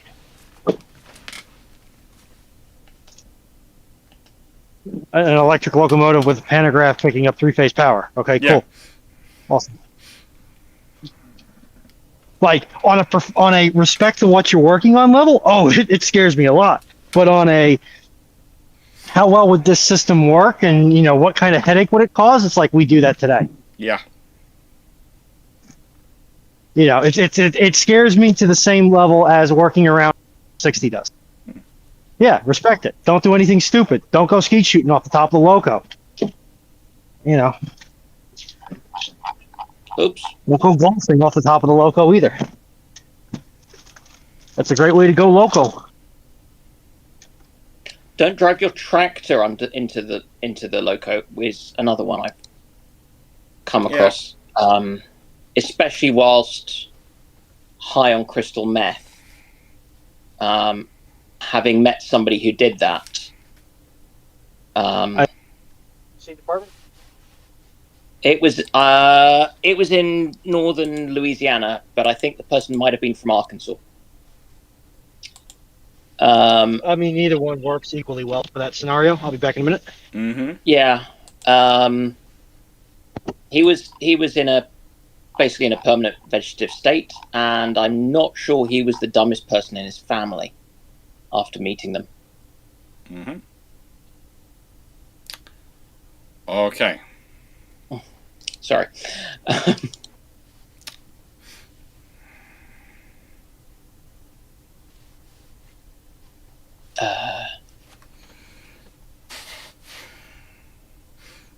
Sorry, my TV's decided to turn itself off, so I can't see if there's any more questions or anything. There is one last question. At the Washington, no, this is from Knight 6831. At the Washington Naval Treaty, what were the red lines outside all the ones we know about that, if pushed too far, would collapse the treaty? A think anything that impinged on Britain's cruisers. Yeah, and cruiser problems for the Imperial powers, Imperial policing, was a big no-no. This is one of the reasons why cruisers weren't touched in the Washington Naval Treaty, other than a 10,000-ton ceiling. Which was fine yeah. because no one was building them that big, and Yeah. Basically, there's a reason why they basically use the Hawkins class as the... are we building this? Yes. We're building it this size? Yes. Ploppy, can you say that as a doctor? I think that's the Dan's comment about that gentleman's family. Look, as an IT technician, when I worked that role, I used to get very comfortable with the phrase of picnics. Problem in chair, not in computer. You'd be technically amazed. I was a medical student at the time. Yes. I was still a civilian. I always preferred PEBCAC. Problem exists between chair and keyboard. You see, that's nice. That suggests there's actually or something between chair and keyboard other than human. Problems in the chair. Chair to keyboard.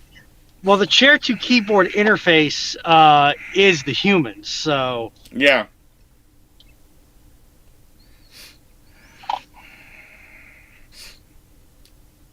Mr. Thompson, if I get a kilt before Naval Canada History Mark II, would you bring and wear yours just so you get a picture of us in our kilts? If I'm feeling really nice, I'll also get Dan to wear one as well. No, I can't. I don't have any reason to. No, nicest way you get the Black Watch one. Mm. But no, this has always been my thing. I'm don't have any claims to any kind of links to anywhere where it would be appropriate. So I don't.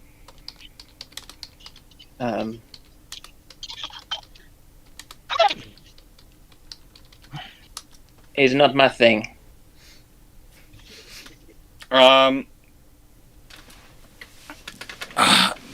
You are actually, if you've had relatives in the armed forces, it used to be, but it's the thing of, it's an open tartan, is Black Watch kilt tartan.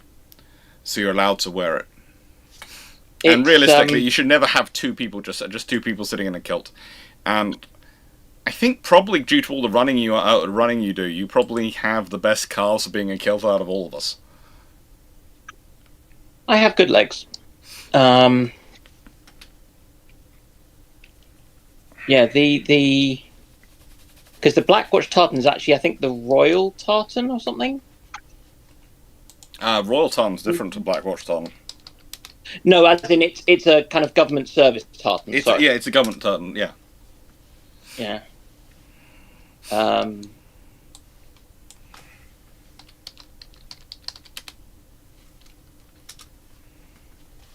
Yeah, because I don't think.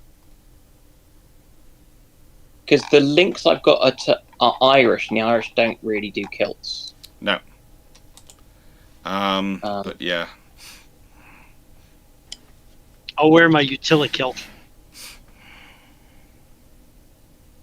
Well, you can just wear a pretty dress. Unsurprising for a family which has so many Douglases in its history. I can wear Douglas if I want as well, but I tend to wear Black Watch because that's what my family history is. In terms of those, our particular branch, I don't think has its tartan actually recognised.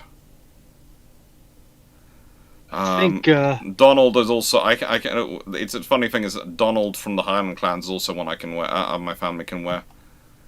Because we are, and that's the land. But yeah. But it's a fun time once you get into my family history because we were everyone's favourite shipping company, and we went and married everyone. Sometimes without the permission sometimes without the permission of the clan lord. So not only do you ship, but you also shipped. Yeah, we did. Anyway, with that being said, it's midnight. We have reached the end of the questions, and I will do what I normally do, which is say thank you very much everyone for being here. I will say thank you very much to the lovely people of Twitch and YouTube who have been here. I have got someone to pass you to for Twitch. I have been told that Daz Stew is finishing quite soon, so I won't pass you to him. I'll pass you to another historian who's live, because there is someone live who's talking history and taking history questions. So I'm going to pass the Twitch people onto that, and while I'm doing that, I'm going to stay live on YouTube and chat away with the YouTube people. But I'm going to do the two. So I hope you're going to enjoy this. I think you will enjoy this person. She's a very, very good historian. Anyone we know? You don't know. I don't think you know, but you know.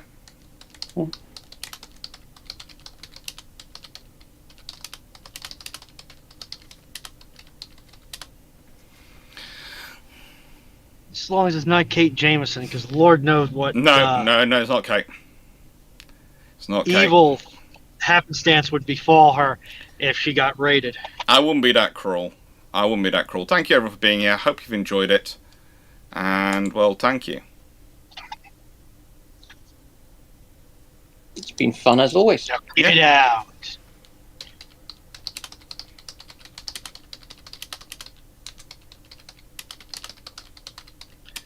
I'm driving up to Crystal Thank you very much, City. everyone, for being here. And take care.